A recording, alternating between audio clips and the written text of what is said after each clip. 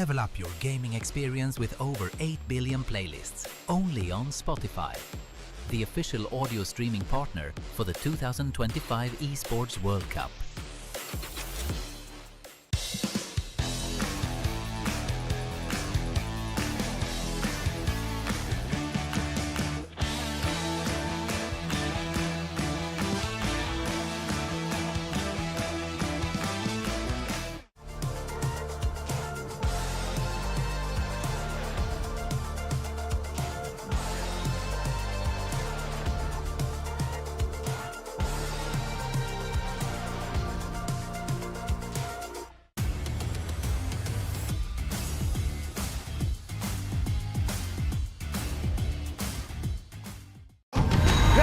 Just trust me, okay? We just have to follow the MSC history footprint. Is it MSC we had this year?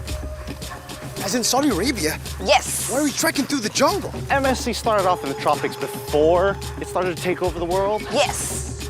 Oh, guys! This symbol, it matches the Cuban frequency. I think we're getting close. You guys hear that? The format is calling me. I can feel it in my gut. Not your guts. You just skipped breakfast.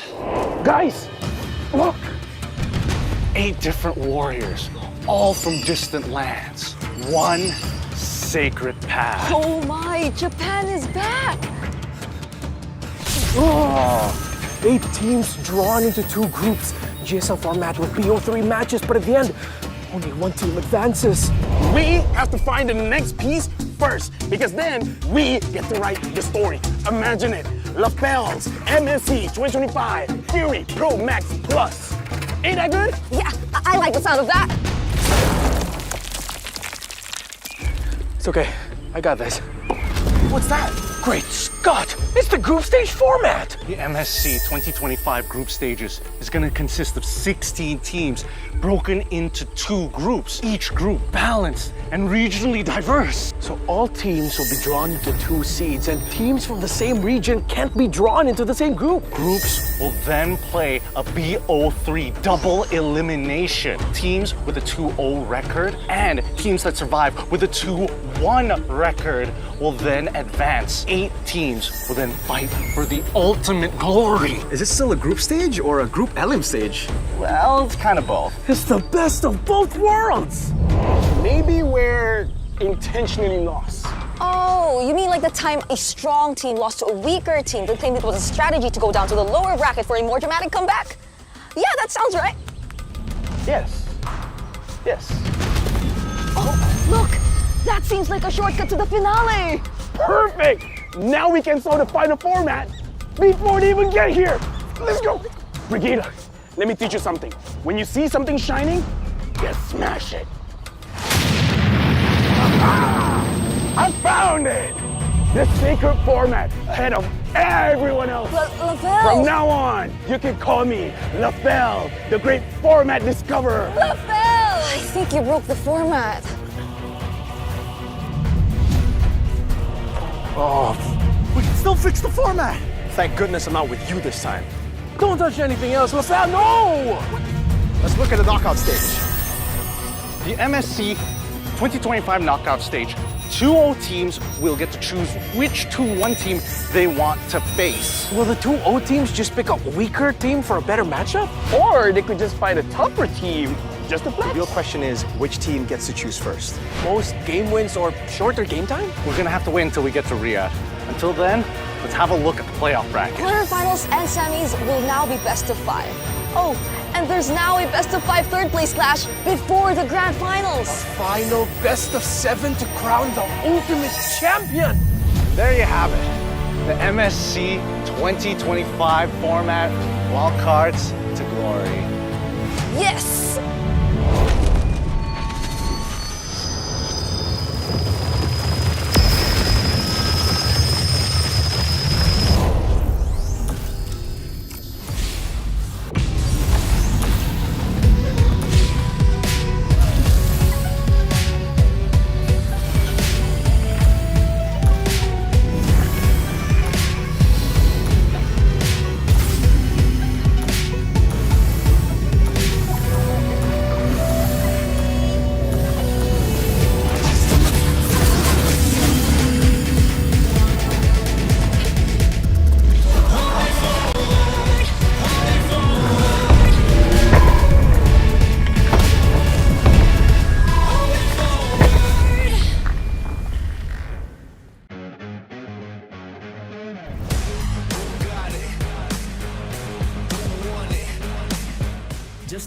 trophy left.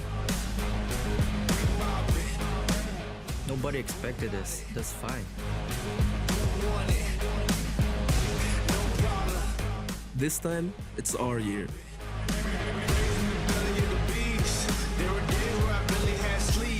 We're locked in. More than competition, I can't live like the opposition. Living everything I dreamed of, doing everything you think of. The way I work, I'm on the brink of doing everything you dreamed of. Only aim for perfection, ain't no half stepping. I'm gonna take you back, spitting facts, you gotta live with that. Who got it? Who won it? No problem. Bring my in the city, plenty having coffin. Do or die, it's either all or nothing. Best believe I'm leaving out with something. Anytime I got the crowd jumping, throwing reds, you know they fierce pumping. I'm the king of this function. It's comeback time! What you do if you had my life? Word like Everyone knows who will win MSC 2025. just to have that ice. Let them do stuff, trying to have that price. Either yo, quick about to add that spice. Nowadays, dudes never had that fight. When the push boom, better burst your pipes.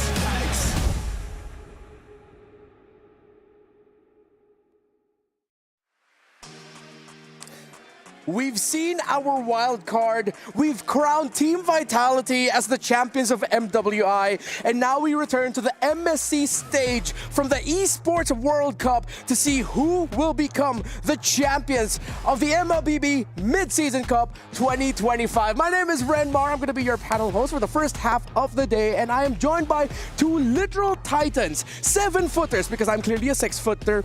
It's Gideon and Naisu. Gentlemen, how are you guys doing? Feeling good, honestly. Great to be back here on the MLBB stage one more time for this international. And of course, Naisu, this is it. This is where every world collides. I'm so excited. After seeing that, that's the first time we saw the opening shot with all the players too. Yeah. And that kind of solidified that, man, this is day one of MSC 2025. I'm super hyped for it. Yeah, and remember, MSC 2025, it's not just the mid-season cup for MLBB. It's also in the middle of the Club World Championship here at the Esports World Cup. So just in case you need a little bit of a refresher of how the Club Championship works, watch this.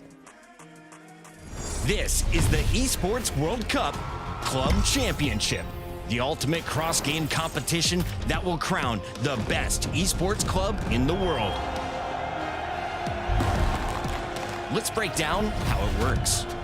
Clubs will be able to compete at the Esports World Cup and as many titles as they can qualify for. The clubs will then earn points based on their placement in each title. To qualify for the Club Championship, a club will need a top 8 placement in at least 2 competitions. But to win the championship, a club must place first in at least 1 competition. At the end of the Esports World Cup, the 24 clubs with the highest number of points will earn a share of the $27 million, with the winner taking home a staggering $7 million, and of course, the title of the best esports club in the world. Who will rise above and write their place in history? Watch it all here at the Esports World Cup. Team Vitality's record-setting championship win at MWI doesn't only have huge effects for the history of MLBB women's esports, but also for the results of the club championship. Because in just a moment, you're going to be seeing the standings. Yes, Team Vitality is the only team in the running so far to be crowned club champions. Hey man, there's still other teams up on the table who are looking to try and at least find their very first win. There's RRQ, Team Spirit, there's even Team Falcons, and most importantly, most people are going to be thinking, hey, we need to get that very first win. If either one of these teams are able to get that first win, they start qualifying for those club championship points. Yeah, so all throughout the tournament here in MSC, we're going to be updating you with the standings for the EWC Club Championship, considering that, yeah, there are a lot of familiar names on that board right now. Some aren't on the board just yet, but might suddenly launch up if ever they end up winning MSC 2025. So you're really going to have to keep a close eye on all of the standings and the results. And also, we want to ask you to join us all throughout this event because it's been a historic year and a historic run for MLBB esports as a whole, because we are actually nominated for multiple awards at the Esports Awards. So celebrate a decade of greatness with us. The three categories that we have are actually the Esports Game of the Decade for MLBB, the M5 World Championship for the Esports Live Event of the Decade, and a Moontown for Publisher of the Decade. So show your support at esportsawards.com/vote. Lots of awards. I think you've been also a part of with some of the things that we've mentioned here, Naisu. And that's of the decade. Yeah, of the decade. I would have imagined that some of the other tournaments would have been part of it as well, but I think the cutoff time was a little like, that's a little awkward. Don't worry, we'll keep with M5. I'm okay with that.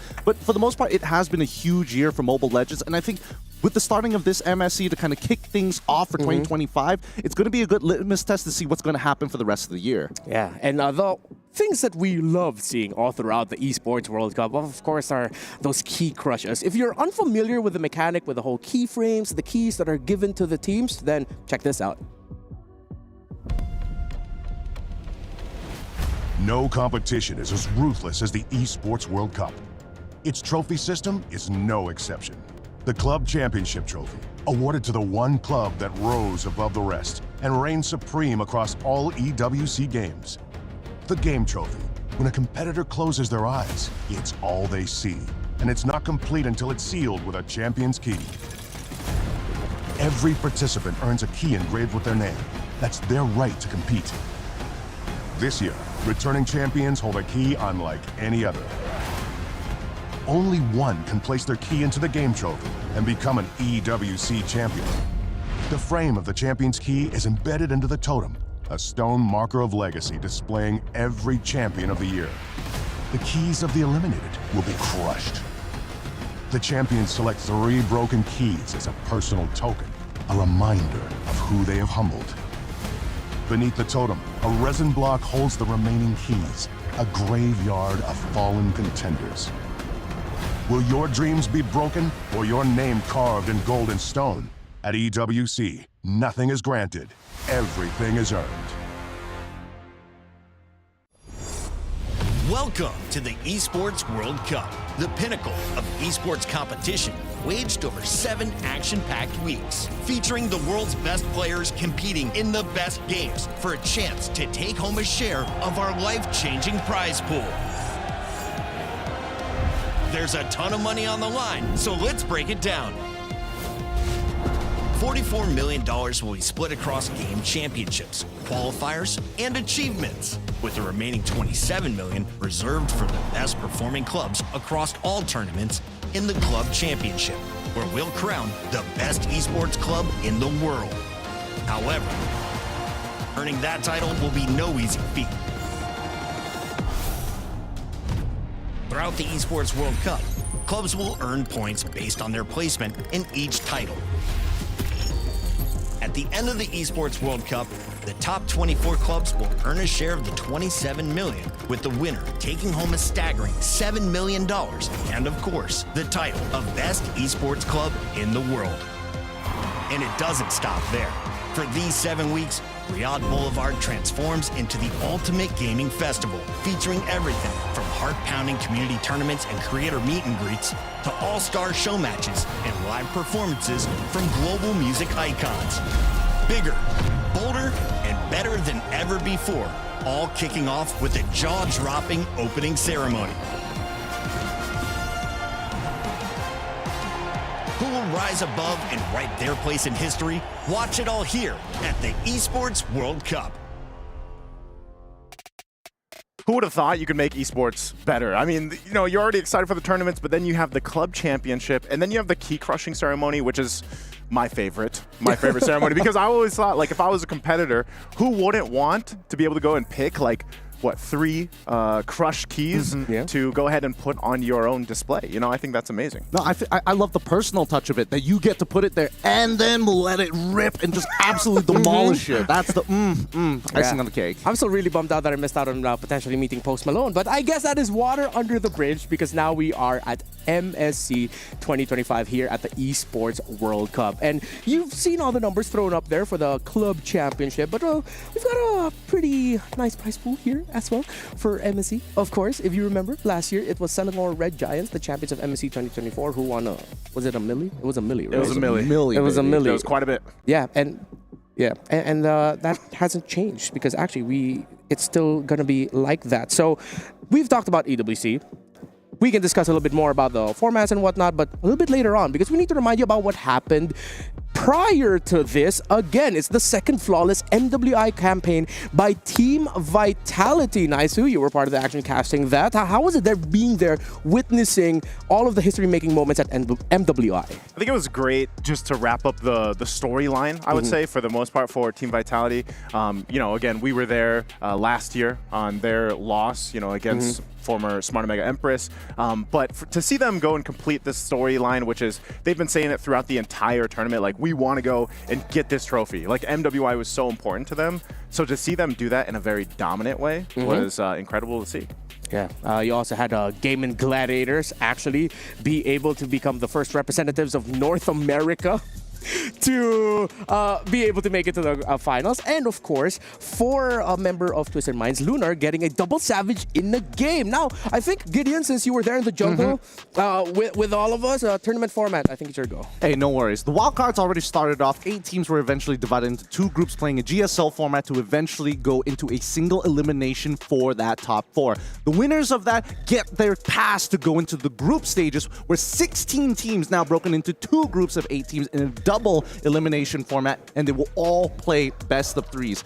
Keep in mind, four teams from each of these groups get to move on to make it to the playoffs. Yep, and once we get into the playoffs, it's 8 teams, single elimination. It'll be BO5s for the first set of runs, but then once we get to the grand finals, it is best of 7. Naisu, let's talk about the money for the tournament.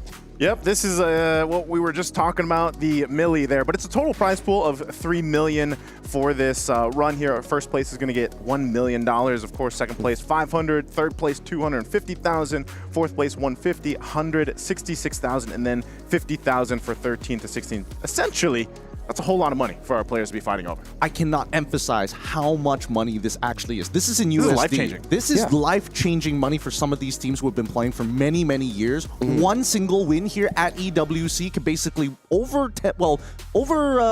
earn everybody else who's been winning multiple MPLs and even world titles. Yeah, for the MLBB community, it's been said since last year, you just make it to the EWC MSC stage, your life is already changed. So here are the teams going to be competing for that milli, for the championship, for all the glory in Group A, Group B. Group A, folks, has multiple MPL champions in one group.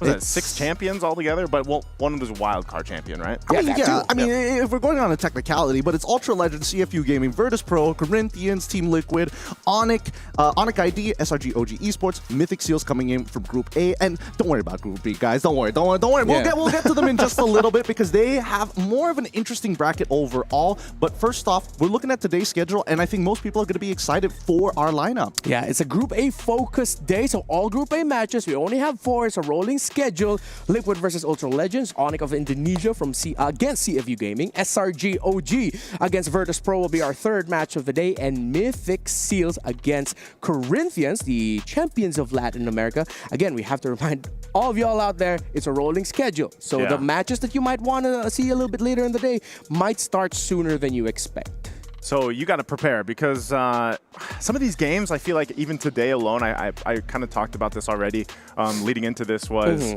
some of these might be pretty one-sided games. Some of them might be dominant, but again, there's 6 champions like we mentioned.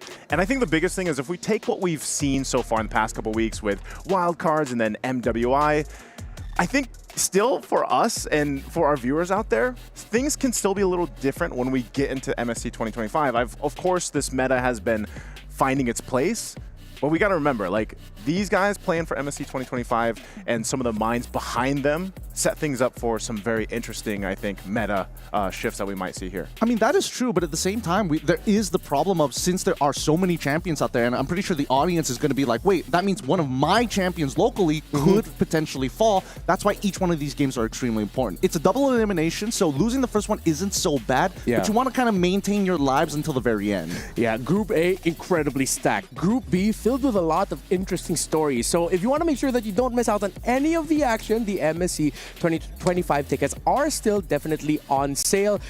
Just check out the website You can book your tickets for the knockout stage and grand finals over at webook.com. And yeah, they're still on sale. Come join us here at the Boulevard. We're here until August 2nd, which is the final day of MSC 2025. Lots of action to look forward to and to expect. My goodness, I can't believe that it's already gotten to this point for MSC. It feels like it was literally just yesterday where we crowned Team Vitality again, but now we have to talk about what's going to happen here in Group A. It's going to be absolutely chaotic, and I think every one of us had a similar reaction when the Group A group was shown. We were just like, what the heck happened at the draw? I'm just going to say, it's not my fault. Yeah. I was No one's free. fault. Nobody's fault was that one. It was all RNG. It's just fate. And it just happened. This is how MSC ended up getting drawn. But later today, there is a match to look forward to alongside all the matches. But of course, we have our Saudi National Bank match of the day between two teams who I learned today have actually been longtime scrim partners in Onyx ID and CFU Gaming. Yeah, that's interesting because we got word, they were scrimming for a couple years since, I think, 2023. Yeah. And then this is going to be their first time actually facing off internationally because, as we know, Onyx Indonesia was not part of the most recent international, M6. And CFU, I think, was a quite impressive team back in M6. So the fact that they've been scrimming together, I can't wait to see what they have in store for us. I think it's interesting, right? Because when you are looking to come to these internationals, a lot of people are going to be thinking we are competitors. We don't want to be given over strats to our opponents. But at the same time, building relations is extremely key because one of the biggest problems that we saw last year for EWC is once we get deeper into the tournament, people are running out of scrim partners. People are leaving, they're flying back. So who else can you play with other than the people you have to play in the grand finals? Yeah. Again, that's going to be our match of the day for later in the day. But we have to start things off with our first match.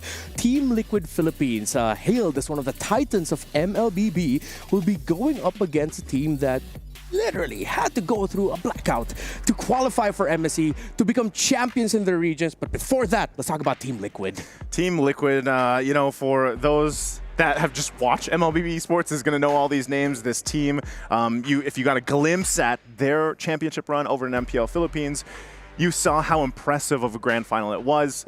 By the way, those guns are impressive because I know Sanford's been working out, man. Like, he's been in the gym, and to see it in the rollout for the roster here, you're seeing the improvements, man. So maybe that transfers to the gameplay. I don't know. Can he get any better, though, in the XP lane? Jeez, you can still see it from here. God, he's boys, jacked. They are jacked, and I think it's the culture that Team Liquid has been building around themselves. I mean, 4 out of the 5 players all have only just recently joining within this year, swapping out for Benny QT, who is obviously not part of the roster anymore. But this particular roster is a dream lineup for me, personally, right? Team Liquid, I've been a very big fan of Team Liquid PH for a while. Obviously, I can't doubt the GOAT after M2. But the way that they've been playing the game and also how they've been challenging the Super Fam and taking the title, the world, well, I want to say world title, but it's MPL PH, you know how it is. If this is the first time we're watching MLBB Esports, one name that needs to stand out for you in the side of Team Liquid is Carl TZ, hailed as the GOAT of our esport. There's only one title that has yet to end up in his hands, and it's this right here, the MSC title. He's a 2-time world champion. He's a 4-time MPL Philippines champion. Man has accolades, man has gold medals. More on Team Liquid later as the series goes on. There's a lot of great stars we need to highlight there, but we have to talk about the next team in Ultra Legends. You heard it right when I said earlier they literally had to go through a blackout to win their championship. They won their championship while they were in a car. That's actually insane. I feel like it's too much. Like, why do we have to put our players through this? But some people want it. They want it bad. And That's how bad they want it. Exactly. And Ultra Legends is just one of those squadrons who will do anything, whatever it takes to get the dub.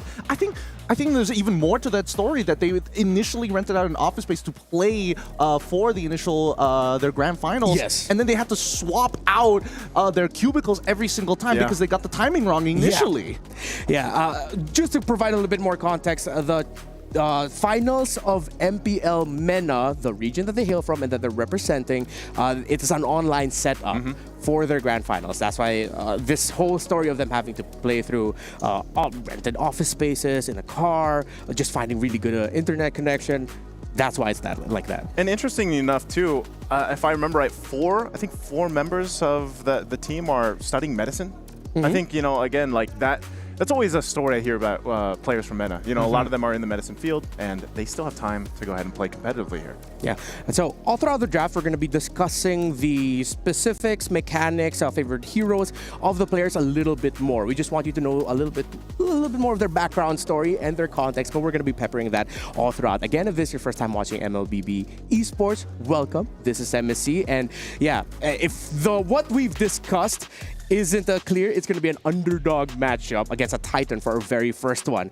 And this is a Group A day, the clash of MPL champions. 1, 2, 3, 4, 5, yes, 6. 6 In champions. one group. All in one group, the first seeders from so many regions. It's crazy that we've come to this point. You would have expected that it's been more diverse amongst the groups, but no. I think by the end of this, we're really going to see who's going to be able to make it on top, but I think some of the biggest upsets will probably come from this group as well. Yeah, I think, you know, you really got to think statistically, like, what are the odds of that happening? Yeah. But it makes an interesting story for the group itself, but I don't know, would you rather be part of Group A or Group B? Group B for sure. Group B? Group B for sure.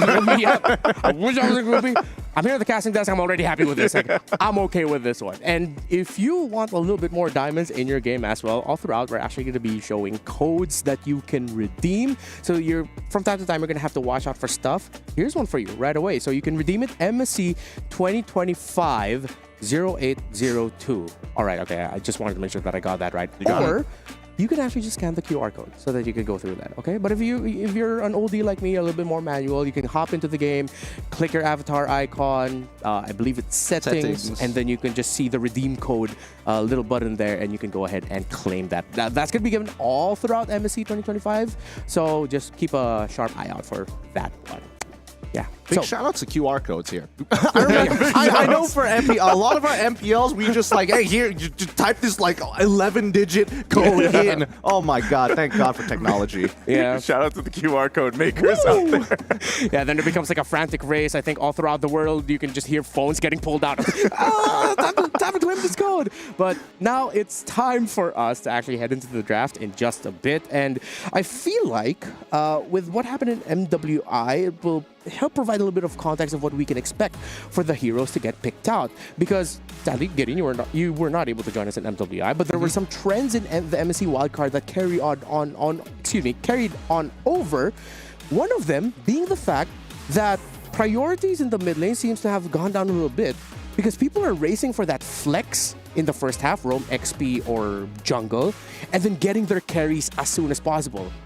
Yeah, I think a big problem that we're seeing in the meta is that how we've shifted in terms of like viable heroes within each of the roles, right? I think the most flexible roles that we've seen so far is whether it has a correlation of jungle, EXP alongside with support, which is probably the best of the best. Yeah, and here we are into the draft. Team Liquid Philippines is going to be on the blue side. One of the heroes that has been a consistent presence even through wildcards and MWI, Naisu, is the Uranus getting taken away by Ultra Legends. Yeah, that guy is just going to be either permabanned, I feel like, for the majority of MSC, or he might slip through. But that's the thing. We saw him glimpsed into the jungle. We saw him, of course, in the XP lane. And that flex, I think that's one of the trends that we're really seeing is the flexible heroes that can be picked up, put in these different lanes, especially the first picks that we see. The 1-1 Baksha are going to be banned out here as well. Another hero, the Baksha, that can actually fit a couple roles here. I think so far, based on what we're seeing on the bans itself, the fact that 1-1 as well as Baksha, of course, need to go out of the meta, but TLPH looks like they're trying to set up for a Fredrin here, right? It feels like they just want to be able to have like a tank in that jungle, make sure that 1-1 can't just dance around him, and I don't mind if you play an assassin as long as I have a tank I can peel for the rest of my team. Yeah, the Juicing banned by Ultra Legends feels like this is a little bit of a signal that they don't want to face that potential pressure that Liquid could deliver into them by minute 1 at the center of the map. I think they're really just putting a lot of respect into 3 key figures, JP, Sanji, and Sanford. Finally, we see the Kalia get banned out. Yeah, no. It definitely is very evident of where they're trying to kind of play this game. But let's see what this final ban from Ultra Legends is going to be, right? Because now that we've got the priority picks out of the way, I would say that 1-1 is still really, really good in the meta so far. In a lot of the matchups we've seen down by the gold lane, especially if you're looking to play like early to mid, she doesn't scale the best. But if you're playing a tank jungler, it kind of sucks to chase her down. I would almost, if the first game that we see from TLPH is going to be a utility jungler, like in the hands of Carl Tizzi, I think that's just, again, let's get some information. Let's not give too much away, because that's the, I guess, dynamic that we've seen, the dichotomy between Carl Tizzi's like his journey as a player alone is there was one time, you know, he was so dominant on these assassins, then he goes towards some of these junglers when we had the jungler meta, but now all that practice has led to, you know, quite a difference of hero pool. But the Pharsa being the first pick, this is probably, would this be your #1 mage right now for you guys? Yes. Yeah. Top mage. Definitely. I think too good at everything that she does, especially in a meta that's forcing us to kind of play front to back all the time. Yeah, so earlier I mentioned the priorities of the mages seems to have gone down, or the mid laners, unless it's Kimmy. Speaking of, that was a pick there by Ultra Legends. But Team Liquid, I think they're also reading into what Ultra Legends and how they ban. They really want to put priority at the center of the map, while Ultra Legends takes away 2 comforts for Liquid. Here's the thing, right? Because again, with so many prior picks on the table, I think a lot of teams are a little skewed on the idea of Arlott being like, oh, he's so good no matter what. I feel like he's a little more situational than most people think. The Kimmy, obviously, super good in the early stages of the game, scales pretty well. The main issue is you need a tank to make her work. You need that frontliner. And I think TLPH has done a really good idea of saying, hey, we take Pharsa now, we give Kimmy over, and if you're not pairing up with a tank, we can still be a little flexible with the way that we attack our opponent. And we now see the branded, I hope he uses the M2 skin. I do too. Oh God. Give it to him. Lancelot, and we also get the Fauve. That's so good. Those are like quality picks, obviously. Glad to see the Lancelot get picked up, which, again, we can discuss this once we get to the game, because there are a couple variations of the build that for the Lancelot, but still, a Phoveus too. So you've got your frontliner basically to go ahead and take on multiple guys, but then you've got a ton of damage with the Pharsa and then eventually the Lancelot too. So this is crucial, I would say, to round out the first phase for Ultra Legends here, to see if they do pick up that tankier hero that Gideon mentioned. Yeah, I think they do. There it is. Showing up. Ah, it's you. All right, it's me. It's me.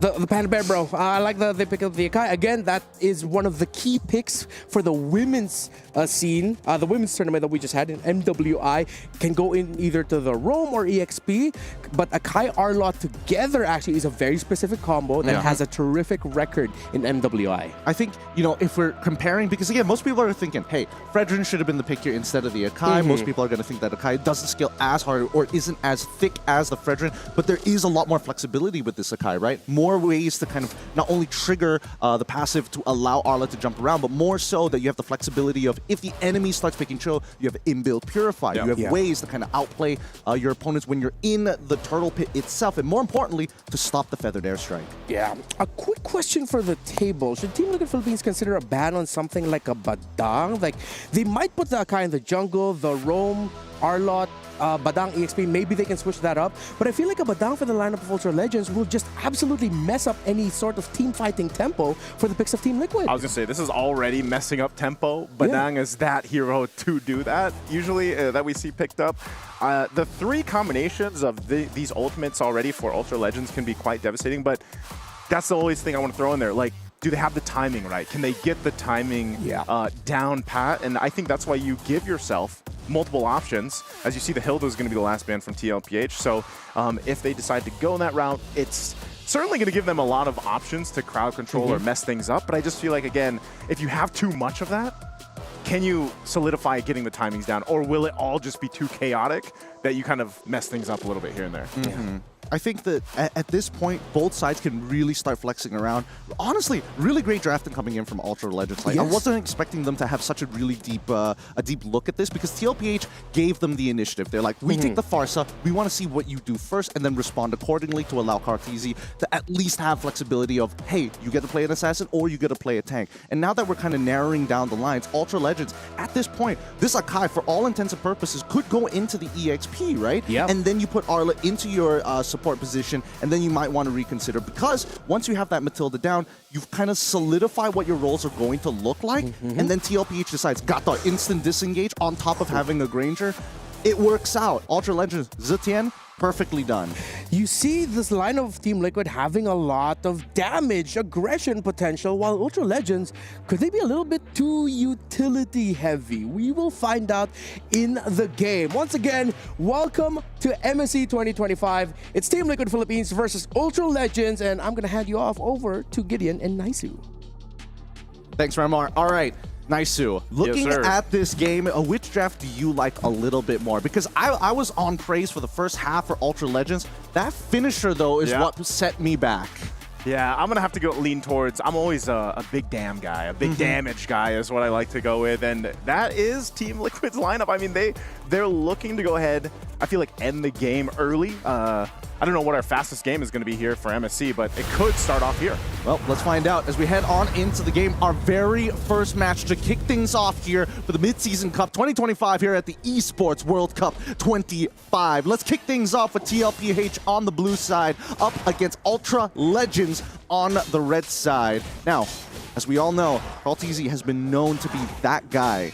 The GOAT. The GOAT. When it comes down to Lancelot plays. He didn't use the skin. He didn't use the skin, but to be fair, this skin is also very, very nice. I personally went out of my way to get the diamonds to buy it as well, so I totally understand it. Me and CarlTZ, same mindset. Same mindset. Basically, you're just as good, right? Flicker already. Look at the aggression. This might be a first blood already for CarlTZ, but he's checked from Quanok, so they'll back off, but they're going to get the Lithwander. What was that? That was a little janky, I'm not going to lie. That was a little, I'm going to quickly look back. Nobody called for a tech pause, so it seems that both sides still trying to adjust to their devices in their hands. Regardless, right? No first bloods coming through, minimal damage, but at the very least, for Quanok, he's going to be a little bit behind on that EXP. He probably only missed, like, what, 1 minion at this point? Yeah. Not that big of a deal. Okay, looking at the emblems too, I mean, this is the thing, so he's going with the killing spree. He's actually got that extra speed too. I think the Phoveus as well. The Phoveus and got a contract for Team Liquid. I feel like give them a safe either engage or disengage to deal with all this utility. Sanji's gonna feel it here in the mid lane. The rest of the team on the response. CarlTZ will go in for some pokes, and JP just around the corner, charging up the Unbreakable, but won't land it on Rice Crimp. What was... okay. Maybe I think Team Liquid need to take a step back here. They're thinking like Ultra Legends are on a different level because he's making hard predictions, right? He could have just gone into a straight line. If he played it absolutely straight, he would have gotten all 3 with the top. But now we come up to our very first turtle here. Level 4 is not achieved, as you can see. Whoa! Sanford already going to jump in. Infernal Pursuit on Quanok. He's going to be gone already. Throwboy, popping the heavy spin. He'll get the turtle, though. Turtle secured by Ultra Legends. Meanwhile, still, CarlTZ actually falls. Now the rest, TLPH are still gonna go for the fight. Circling Eel drop down. They go in. Throwboy joining the fight again. So tanky for Sanford, but Farrell joining the fight. Oheb rotated up as well. They're being outgunned here as Ultra Legends picks up a little bit of a lead on that. Yeah, a bit of a bad fight here. Ultra Legends even calling over the Kimmy to almost ensure that they win that fight at the very end. The cleanup was very, very good. Dark Lord honestly played an extremely strong game here. But they find a trade back, at least 2-2, the current score line. Leave it up to Sanji on the far side to just make something happen. You know? I mean, they needed to get something back, right? Because let's look at this one more time. Because in that fight alone, CarlTZ, I mean, the whole team of Liquid is looking to fight. They're looking to get as many possible kills as they can. While on the opposite end, Ultra Legends are looking to play for neutral objectives. If they're able to find these punishers like how Dark Lord does, then it's not too bad. It doesn't feel as awful. Oh, bottom lane, a little bit of action here too. Looks like that was a jump out. We're still here on this replay, but there's a lot going on in the gold lane. So JP had to burn his Avatar of the Guardian. I think they were trying to make a play on Oheb here, but the rest of the team's going to be making their way. See if Ultra Legends still goes for this, or they just get some extra gold off the turret. JP's here to try and alleviate the pressure, right? But I don't think they're going to commit too hard. Yeah, they just clear this out. Minion's going to be cleared out, but they want to force a fight anyway. JP thrown out against the team. Pops will revitalize. CarlTZ will now join the fight. They're going to get disengaged, though, with Guiding Wind, so they're fine. Ultra Legends will escape that situation. Okay, nicely done, nicely done. Because in terms of priority, it's very clear that Team Liquid want to play it towards the top side of the map. They want to make sure that Sanford can do whatever he wants, right? They want him to have a gigantic lead against Dark Lord. But despite that, that bottom side for Ultra Legends, recognizing, hey, if they want to win on that top side, sure, but if we send enough people down to the bottom, we can hurt Oheb. Okay, second turtle of the game up. They're going to go in again with the taunt. They force out the circling eagle. Still going to be breaking it out, but Rice Crim already going to fall now. Sanford up in the front of it all. Dark Lord, though, goes in with Final Slash. He finds Oheb, and Pharaoh will pick up a kill. Now Sanford has to flicker out. Ultra Legends going toe-to-toe here with Team Liquid. And they're doing a phenomenal job, right? A lot of battle spells burned from the side of Team Liquid, the tempo in favor of Ultra Legends, and despite everything that has happened in the early games to try and hurt the laners, it feels like Ultra Legends maintain this lead. So far, it's an ult-dependent game, right? Keep an eye on those green dots on the side, because we're going to go in potentially for one more fight. I don't know if Carl wants to be anywhere close to this turtle right now. Yeah, we still got Oheb down at the bottom. Dark Lord's gonna flicker out. Carl's looking for a kill himself. We'll find Dark Lord, a revitalized pop from JP. They might reinitiate it. Sanford's up in the front of it all. Throwboy pops the heavy spin though. Sanford in trouble, and Rise Crim still up. As Carl Teasy looks to get the kill, goes in, finally clears it out. JP jumps in, can't land the taunt though, so he's whittled down at 1 HP. Turtle's still for the taking, Oheb. Now part of the fight will force Ultra Legends back. So Team Liquid wanted that turtle. They fought for it. They're not looking to go toe-to-toe in terms of, I will out-retry you. I just need to get a man advantage. And you can see, right, Carl Teasy, he needs to go in and out of these fights. He needs to start initiating for his squad. Now, we're going to call for a tech pause here. Not entirely sure what is going on. We'll keep you guys updated as the information starts streaming in. But Naisu, the way that these fights have been going, I think that Ultra Legends, right, they saw Carl kind of go into the middle of the fight. They realized, hey, this is a bait. We need to wait for an opportunity to jump with the heavy spin. And then the formation started to break once the heavy spin started to come out. You see what I mean, though? It's like it's an interesting thing with this because when you look at the fights break out, Ultra Legends does really good at kind of pushing and pulling. That's what the lineup is going to do for them, especially when you have a Matilda on your side. I just feel like sometimes, like I was expecting from the draft, they get a little too split up, maybe, and then Team Liquid is starting to figure that out. As we see each fight break out, they're lining things up. And meanwhile, Oheb tried joining that fight, but he was just a little bit too late to the party. He did just pick up a Sky Piercer as well before we had this. And so that's the main thing.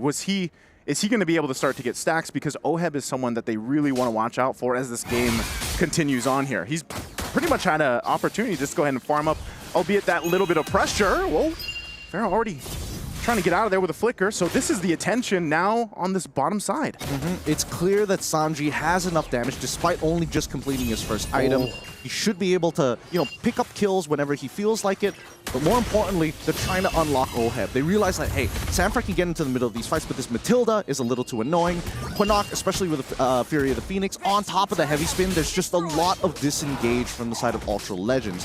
The only other way to beat them is if you can chase them down, and they definitely need that Death Sonata to do so. That slow is such an important tool. Those are two big item pickups too here, defensively for Team Liquid. So that's a Radiant Armor for each, one for Sanford and one for JP. They are the guys that we see, putting themselves in these fights as they have to. Couple shots for Rise Crim.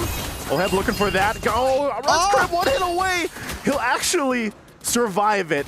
So looked close there. Yeah, Oheb the spacing just wasn't there. He thought he killed him 2 times and just backed off just before the shots actually connected. But it's totally okay, right? Because now they've already put some good damage on that mid-tier 1. Maltese's already at level 12. He's out-farming Throwboy as expected. But this 3-level lead off of that initial fight, this is the Team Liquid that we know and love. Yeah, so they have, these small situations have compounded at this point up to a 3,000 gold lead. They're going to fight once again. The Feathered Airstrike drop down. They want to clear out this mid lane. Throwboy jumping into the fray, pops the heavy spin, and once again, everyone thrown around. Throwboy's going to go down and jump into the turret from JP. He'll get the Unbreakable off, and Farrah goes down. Dark Lord takes the front of the damage as Oheb picks up a kill. They're going to pick up the turret in mid lane off of it. And now the experience for Team Liquid is starting to shine through. Ultra Legends are reacting too much to what Team Liquid is trying to do. Preemptively, right? They need to wait just a little bit longer. If they waited for a half second, they would understand that even Team Liquid doesn't really want to put themselves in a compromised position. Because look at this, right? We see the initial knockup coming in from Sanford, but he doesn't take the Infernal Pursuit. As soon as we see Zitian drop down the Fury of the Phoenix, it felt like Ultra Legends had to make something out of it, right? It's a super long cooldown. They don't want to give another turtle away. They force the fight, and that's when Team Liquid are in full control. They force you into these scenarios as long as you react. Yeah, really difficult to kind of see how those fights break out for Ultra Legends, because you're seeing where that kind of patience that we saw from Team Liquid earlier on in the game has compounded up to this point. They're able to go ahead and just kind of outgun and out-survive a lot of the members right now. Again, They're going to try to force them off of this tier 2 turret. So with this kind of lead, it's up to Team Liquid to just kind of take what they want, and we're seeing Ultra Legends try to maybe respond to that and be a little hesitant. I mean, they're extremely hesitant, right? They saw what happened in that last fight. They reacted too much to it. And now with that 3-level lead, it's even clearer that Throwboy can't... Oh, hold on. Whoa, JP jumping into the turret. It's going to get stunned for the Fury of the Phoenix. Pops the Revitalize, but will go down anyway. Sanji dropping down, covering fire with a feathered airstrike. Oh! And Carl TZ goes in, cleans up a couple kills, gets a double. Does enough damage under the turret. They're under the tier 3. They don't care. Oheb goes in, gets a double himself. Team Liquid. That was too clean. That was too clean. I mean, Ultra Legends had the correct idea. Take out JP, take out Samper, separate the front line and the back line, and then you have an opportunity to force Carl, force Oheb in positions where they need to go out of their way and overextend to make it happen. But Team Liquid, they've got the mechanics to back themselves up. They have the lead to make sure that these waves are fully utilized, especially for someone like Carl, because Lancelot, he loves those waves. Yeah, I mean, it's something to be expected, I guess, with a Lancelot where you're under like tier 2, maybe tier 3, but then Oheb jumping in on the action too. That just shows once again that they have gone into the Stampede form, this form that they're used to showing in a lot of the competitions that we've seen Team Liquid play in. So this gives them a massive lead. This is going to be a Lord in their hands. And Ultra Legends is going to have to hang on here. Hey, man, when the SSJ, the trio, takes some damage, that's when you call in the baby cakes. And so far, it's working out perfectly. Oh, my God. Daddy JP jumping on in, taking out Throwboy. He's going to be fine. Pops through a Vitalize. They're going to work on this turret. Shield's going to go down. Dark Lord won't find that final slash either. So they have to get ready. Even without the Lord, Team Liquid marching into the base, looking to end game 1 in a quick fashion. Top turret going to be worked on, and Ultra Legends will hold on for as long as they can. They know how to push up the pace. 12K gold lead. This is a checkmate scenario unless Ultra Legends can make it to 42. But every single time they walk out, that feathered airstrike reminds them you can't walk up. Okay, without the feather airstrike, I don't know if Team Liquid's going to be able to end the game unless they can turn this fight completely in their favor. Dark Lord could be in trouble. Final Slash going to be used. Has to flicker defensively. Carl TZ doing work under the turret. Won't find the kill though, so Lord's still going to be worked on, and that's fine for Ultra Legends. It looks like they found themselves staying in the game. Okay, we need to pull up the item list. I'm curious to see whether Rice Cream has the... Oh, hold on. Another feather airstrike coming up, because Quinnock is standing too close for comfort. Again, jumping on in, flicker burn, forcing the fight on the turret. JP will get taken out, separated from the team. Sanford down the front of all. Dark Lord also low, forced out a flicker, but Oheb still going to be unleashing. Finds a kill on Dark Lord. There's another defensive flicker from Ultra Legends, but they're still holding Team Liquid at bay from ending the game. But all base turrets will be worked on here. Sanji, one hit away on that turret. It won't go down just yet. And Throwboy taking a little trip there with the Guiding Wind. Sanji, last auto attack, gonna take out the final inhibitor from Ultra Legends. This is such a difficult position because Ultra Legends have to make choices, especially when you're pushed in at checkmate angle. You have to decide, do I lose inhibitors or do I lose the game? And 100% of the time, teams will say, I would rather lose an inhibitor than the game. They do buy a little bit of time for themselves, but the inevitable is coming. We look at the items and quickly realize that, hey, a Sky Piercer pickup coming in from Pharaoh. Kind of interesting here, a little dangerous, I'm not gonna lie, but we do see that the Flask of Oasis has already been complete, and that's been why we've been seeing more aggressive moves from Dark Lord. Well, these are also still the aggressions from Team Liquid. Carl TZ going on the backside. They're forcing Chaos alone. A jump from JP. Finds multiple members. Throwboy's going to be gone, and they're going to work on Dark Lord next. Dark Lord falls. They'll come in for the cleanup as Team Liquid will go ahead and take game 1 in this best of 3. Really nicely done from Team Liquid. We get to see what they are all about. Tempo-based combat. They have the lead. They will press it down your throat until they have checkmate angle. But Ultra Legends, that early game, honestly, not that bad. They were really going toe-to-toe with these guys. TLPH probably wasn't expecting them to be as confrontational. Yeah, I mean, they had the utility-heavy, very tanky early game lineup that is designed to mess up early game aggressive rotations. But there was one thing that Ultra Legends forgot. taking care of their mid-game power spike. I feel like they were a little bit too early with going for the 5-man rotations. Because even though Pharaoh had the lead up against Oheb at one point, since Oheb went to, okay, you guys are going to stick us 5? Okay, 4 members of my team are going to go. I'm just going to farm. Pharaoh was a little bit too busy joining the rest of the team. I mean, I got to give it to Ultra Legends, right? I don't mind teams going for these 5-man rotations, like calling in Pharaoh to kind of get involved. If he gets a single assist, it's not too bad if you're giving half away your gold shielding over to Oheb, considering that you could also get a bit more from that mid lane at the same time. But here's the thing, right? If we're talking about the micro, I think the biggest problem we saw from Ultra Legends was the overcommitment. Yeah. Not only the overcommitment, but kind of just throwing everything at the wall. And the question is, but why, right?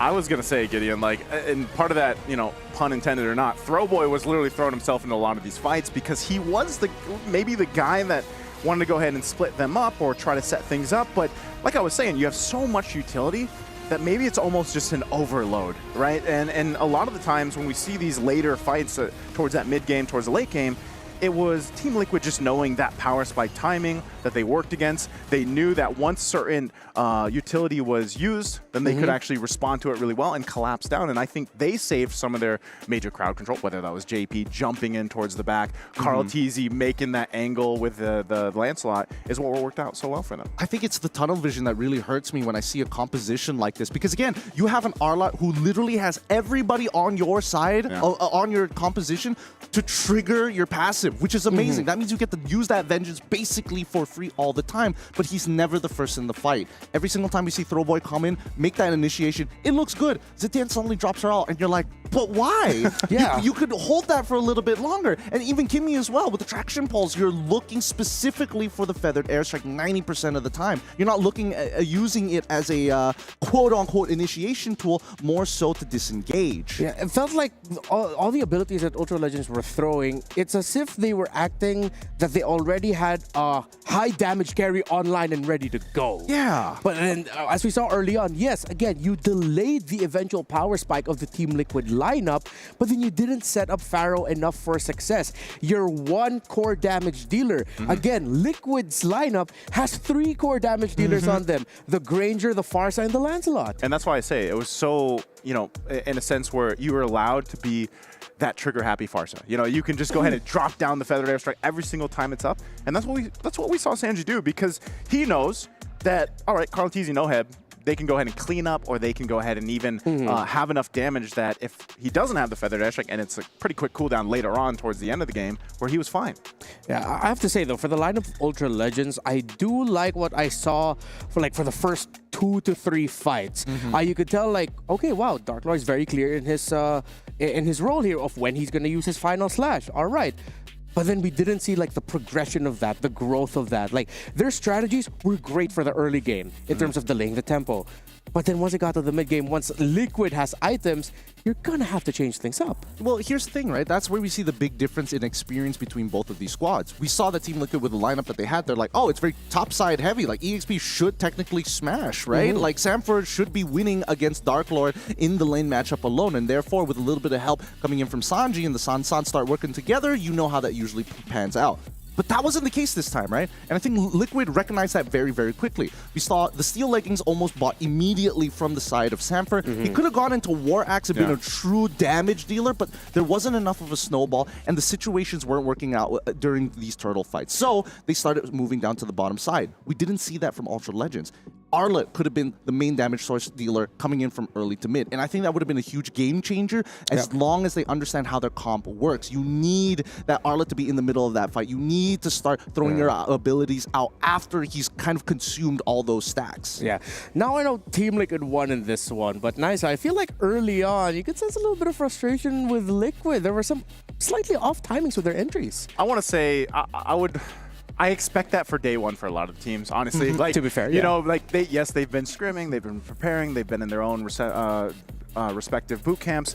But ultimately, when you get to the tournament, you know, I kind of expect some of to dust off whatever cobwebs they would have. I don't know if these guys still have any cobwebs, but you know, but also just adjusting to the tournament setting and being on these devices and everything else. So, yeah, maybe. But I think it's expected for all the teams that will be competing from Group A and Group B. Now, I do believe that with what Ultra Legends showed in the early game, there's some promise there, and hopefully they're not too shaken on how, you know, the mid to late game just went out of their hands so quickly, because again, Team Liquid is known for that. Is known for getting into what we call that stampede form, and they just go and end games like this. I mean, you know, how do you reset and adjust from that? I think is one of the biggest things for Ultra Legends here. Yeah, hopefully if Ultra Legends decides to go for a draft similar to this, they need one more carry with them. They need something to supplement a little bit of early to mid-game damage so that your mid to the late game transition isn't as harsh when the opposing team has already power spiked. Which is why I didn't like their second half of the draft, right? I love that first half of the draft. They still kept it a little bit more flexible.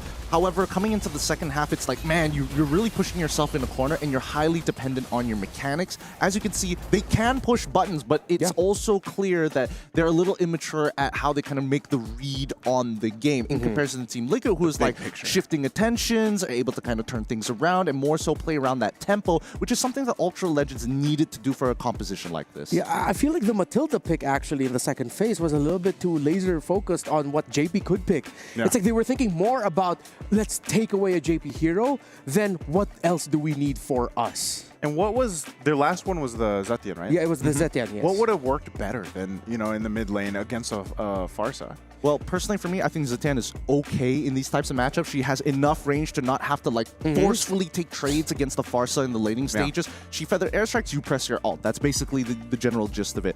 I think that the order of picks should have changed. They should have picked the Zetian first, and then afterwards hold up and say, we already see the Lancelot, so it doesn't really make sense if we do see the Matilda get paired over on the opposite side for Liquid, and they could have responded later down the line. So again, that's just me personally. They could have started switching things up, put Arla into the support section, then put the Akai into the EXP, and then, you know, pick a Fredrin up for themselves if they wanted to, or more damage oriented, kind of up to them. Yeah, that's it for our takes for game number 1. Remember, this is a best of 3, so we have potentially 2 more coming up. There are a lot of teams here in MSC and a lot of journeys to lead to where we are today, and this is the journeys of one of those teams.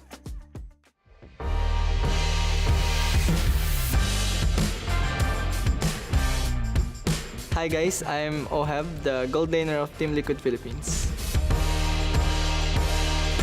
Being here in EWC 2025 feels amazing because it's my first time being here, and I think we have a great chance at getting the trophy for the Philippines.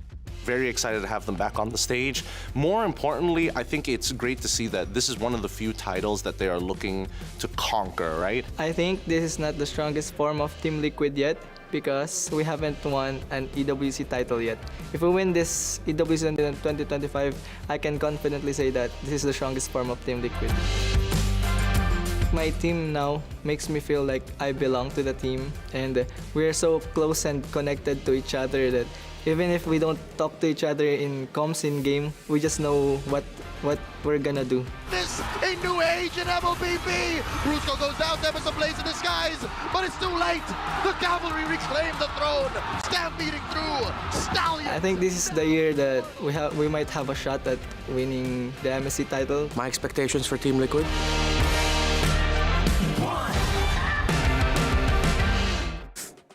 Yeah, I guess that's a little bit of a fearless forecast if you ask me. My expectations for them, yeah, but I don't want to jinx it anymore, so I'm not going to expound on that. So, yeah, Team Liquid was still humble as ever, even Oheb admitting that they don't want to say this is their strongest form until they win the championship. But you gotta admit, they're looking pretty dang good so far. I think looking good is one thing, but we need to see them be really stretched, right? I think that's the only time we're going to really be able to tell whether they are in their prime form. And so far, even a couple of missed mechanics here and there, like really is like, you know, this is the first game. Let's just warm up the fingers a little bit, get the joints going. Yeah, that's what I think.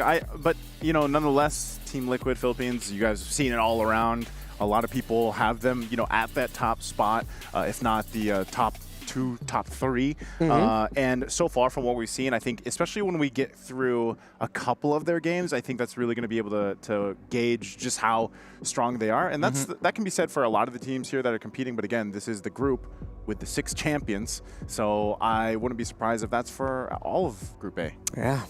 We all know that we are in the middle of a massive international event right now, but in your games there is also a great event going on as well with the Dino Planet event for All-Star 2025. It's been going on since June. If you haven't logged on, you're really gonna have to catch up. There's a mini game in there with a little dinosaur hopping around. If you want to get a really sick Popple and Koopa skin, go ahead and pick it up. But yeah, join us for the event. There's a lot of good prizes, a lot of surprises in the map, so check that out. Now, as we head into game number 2 for Ultra Legends, do you think there's enough room in there that we could see a surprise here? Are they gonna suddenly show a different hand, maybe something that they're saving a little bit later in the tournament? Because, come on, what better way to make a statement than to take a game from Team Liquid in the very first match of MSC 2025 group stages, right? Do you show your hand now, or what? What does Ultra Legends need to do here? Well, based on what we've seen in game number 1, I think, play a highly early game composition. If you're going to make those 5-man rotations, really make it count. At the end of the day, it's going to be boiled down to simple MOBA fundamentals, right? Trade well, be effective, and if you can close out the game really, really fast against Team Liquid, that would kind of be ideal. I think their early game already from game 1 was like pretty impressive. I think for a lot of people that didn't get to watch them at all, we're probably sitting there at home and be like, wow, okay, they do have some fight in them. So I would love to see that be the priority in a way, and you can already see that happening, right? First, right out of the gate, let's go ahead and ban that Lancelot. Take him out of the picture. Well, I feel like there's a little bit too much of a prio ban there, but I mean, big respect begets respect. Sometimes you just really got to take it out, but interesting. That opens up a massive pool of heroes available now. It does open up a massive pool, but I think the real question is, where are the priorities, right? TLPH, first off, getting rid of the Boxia, totally okay. I want to see whether Ultra Legends, because what we see from very fresh and new teams coming down to not only international stage, but also professional play, is that they tend to have the habit of, if we ban it on red side, we're also going to ban it on blue side. And it seems to be the case here as well, right? Get rid of the Uranus. Let's see. If the next bans are looking along the lines of like, what are the biggest? Was Phoveus that big of a problem? I felt like they handled Sanford pretty well, despite the bad matchup. I think the Phoveus, like, you don't need to ban him out. Do they still go with or do they want to prioritize maybe the Jushin? Like, is that maybe the plan here? I don't know if that's the first big priority. Be, if they did it on red side, there's a chance that they do it on blue side too. Oh, let's see if they do decide to go for that. A Uranus ban, even though you're on the blue side. Usually, if available, teams on the blue side would want to pick up the Uranus at the EXP lane right away. Very first pick, but with them taking it out, what are they trying to signal? That they are going to be leaning a little bit more towards the Assassins now? That they want freedom in the jungle to just farm? I think they still want the Arlet. That's my suspicion here. I don't know whether it's going to be first pick worthy. Oh, but then they also get rid of the Kimmy too, so I guess they could be looking for like Farsa opener against TLPH, kind of, rip the page out of their book, see how it works for them.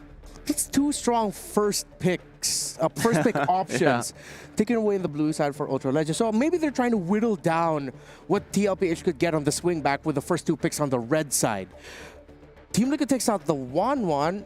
They take the Farsa. They take away the Farsa. That means Kalia is going to be open for the side of TLPH, though. Yeah. So again, it really boils down to where is your priority in terms of the meta picks. I think the Farsa opener is okay. I would have preferred the Kalia just a little bit more, mainly because of the way that they interact. The pick-off styles of compositions are really, really good, but I think Ultra Legends might be thinking a little bit ahead, right? If you get the Kalia, you still need a big damage dealer, and usually it's paired up with the Farsa. So you just take one component away.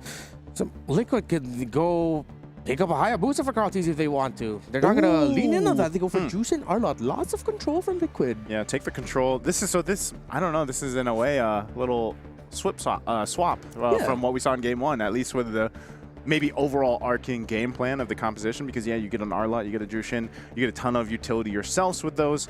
And then for Ultra Legends, it looks like they might be leaning towards that damage-centric lineup with the Farsa already.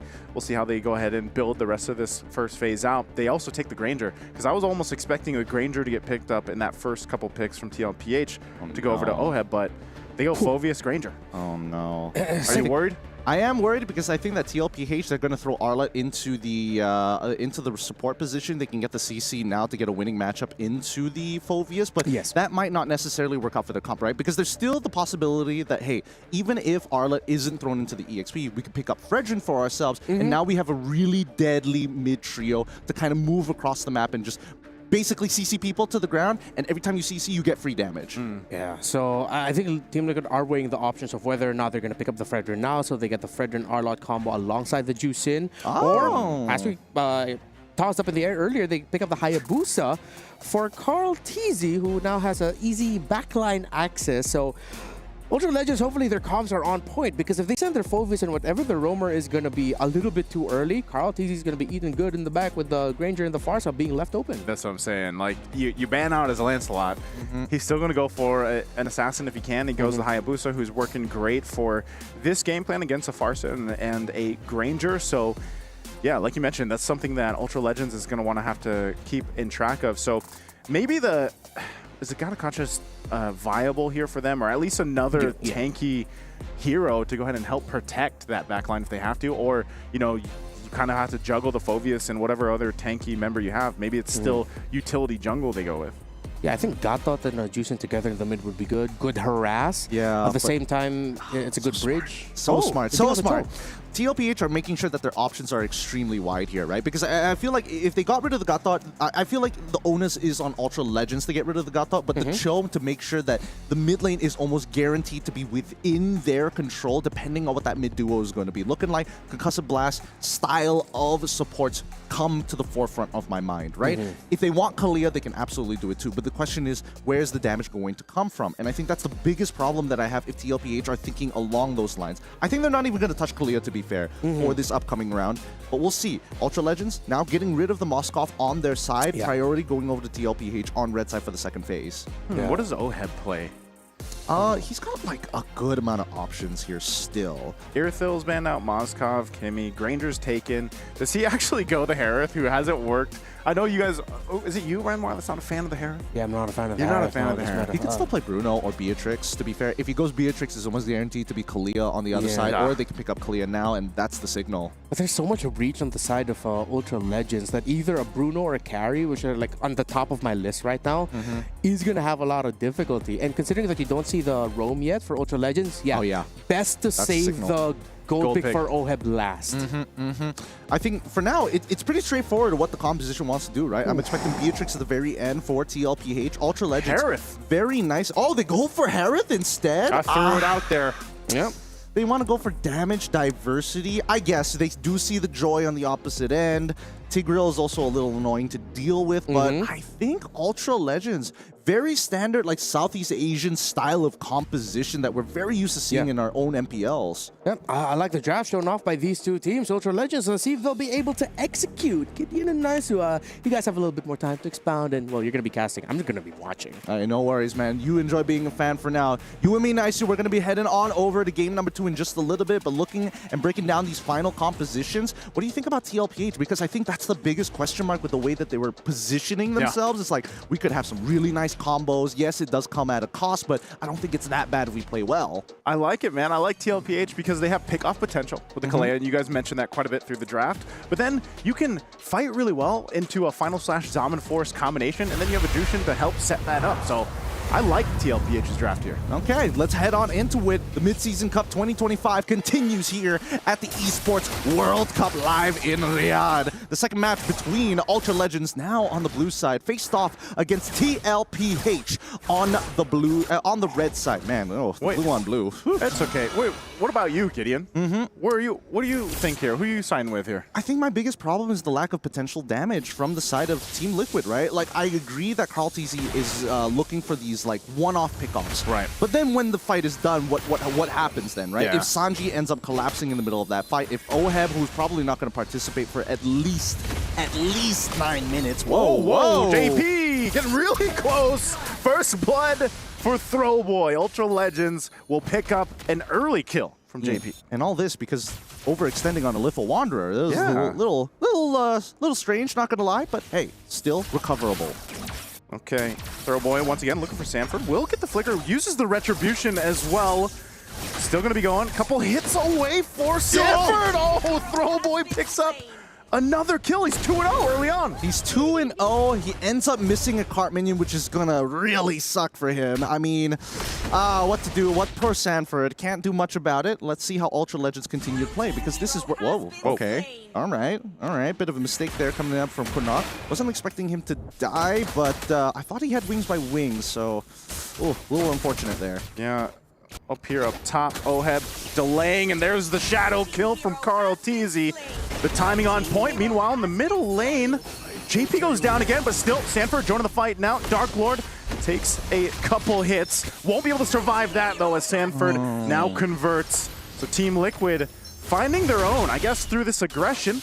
Sanford could be in trouble, gets thrown into the turret, takes a shot, and will fall. Oh, Sanford, he's a little sad about it. Not level 4. Oh, under the turret, Oheb, 1v1. Farrell, whoa, he's going to be fine. And there is Throwboy to punish Oheb. So we see Team Liquid being very aggressive here early on, Gideon. Yeah, I see the idea that Team Liquid is going for at this point. But hey, I mean, the meta has kind of shifted. Unfortunately, Old Harith probably would have gotten the kill there.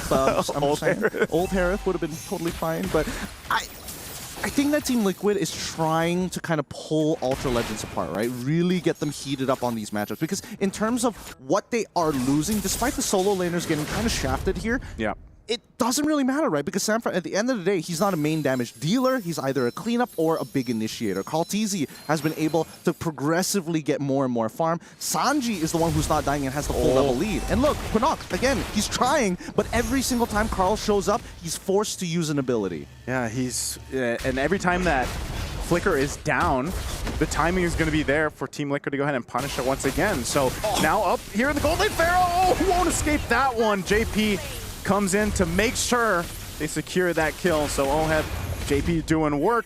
Still a minute away on the objective though, so Team Liquid will go ahead and continue to put pressure up here on the turret for now. Now, most people... Oh, wait, hold on. Let's see how this plays out. Sanji could be in trouble here. Throwboy has quite a bit of damage, but enough crowd control will keep him alive. Sanji relying on the team here. Great Tsunami Slam. Now Oheb waiting for the rest of the team. Drops the Zombie Force. Rice Crim forced off of the turret. Farah here trying to keep it up together. They do. And now they back away. I love how Team Liquid is playing this, right? Pull them apart, and people know their matchups here. Don't get me wrong. Sanford knows that he's basically not winning his matchup, and that's totally fine. Whoa! The smooth final slash into the mid lane. Be able to pick up Quanok. Oh boy, I don't know. He's going to jump in for Sanji. Pops the beats here. Sanford again with a stun, and there's the slam forward. But Throwboy, there's an implosion. Still in the mid lane, going to be forced out. Oh, Sanford will get punished for earlier on. Dark Lord still a part of the fight. I don't think they can pick up a kill, though. He's tanky enough. The rest of Ultra Legends joining the mid lane. They're going to drop down the Feathered Airstrike. JP trying to get some distance, but will fall anyway.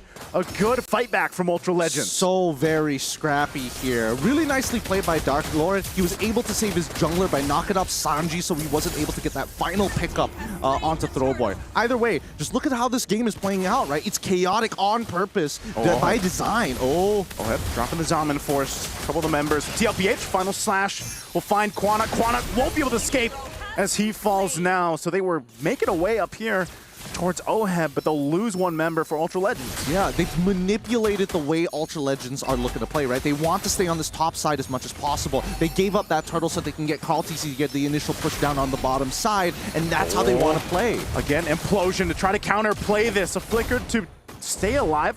Rice Crim's going to be fine. A lot of this back and forth with the abilities and the ultimates. So far, still a lot of attention up there on top. Carl TZ going to make his way here towards Throwboy. Good drop of the beat. Still, they're going to fight it out. Shadow Kill going to be used, and Carl TZ is going to have to get out of here. He's focused down under half health. Dark Lord jumping back in, goes back with Quad Shadow, and will survive for now. Pops the Rejuvenate, and Throwboy forced out. Sanji could be in bad position now as he tried to help Carl TZ. Still trying to bob and weave through it, but can't survive as Dark Lord will take him down under the tier 2.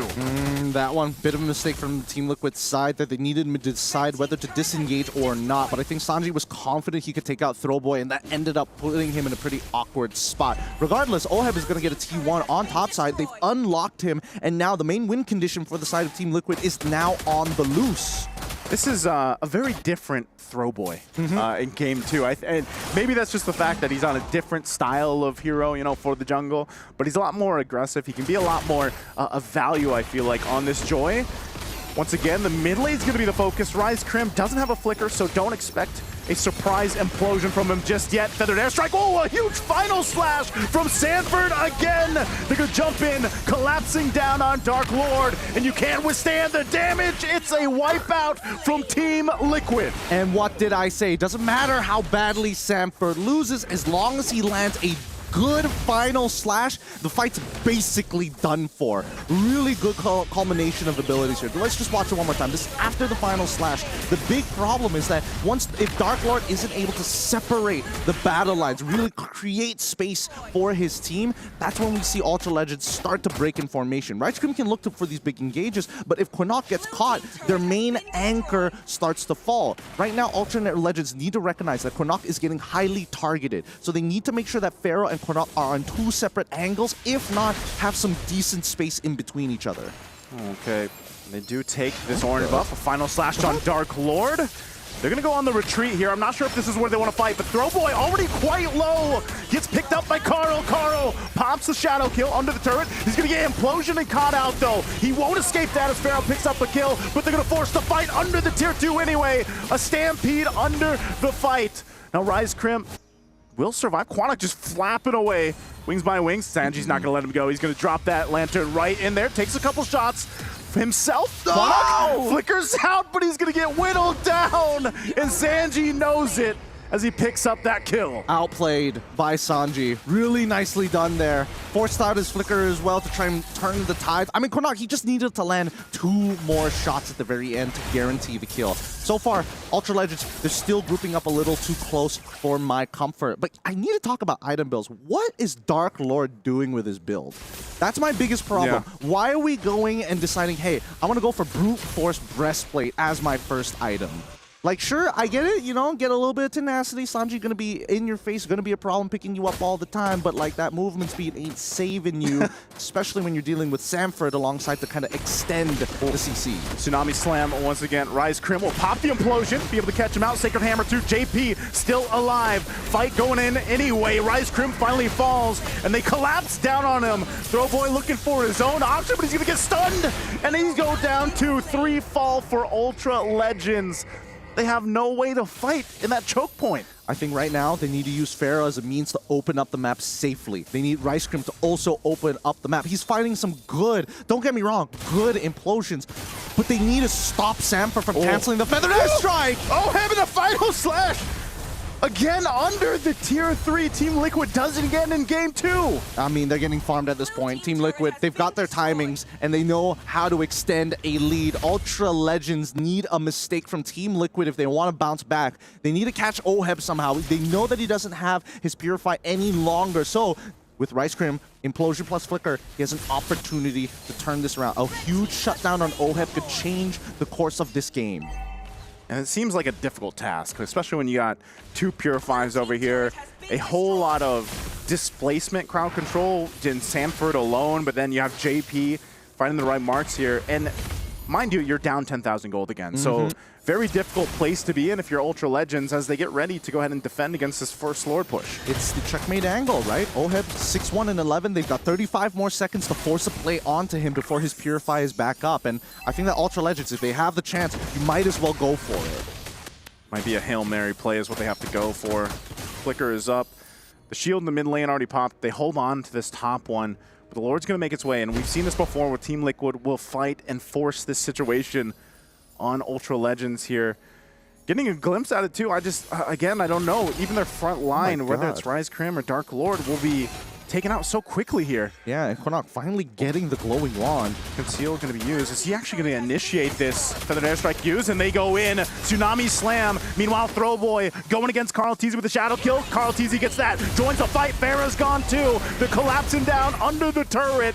Rise Crim the only one left. But that's going to be it as Team Liquid will sweep the series. And it's a Maniac in day 1 for Oheb. The waves pushing on in as they go ahead and get together. And the stampede is true.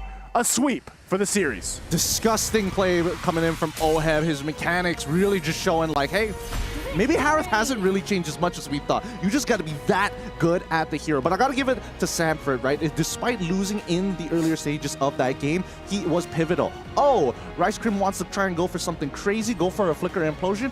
Final Slash, cancel it out straight away. Feathered Airstrike, cancel it out straight away. He is absolute disruption in this case. Okay, OHEB, I'm gonna stop being a Harith hater. That's it. That's my character arc. Done. I'm good. No more hate on the Harith. It feels like I just saw, it was like deja vu again. First 5 minutes, Ultra Legends clearly know what they want and how they want to do it. But once they get to the mid-game, past 5 minutes, past the laning phase, the power spike moment, they can't convert it into substantial map control or objective control.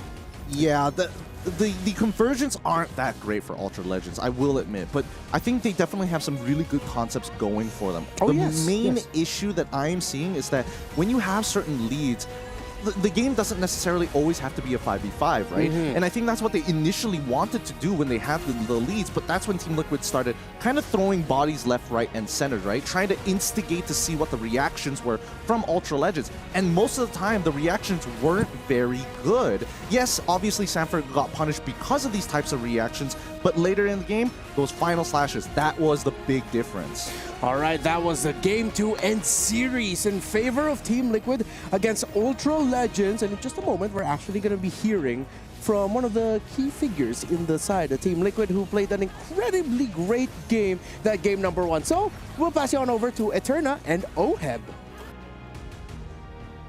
Thank you so much, casters. It's Eterna here for the winner's interview, and I'm joined today with the richest guy in MPLPH. Hello, OHEB.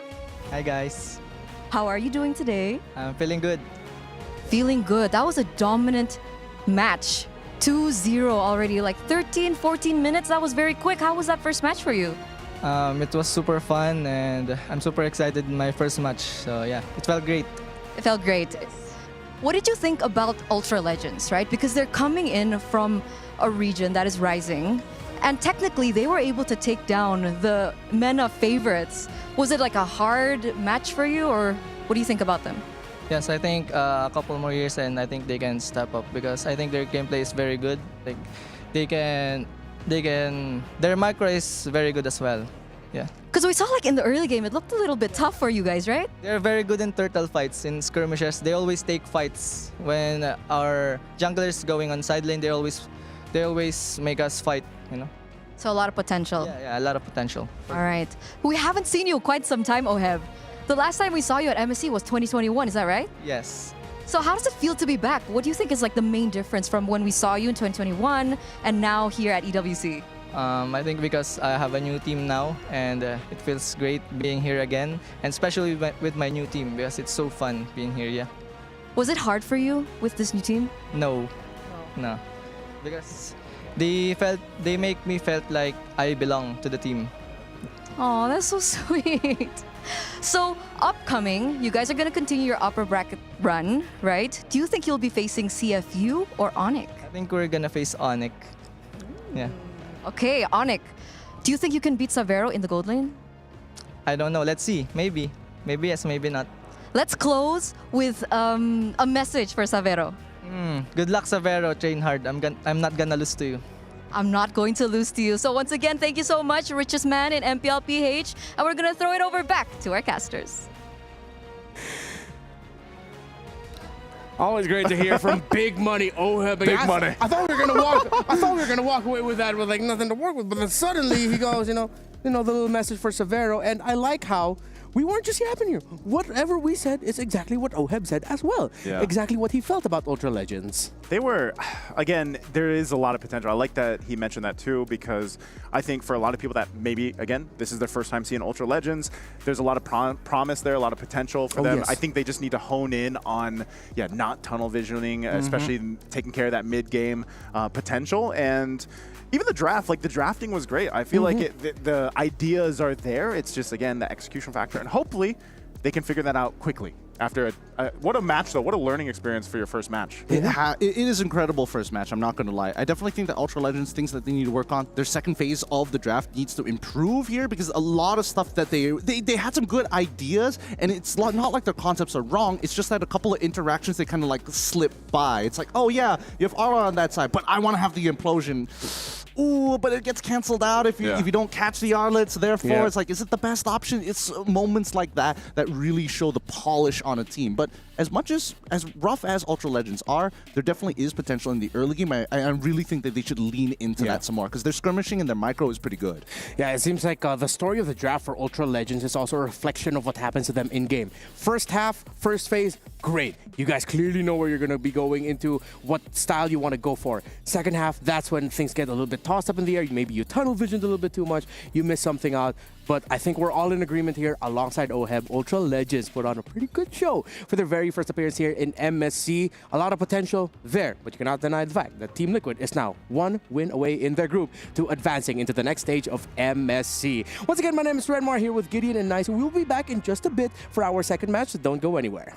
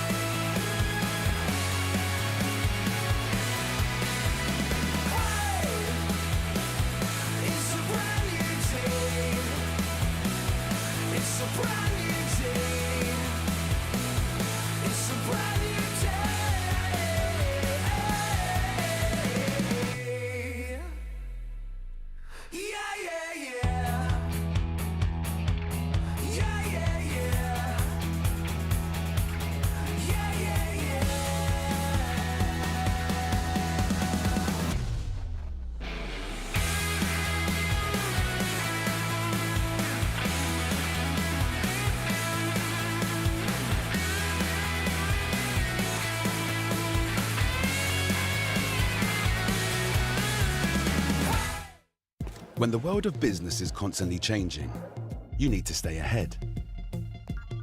So what about AI to generate new possibilities? Machine learning to predict what customers will like. Or expand your business by forecasting delivery routes with real-time data. With the power of the cloud, imagine how AWS can transform your business.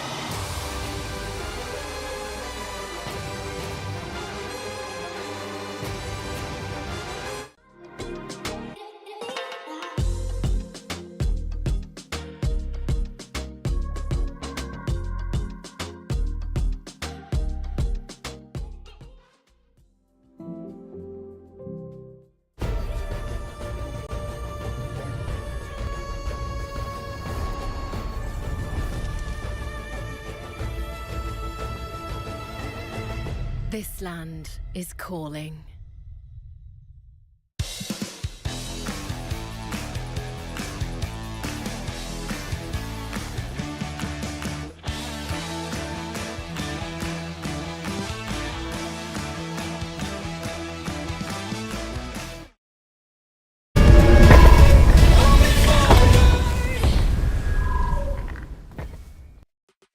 Welcome back to MSC 2025 here at the Esports World Cup. And for this second matchup of the day in Group A, it's Onyx, the Sky Kings of Indonesia versus a Cambodian team yet again. Because somehow, someway, Cambodian teams and Onyx seem to just keep drawing each other every major international tournament. Hey, at least this time, like, the stakes aren't as high. It's like right at the very beginning. They get a bit of a fight to go on to kind of kick things off. And the energy here, crazy. I'm pretty sure that, again, these two quote-unquote scrim partners are extra excited to meet each other. Yeah. I've never heard a battle cry like that. I hope that was a battle cry.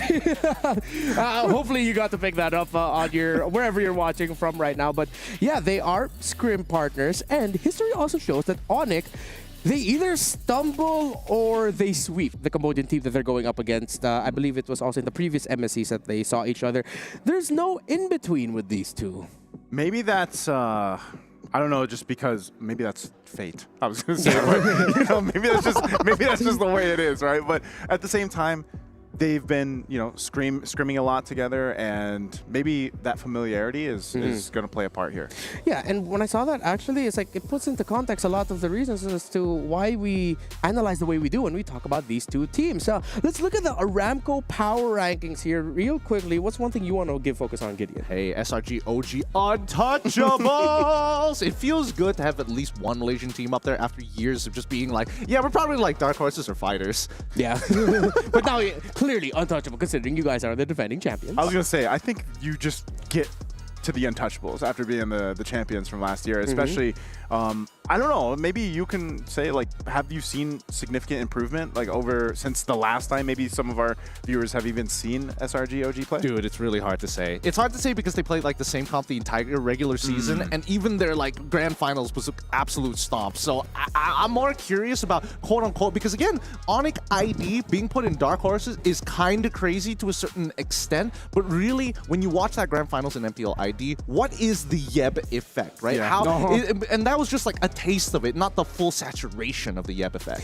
Yeah, again, we have to talk about Onyx Indonesia, the champions of, well, Indonesia, clearly, wherein their journey here wasn't so clear-cut. For the first 3 weeks of the regional league, there were a lot of people saying we might not even expect them in MSC. Yeah. They're not going to end up there. But then the Yeb effect that Gideon mentioned, their coach Yeb coming back in to the fold, eventually they're champions, winning 7 games against RK Hoshi. It's actually kind of crazy when you think about that. And, you know, a lot of people would go ahead and argue that Coach Yeb is the most decorated, obviously. He is the most decorated, but also the best coach out there because of the fact that what he's done. And for the instance of Onyx Indonesia, almost not making the playoffs was such a big thing. But then, yeah, I think clearly when he came in, and then you watch that playoff run for them, it's like, there's definitely something here in the sauce of Coach Yeb. It really is, right? Because apparently he changes the vibes, you know? The vibes. I think, you know, with the players, and especially when it comes down to Indonesian players specifically, they need to make sure that the mood and the vibes are good, especially for like people like Lupti, Sans, Keyboy, and as well as Savera. If they are feeling good, the whole team is feeling good. And as much as you want, everybody's going to be like, oh, it's all about Kyrie.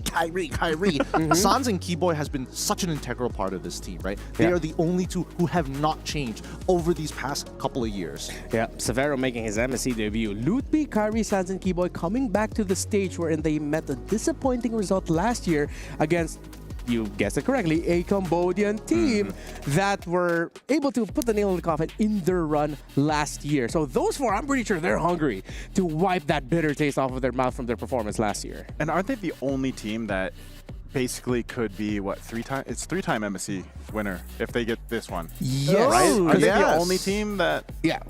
Just a quick reminder for everyone. Onyx in 2019 won the MSC tournament then. 2023 in Cambodia.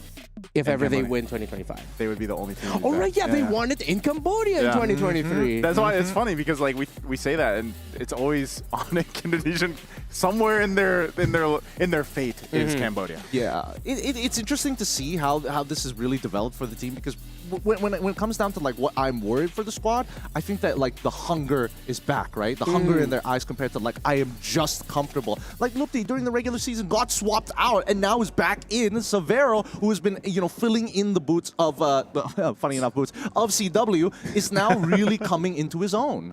Yeah, and so with Onyx already discussed, I think it's time for us to put a little bit more focus into the lone hope of Cambodia, CFU. The last time they were in an international stage, it was the M6 World Championship, and they just barely made it out of the Swiss stages. They dropped 2-1 against Team Spirit, then 2-1 against SRG. CFU have that on their shoulders. Yeah, again, I'm excited to see Cambodia as a region continue to grow, because every single time people start counting them out, they seem to be able to steal games from some of the best, right? Detective come back in. Obviously, I'm very happy for Oppie. He's like, yes, back on the international stage, one more time to try and make things actually work for ourselves. But at the same time, I am curious to see whether Boxy, CCCC this time, used to be Boxy the King, can do what he loves to do. Same goes for Wadu, but I'll talk a little bit about him later.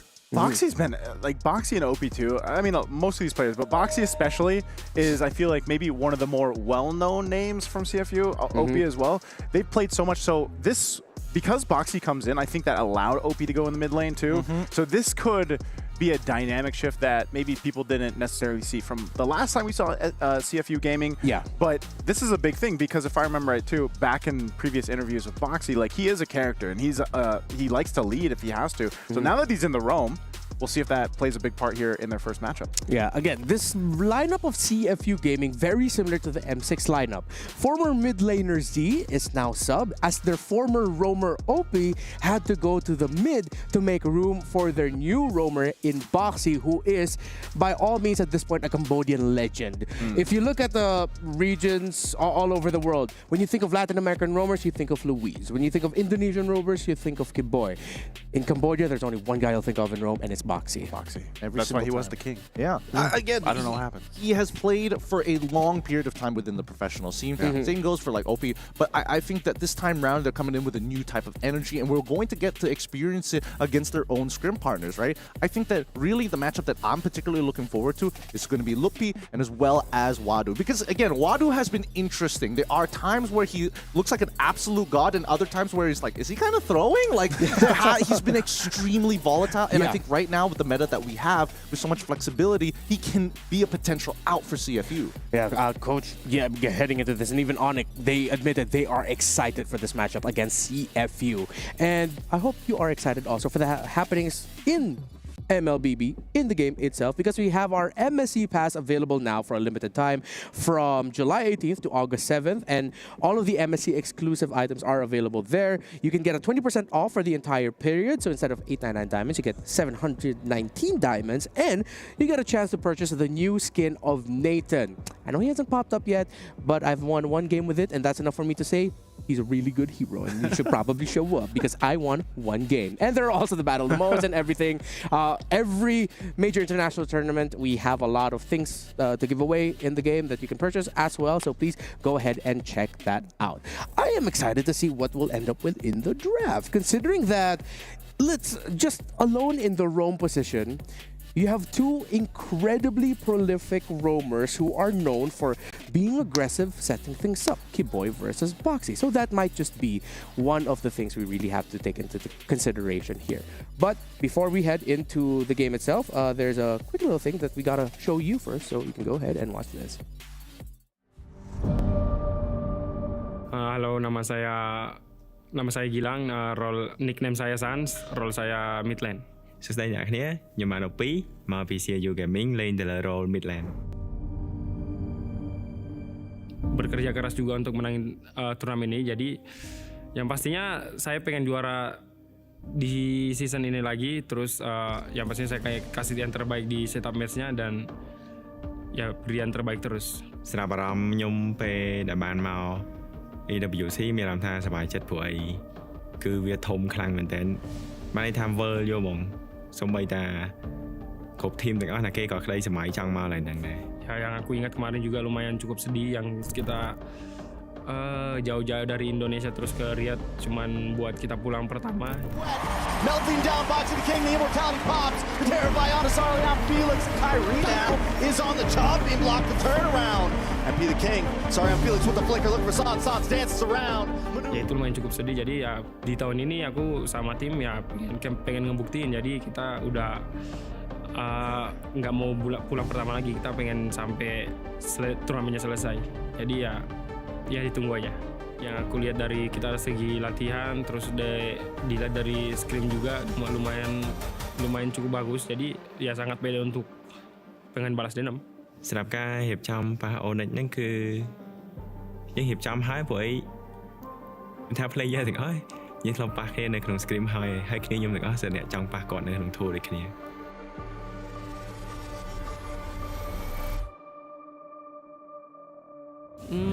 Kasih yang terbaik. It's comeback time. Giving a bye-bye and giving away that damage to the rest. In the back line, they dive on to Samiro of EMI backwards. Sonic! It echoes far and loud throughout the world. The crowd returns to its rightful place. បើអាហ្នឹងមាន motivate ដែរបានថាវាមិន motivate ទាំងអស់ទេវាមានមួយផ្នែកនៃការ motivate ចឹងដើម្បីឲ្យយើងឈ្នះ Onyx ព្រោះអីគេមើលឃើញយើងគេមើលឃើញតែ Onyx ចឹងយើងធ្វើម៉េចយើងជិះចាប់ចឹងយកហ្នឹងមក motivate តែប៉ុន្តែបើថាចង់ឈ្នះហ្មងគឺចិត្តខ្លួនឯងជិះជាក់លើខ្លួនឯងជាង motivate We are the contender.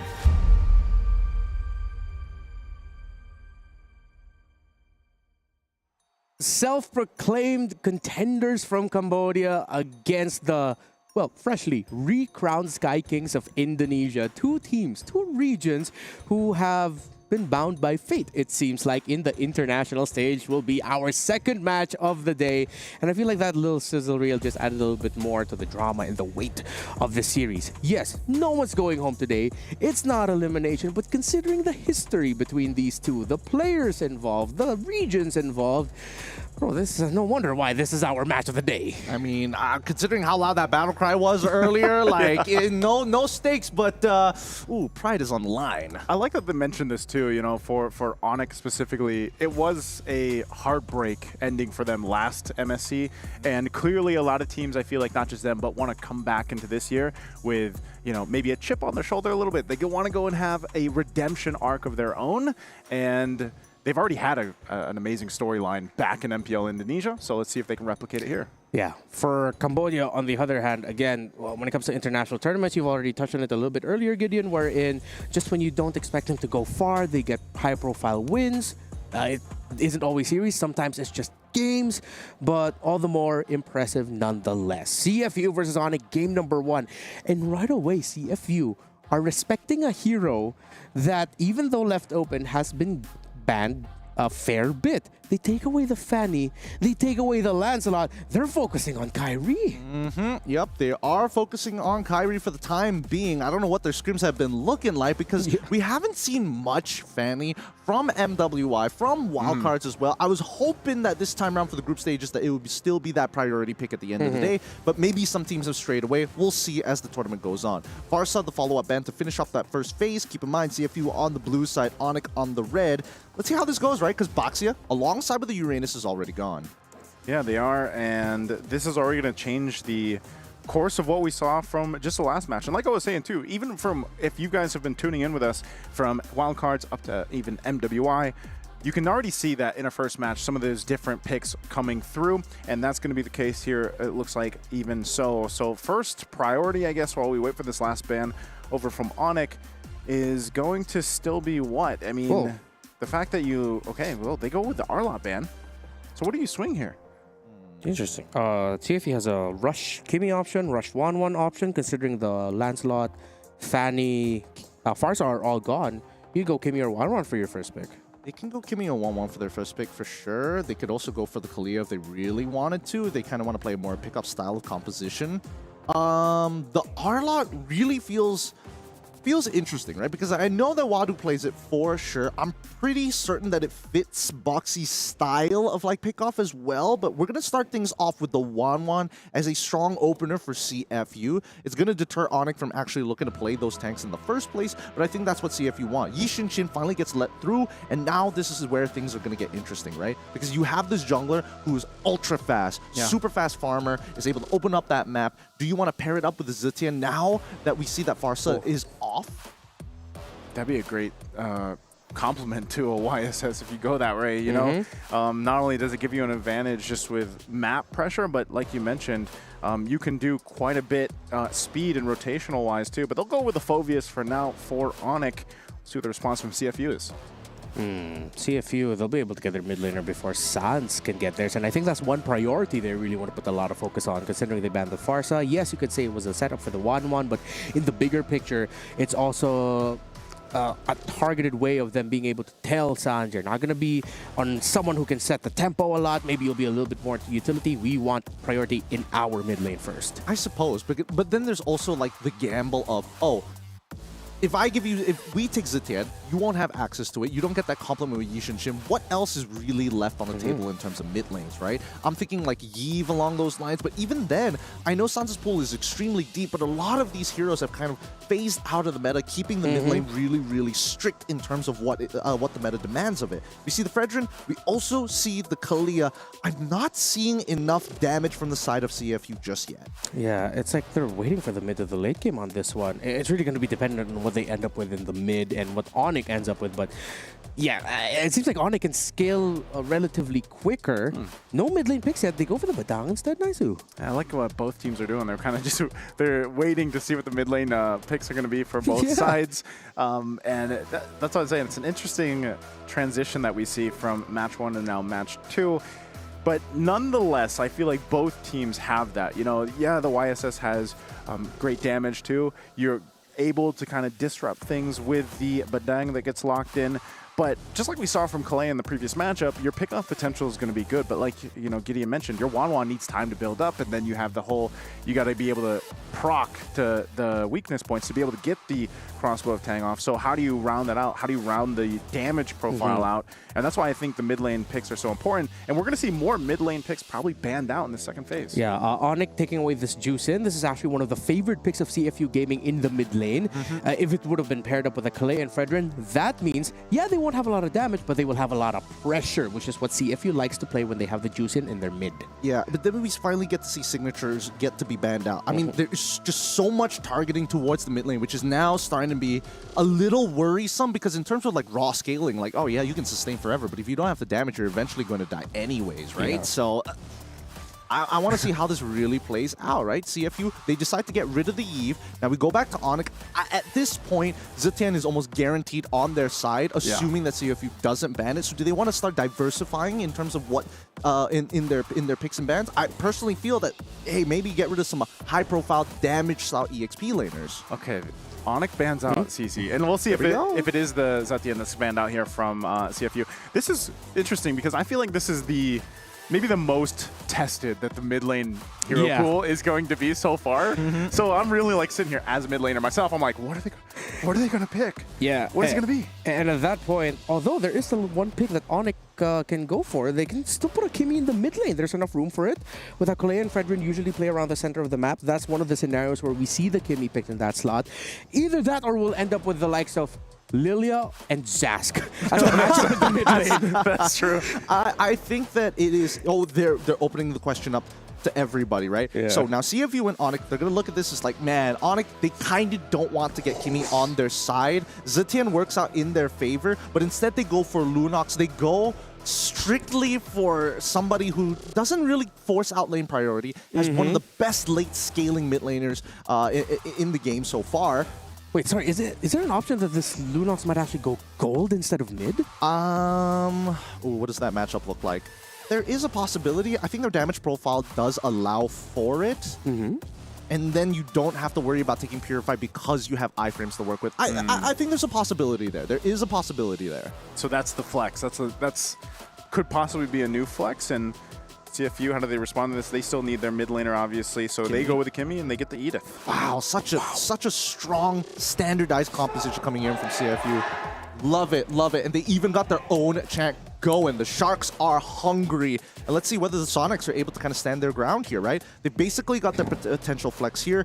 I don't think there's any good mid laner at this point, unless they want to go back to like good olds like Loyi and stuff like that. Valentina, but there's not a lot of good ults to work with other than Edith and even and the Tsunami Slam, of course.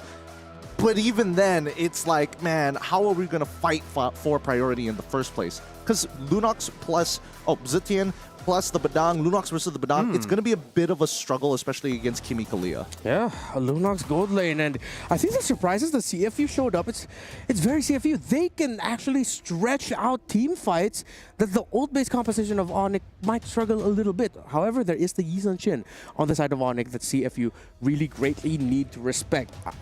I will be enjoying this. Gideon, Naisu, you guys have more time to expound. Thank you, Ranmar. All right, so now our second best of 3 is about to kick off here. Onyx ID facing off against CFU, and you heard it 2 times. Hopefully the mics picked them up, because that battle cry is actually kind of sick. We got to ask them about that. It's closer to us, man. I would be actually really impressed with the audio engineering if that doesn't come through. Again, it's so loud for us here in the studio, but again, can't wait to watch this kickoff. Let's begin our second best of 3 here at the Mid-Season Cup 2025 here at the Esports World Cup live in Riyadh. CFU will be battling against Onyx from the blue side as Onyx will attack from the red. It's going to be a purple start for both of these junglers, but let's expound on the compositions, right? Because again, a very classic matchup we're seeing nowadays is Yi Sun Shin versus some form of tank-style jungler. And usually what happens is that Yi Sun Shin gets a couple levels ahead of their opponents. Whoa, Sands flickers out, and that's a first blood for Opie. Keyboy will take a brunt of the damage, but he's going to be fine. Man, early start for CFU. Very early start, and Boxy even committing the flicker to it. So really nicely done. Singh also using his Inspire pretty early on against Severo. He's trying to get an early lead. Severo just needs to survive. Yeah. You know, going back to that as well, the YSS, I feel like in the main part is you always have that added benefit of vision, but then when you come to his rotation and his actual jungle speed, he should have an easy time against Detective here on the Fredgen, right? Well, for the time being, as long as he doesn't get CC'd to the ground, right? If he gets hit by the Energy Eruption, that's when we start to have problems. As long as he maintains his Traceless, it's all good, all fun and games. But now with the changes to the jungle, that it takes a little bit longer these days for these camps to respawn, there's a bit of dead air after the clear. And that's where mid suddenly becomes a huge priority. And CFU, they're ready for this, right? They've got Detective in position. Hopefully, Sans opens up the map, sees it, and now Keyboy getting attacked. Okay, Keyboy gonna go ahead and slide on out. He's fine. The rest of the team's gonna respond, though. Kyrie will take a couple shots off, but again, that's a Fredrin. The turtle's up, though, so this is where we get to see how they play this out. As they get in position, you expect the Fredrin to have control of this. It's CFU that's actually going to zone out Onyx from this first objective, and it looks like that's going to be secured for CFU. Sands, once again, will find himself pretty low. Look how aggressive Opie and Detective and everyone else is being. They're going to force him off the purple buff. They go in. Keyboy falls. They get another. It's a double for Wadu. CFU knows the enemy, and they'll go ahead and duke it on out on this side of the jungle. A triple already for Wadu. Beautifully played from CFU. You can just see the hours of scrimmage time that both CFU and Onyx ID have given to each other. And CFU recognize, hey, we've got to lead. We must press the advantage. Severo might find a solo kill. What? It just goes into the air, seeing out of range. Oh, Severo, he's going to get just punished for that. I guess he thought he could pick up the kill, but doesn't have enough damage yet. He should have been able to pick up the kill. It's just that last darkening shot didn't connect because Zing was just out of range. I think that Severo might have had to commit a flicker, but that would have felt so bad. Either way, he's missing out on that solo kill. Kind of sucks. CFU now 5-0 against Onyx ID. This is going phenomenally for CFU Gaming. Hey man, if it had anything to do with the war cry we heard earlier on, that might be the buff here for them in game one. Already 2.4K ahead. And with this kind of lead, this is going to set things up really well into even the next turtle here. So Onyx, they're going to have to find themselves building up, you know, from this deficit early on. Now, can they do that with this lineup? It might have to be a pick-off, a flicker, an aggressive play. Once again, going to be able to find the mark on Kyrie as Kyrie falls. CFU once more. They're going to just jump in. They know the timings, too. They'll take the purple buff. Amazing play. Really great from Boxy's side. He sees the Traceless. The Turtle Ball gets thrown from the Mountain Shocker. It misses Boxy. Flickers in to yoink him and pull him out of position, knowing that he's got literally no battle spells to save him because he's the jungler. He has to take Retribution. And with Traceless on cooldown, it guarantees the kill with CFU Gaming corralling around that mid lane. It's working out perfectly, right? Every fight. Wait, hold on. Oh, Boxy could be in trouble this time. Right now, enough damage. Onyx will get on the board. They might be in position to go ahead and secure themselves to an objective. They desperately need this from the game getting too out of hand. Swadu up in the front side. They're going to spot that out. He flickers forward with it onward and goes forward in.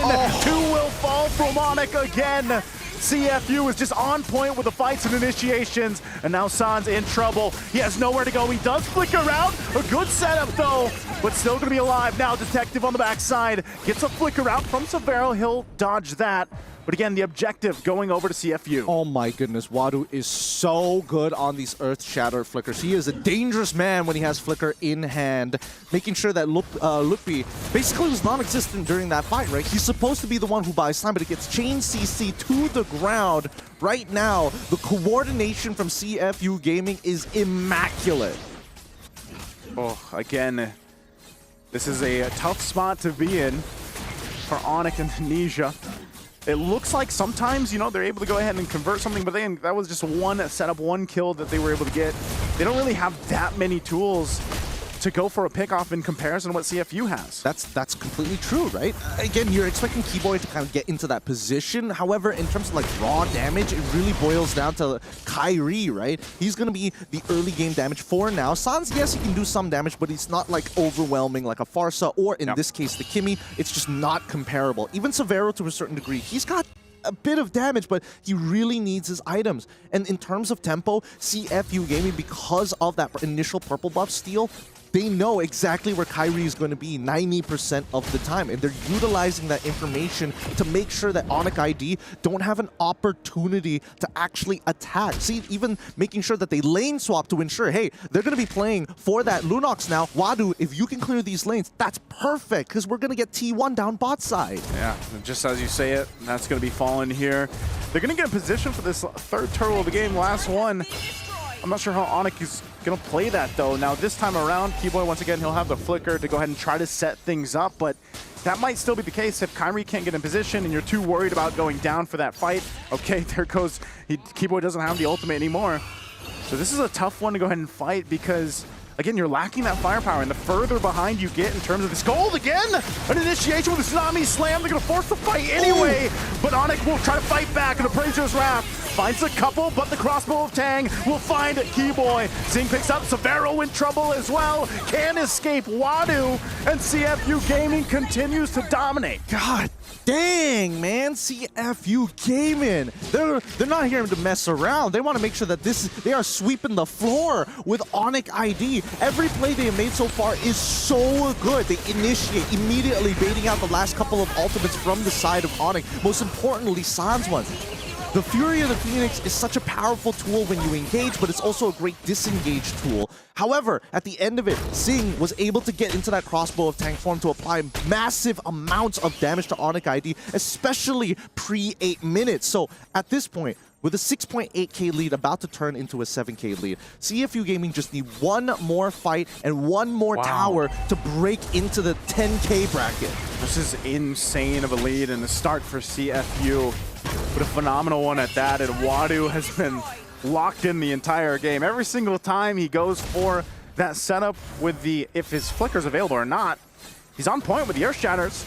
Now they're going to fight in between the two turrets, forcing a flicker out. Tsunami Slam, easy pickup, Loopy falls. Meanwhile up top, Kyrie has no choice but to push in that tier 1 turret. They need something and anything, because right now CFU is taking everything. Tier 2 is going to fall in the mid lane as well. Everybody quite low from Onyx. they have no choice but just to watch. Yep, CFU Gaming understand if we don't close out this game, the scaling for the side of Onic ID is going to be a major problem down the line, especially with the Yi Xin on top of having the Lunox side by side. For now, if we have to break it down, I think that CFU Gaming, once they hit that 10K mark, it's going to be good. But the wave clear might be a little bit of an issue, right? CFU Gaming cannot start falling behind, and they can't let the game extend super late. The pickoff is going to begin. Again, using tempo. Look at this. Wow, traction pulse into Tsunami Slam. Able to find one. Keyboy will jump in, but it's just way too much damage. Overloading Onic as another pickup here for CFU. And the Lord is up. Perfect timing. They're all up and alive and healthy. They'll make their way to the Lord. Yeah, CFU Gaming making sure that every interaction with Onic is a winning interaction. That's how this composition must progress forward. And Onic just starved out a lot of their resources. Divide and conquer, says CFU, as they take this Lord while breaking the Holy Shielding. Great juggling happening here from CFU. Very impressive once again. Start off to this best of 3 series. I think even Onic is kind of just left wondering what's going on here. They don't, even if they try to stay under the turrets, they're forced to fight anyway. And that's why that Kalea from Boxy is so good. And this might be, again, the effect of Boxy going back into the roam role, allowing them to have that decision making on their side. And what a great showcase it's been so far. I think we really just, unfortunately, Onic ID just doesn't have much of an answer to the early game. They just needed to not interact, but CFU Gaming said no. Force them into their position, force them into a position where they have to interact with them all the time. They can't run away from these fights, and neither can they disengage. So therefore, Onic ID again. Boxy jumps in with a Tsunami Slam, finds Luffy after missing the traction pulse. OP's gonna pick up the kill anyway. Boxy finally goes down, but Kyrie quite low, could be in trouble. They're gonna clear out the wave up bottom. Mid turret already down, but they won't get more. CFU with a 12,000 gold lead. It looks like they're going to stay a little bit longer, but Onic might have been able to hold on a little bit longer for this game 1. I mean, the breathing room for Onic ID is just running out. They're losing space. Wadu, keep your eyes on him. He's got Flicker. Oh, Wadu. Brilliance is going to be used. They're just trying to clear out the waves here as they do. So Onic, despite everything else, will stay in this game. That's a checkmate angle right now achieved by CFU Gaming. 12.3K, the biggest lead we've seen so far here at MSC 25. As we can see, even for Onic Indonesia, how do they find an angle, right? Every single attack they have, there is some form of counterplay. Sing can go invulnerable with the crossbow of Tang, not to mention that she also has an inbuilt Purify, making it more effective against the raw CC coming out from the side of Indonesia. Boxy, whoever he picks off at this point is almost guaranteed to die. The damage coming in from OP is ridiculous. The stacks that he has, he's 6 and 10, 0 deaths. Oof, again, Boxy, big enough threat. Jumps on in, traction pulse, gonna find multiple members! A great setup under the base turret! Luffy gonna be able to fall, and it's a wipeout, a maniac for OP! That's game 1, dominant for CFU Gaming. Holy cow, Onic. They're going to be looking at that. It's like, okay, we deserve to lose that one. Our draft didn't have an early game plan, and every interaction we had for the first 5 minutes was just a losing one against CFU Gaming. I want to see how they're going to replicate this in game 2. It seems like Onic cannot shake off whatever is up in the air here in Riyadh in MSC. But CFU, I want to focus on them. Draft, gameplay, everything, aggression, the hunger. They are just so good. And that's literally all what's said in my note. CFU versus Onic ID game 1. Stomp. CFU so good. That's basically what it came down to, man. Like, I'm sorry, I was not expecting this. This is not what I expected for game 1. It was so dominant from CFU. They knew exactly where to be every single time. Yeah, I mean, this is exactly where the first stone was thrown, right? We saw that the early First Bloods did come through. A couple of mistakes were being made, especially when it came down to the mid lane. But let's say, even if that First Blood didn't even come through from the side of Sans, this purple buff would have inevitably still fallen into the hands of CFU, right? Decisions need to be made really quick. But CFU is, again, putting their foot on the pedal. I'm not going to give you the time to decide, right? You want to take your purple buff? I've already taken Turtle, and now I'm in your face. You have to give this up. And that's what they do. Slow and steady, but they encroach on their territory. They're encroaching. It's like a slow encroachment. You know the aggression is coming. They're not going to throw everything right away. But again, CFU have drafted similarly to what Team Liquid did in game number 1 against Ultra Legends, where in this lineup, of CFU, actually, if you look at it, it's 3 carries. The mid, the gold, and surprisingly enough, the Edith EXP lane, which was a really great pick in the second half. Wadu's insane. Wadu is good. He is really good at seeing these angles and really extending the lead, which is why, again, we saw Onyx get rid of the Arlet, which kind of does the same thing, but a little more consistently and a little more often. It's insane because the Edith, you wouldn't expect to get that kind of lead, but even when the flicker's down, like, you still have a window, which maybe some heroes, like even the Arlot, for example, doesn't have. You can just onward Earth Shatter in if you're, if you find the right mark. Yeah, and every time Wadu shows up in the map against Onyx, it's like they can just hear, it's like, oh, call an ambulance for Onyx, because here comes Wadu. It's like, I get it. Dude, that man is... that Edith performance, it feels like it's been ages since we've seen an Edith like this. I'm not gonna lie, it has been a while, and it used to be just like the classic, hey, how are we gonna sandbag this Phoveus who's dominating the meta? Edith was the go-to. But even so, can we talk about for a second OP on his performance? Oh, let's go. Because holy cow, he was walking out of that game untouched, didn't die a single time, max stacks on Sky Piercer, and was hitting some ridiculous traction pulses. Like, come on, dude. Yeah, that last one was really, really good. And just to remind everyone, OP, 8 months ago, was a roamer. Yeah, and I love how the end of video that we saw leading into this was like him saying, we're the contenders. Because, dude, what a statement game 1 was as the contenders. It was so clean. It's so clean the way that they play it. And I love that from the side of CFU because it really shows maturity, but the level of polish that we saw on top of that, right? The fact that they aren't just throwing abilities, and that's another chant coming in from CFU. They are so amped up with this 21-3 victory. I wonder what they had for breakfast. Something Champions breakfast. Do they usually have umali for breakfast, or is that just a dinner thing? They really like the omelet station.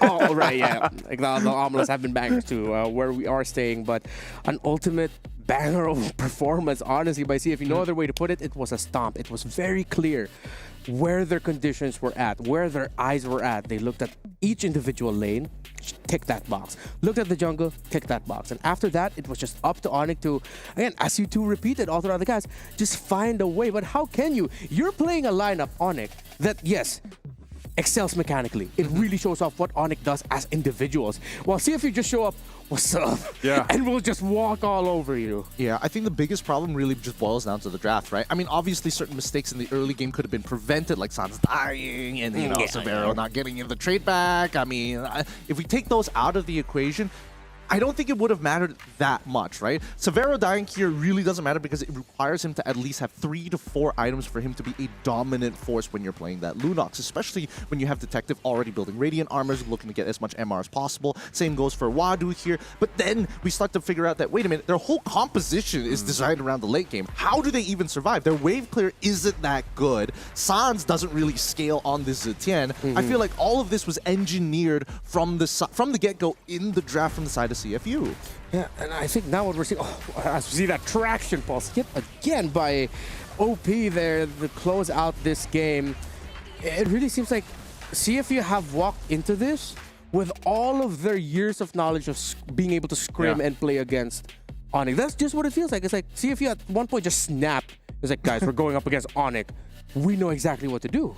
And that's the showcased in game 1. It's not that they're actual enemies, but it's know thy enemy. I mean, they played and they scrimmed together so much. They're friends. They're friends. Know your friends. Maybe we can say that. Know your friends. But they took it in the case of, we know exactly how to play against this. We know how to make this work. We know their timings and where they all want to be. But again, like, you saw how aggressive Boxy could be on a Kalea. I mean, the man was making moves that sometimes you don't really see from other Kaleas, and because of the fact that you have a traction pulse to back that up with, and then a lot of just other options, even the Fredrin, like the Fredrin alone, how do you find that window if you're Onyx to play against that? A lot of questions up in the air here for Onyx of how they're going to be able to recover the series to force a game number 3. But all the spotlight, all the stars right now are aligning for CFU. Let's watch their journey heading into EWC at MSC. សួស្តីអ្នកគ្នាខ្ញុំបាន12មកពី CU Gaming លេងតែលើ role mid lane សម្រាប់ខ្ញុំមក MSC ឆ្នាំនេះហ្មងគឺដើម្បីខ្លួនឯងហើយនឹងក៏ដើម្បីសងសឹក SRG ដូចគ្នា សម្រាប់ការអមសិចហ្នឹងគឺខ្ញុំចាញ់ទៅលើ SSG ហ្នឹងវាឈឺចាប់ដែរព្រោះវាបានតិចយើងឈ្នះហើយប៉ុន្តែយើងនៅតែចាញ់នៅម៉ាច់ហ្នឹងហើយខ្ញុំមក EWC នៅឆ្នាំនេះទីមួយក៏យើង focus លើ team ធ្វើម៉េចធ្វើឲ្យបានល្អជាងការអមសិចហើយរឿងចាញ់មុនហ្នឹងមកសងសឹកហើយផ្លេចអត់កើតទេ Considering how CFU were just so close to making it past Swiss stage in the M6 World Championship, and I think this version of CFU is better, I think they might actually surprise a lot of people. សម្រាប់ការខ្ញុំដូរមកលេង mid ហ្នឹងគឺ gameplay នៅក្នុង game ហ្នឹងគឺវាមានការផ្លាស់ប្ដូរពីដំបូងគឺលេងអត់តាន់តែពេលយូរទៅបានន័យថាធ្វើម៉េចលេងតាន់គ្នាចាំបានថា gameplay ពេលខ្ញុំលេង mid ហ្នឹងគឺរៀងលឿនជាងមុនប៉ុន្តែស៊ីសងទៅលើការ set ឬក៏ aggressive ហ្នឹងបានន័យថាស៊ីសងលើតាស់ដែរបើយើងហ៊ានសម្រាប់ចិត្តតែលេងបែបខ្ញុំនៅមួយ CU ហ្មង moment ដែលចាំជាងគេហ្មងគឺ season 7 នៅពេលពួកគាត់លើកពានព្រោះអីពេល season 4 season 5 season 6 ហ្នឹងគឺគាត់បានលើកពាននៅពេលដែលខ្ញុំចូលមកទៅពេលគាត់លើកពានទៅ moment ហ្នឹងទោះខ្ញុំវាអត់សុបាយចិត្តខ្លាំងតែនៅពេលខ្ញុំឃើញគ្នាខ្ញុំទាំងអស់គ្នាដែលលើកពានអញ្ចឹងគឺខ្ញុំមានអារម្មណ៍ថាសុបាយចិត្តមែនតើនៅតាមគាត់ស្រាប់អារម្មណ៍ខ្ញុំពេលដែលបានមក EWC មានអារម្មណ៍ថាសុបាយចិត្តព្រោះអីគឺវាធំខ្លាំងមែនតើបានន័យថាវិលយកហ្មងសូម្បីតាគ្រប់ធីមទាំងអស់ណាគេក៏ក្តីសម័យចង់មកឡើយហ្នឹង And that was CFU Gaming and their journey here heading into MSC at EWC. Yes, they are entering this as two-time, well, back-to-back champions for MPL Cambodia Season 7 and Season 8. Now, if you want to be a champion in your own right, again, there is our beautiful all-star event happening in-game. It's going to be going all the way up until August 5th. Join the Dino Planet. By the way, there are a lot of people that actually don't know this. You can actually hop onto the Lord when it's marching and use that as a launching off point. There's like a little icon that you click. You can use that to jump. Those are just one of the many little hidden secrets that you actually... It's not a secret. It's in the... Just read the patch notes. Just read the patch notes, y'all. But yeah, join us for the Dino Planet All-Star 2025 event. Lots of goodies. And don't forget to try to go get that Popple and Koopa skin. Are we at this point where... Do we really just have to tell Onyx to really switch things up in the draft? Is that the main problem they have to deal with right now? Okay, so it's a yes across the board. Yes. Oh yeah, yes across the board because again, what were they supposed to do in that game, right? With the early game already collapsing, it's like, oh, I'm just gonna take the punches until CFU don't decide not to crack open our crystal or inhibitors by like, I don't know, pre 10 minutes into the game. I feel like that's being too generous. I feel like it was one of those games where eventually when they found out there weren't any openings, they were just like, kind of like, let's get to the next one, you know? And yeah, because it was such a dominant game for CFU, and I think really when you've played enough against them, you probably just know like, all right, we lost this draft and we can't come back from this. I feel like there has to be something here in all the knowledge that Onyx has against CFU that they could leverage because as we discussed earlier, it feels like that's what CFU leveraged against Onyx. The fact that they knew the Phoveus was so integral to the lineup of Onyx that was their bridge for the mid to the late game. Because as we've discussed before, Zetian is very utility based. She can only do so much to facilitate that. The Phoveus, once shut down, you have nothing to help bridge you into the latter portion of the game. I think that a lot of it just comes down to like Khalil, the fact that Khalil got so far down into the draft in the first place, right? I think that was one of the big things that I was trying to figure out, right? Because both sides were kind of like avoiding it. Then Kimmy as well. Kimmy, we saw the Farsa get banned out very early on within first phase, and then Kimmy was still a big question mark, and then Zetian was still there. So the question was like, wait, hold on. You already see the Fredrin, you know they want to go for the Kimmy anyways. Then it becomes a trade-off of do we just completely shut down and collapse because they had to commit at least one ban to get rid of the CC. So that's why I feel that CFU really engineered it well. My big problem is when the Lunox popped up. Yeah. Was that same sentiments? Yeah, was that necessary to show it now? I get that like having a diverse amount of damage profile is always good, but you need something to kind of bridge you a little better, especially knowing that your mid lane is going to be really tough. Kalia, Kimmy, Badang, with Zetian, like there is such a huge disparity there. Yeah. That's what I didn't expect the Lunox to get put in the gold lane. Maybe it could eventually work. You know, again, this is only our second match for MSC. But yeah, I think the Lunox was the big kind of kicker for me where I was like, oh, I don't know if that was really good. I don't know if that's going to work out. Part of me kind of wish that instead of that being a Lunox, although I didn't expect it to go with the gold, I wish they considered putting it in the mid lane instead. That could have been good with handling the pressure, but no point crying over spilled milk now. It's game number 2, and so far it's the exact same banning pattern that we saw from game number 1. Yes, it's going to be the same banning pattern. I mean, it's exactly the same so far. It might start changing up here. Who knows? I don't know if CFU gaming is the kind that's like, you know what? If we're going to press our advantage, we got to keep changing it up every single time. Or are they the kind who's like, oh, well, if it's not broke, don't fix it? Yeah, I think well, there's a farce ban, and I don't know. Maybe this. Okay, there's the difference. You ban out the 1-1. Onyx goes that. So first priority here to see if you just go with, for example, the Kalea. They could go with the Kalea. They could go start things off with the Zushin. I mean, there's a lot of really strong openers. Yishin Shin also is a pretty good opener. We'll see how they want to kind of play this out. Knowing CFU and what we saw off of game number 1, I wouldn't be too surprised if they want to go along the lines of like a Zushin opening and then eventually get Fredrin. Yeah, I'm a little bit more in that book considering how much they love playing with that hero. Oh, wait a minute. Arlet was also banned out in game number 1 from Onyx side. Arlet could be a strong opener as well for CFU. Oh, yeah, maybe that's why it was banned out. But no, CFU said, hey, our roaming goat is feeling it today. We're going to give him priority. He gets a Kalea. Got mine for the day. Got yours for the day. Hey, I'm pretty sure you could have... Bro, it's still a few more picks. You know what? I've spent enough time with you analysts over here that I can bring up a couple picks. Hey, man, I'll tell you the secret. Just throw out a bunch of names and one of them's going to hit, right? Give us one more. Give us one more. There's like 130 euros. Exactly. just throw a bunch out. Just throw a wide net. Fredrin. Okay. Let's see if we'll get 2. Let's see if we'll get 2. Oh, this is going to be 2 for 2 here. We got 27 more seconds until they start locking it in, right? I'm surprised that Onyx still is going to be more committal, but this time they changed their opening a little bit more. They're going to go with the Badang opening rather than just saying, hey, we get Fulvius, we win. You dash, we win. Someone's out. That's 2 for the day for Daisu. I'm dancing. I'm dancing. Hey, it's looking good, but this is great. I don't know if it's great just yet, right? Because now that they've locked in the Arlet, I would have preferred Arlet to be Jushin in this particular scenario. Yeah. But the Kalea kind of like forces it like we still need the damage profile, right? Yeah. We can wait for the Jushin later down the line, but then we look at Onyx side. They see Arlet. No matter where Arlet is going to go, he's going to end up in the EXP most likely. Badang goes very well against him. You get the Fulvius also does very well against the Arlet as well. I think holding the Badang here is great. There we go. The denial from Jushin. Well played. And then do they ban out the Kimmy? Does Onyx ban out the Kimmy so this doesn't get picked up? Because I feel like that would be the smart choice for CFU if that goes through. Yeah, they got to. Because if Onyx are considering Kimmy for that, that's a little bit too greedy for my taste already. Yeah. Yeah, I feel like Essential's a good thing to build around. You save your gold lane pick for last to try to answer whatever CFU closes their draft with.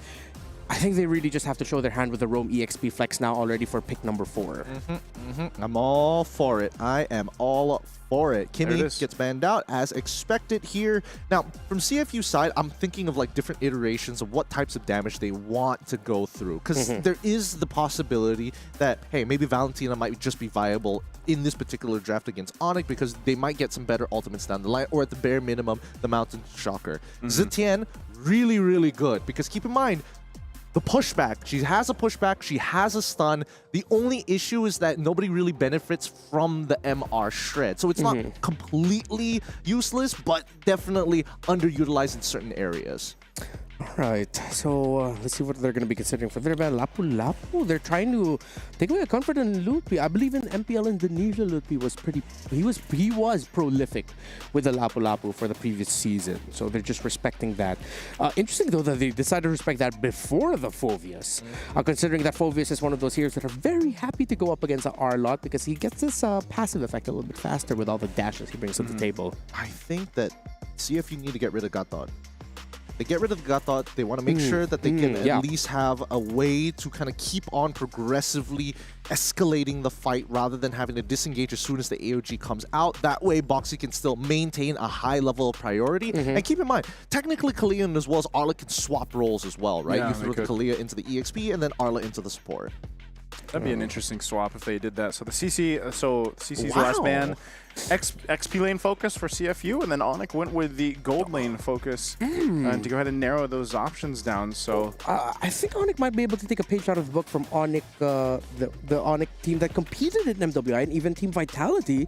They can go Akai EXP. Sorry, I'm gonna say it. I love Akai.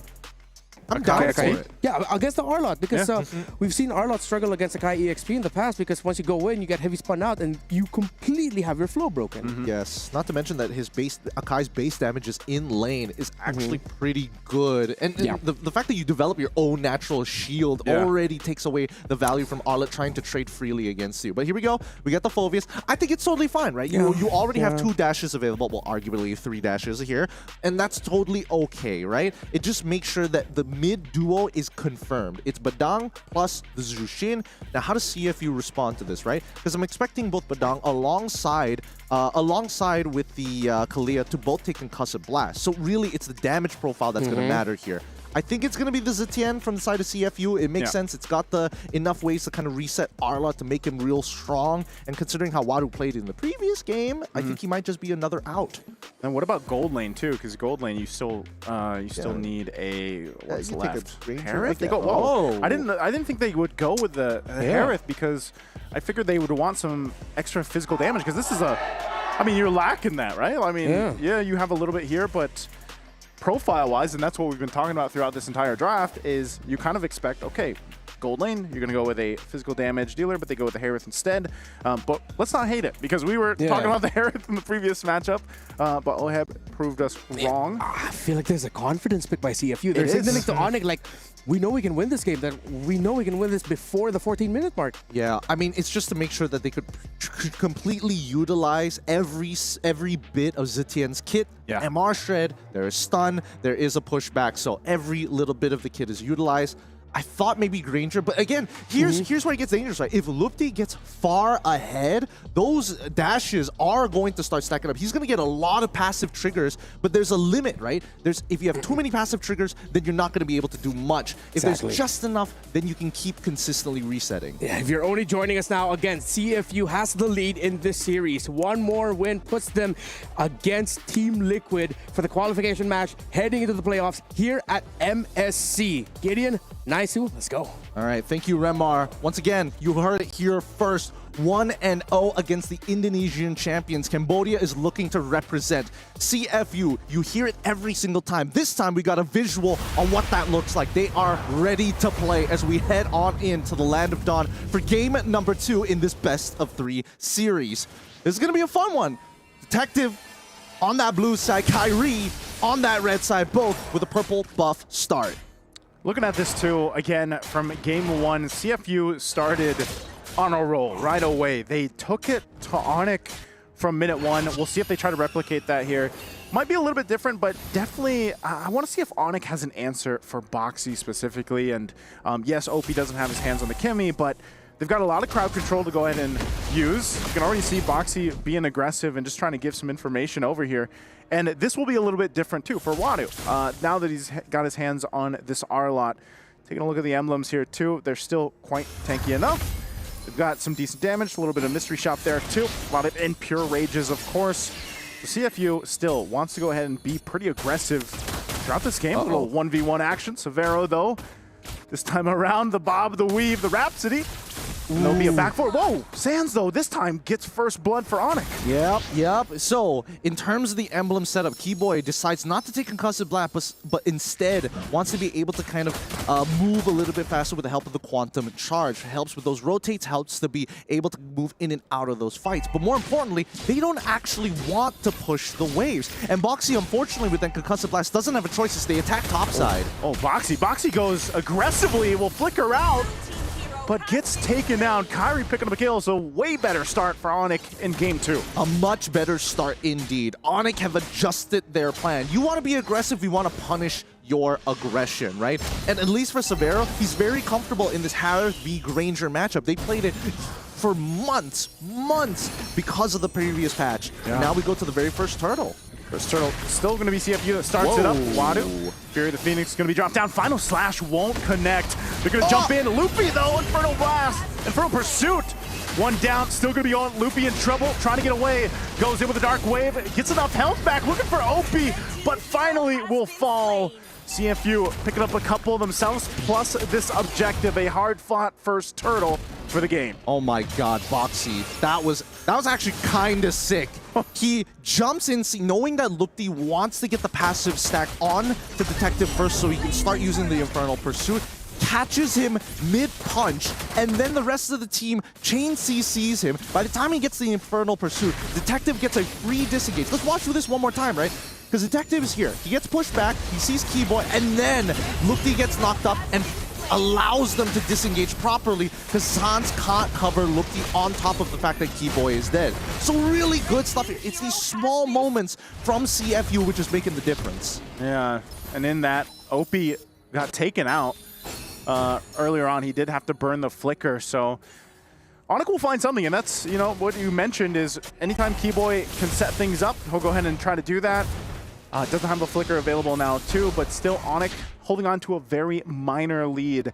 This is going to be one of those games too where the gold laners really play a part, as Severo has done a good job farming up.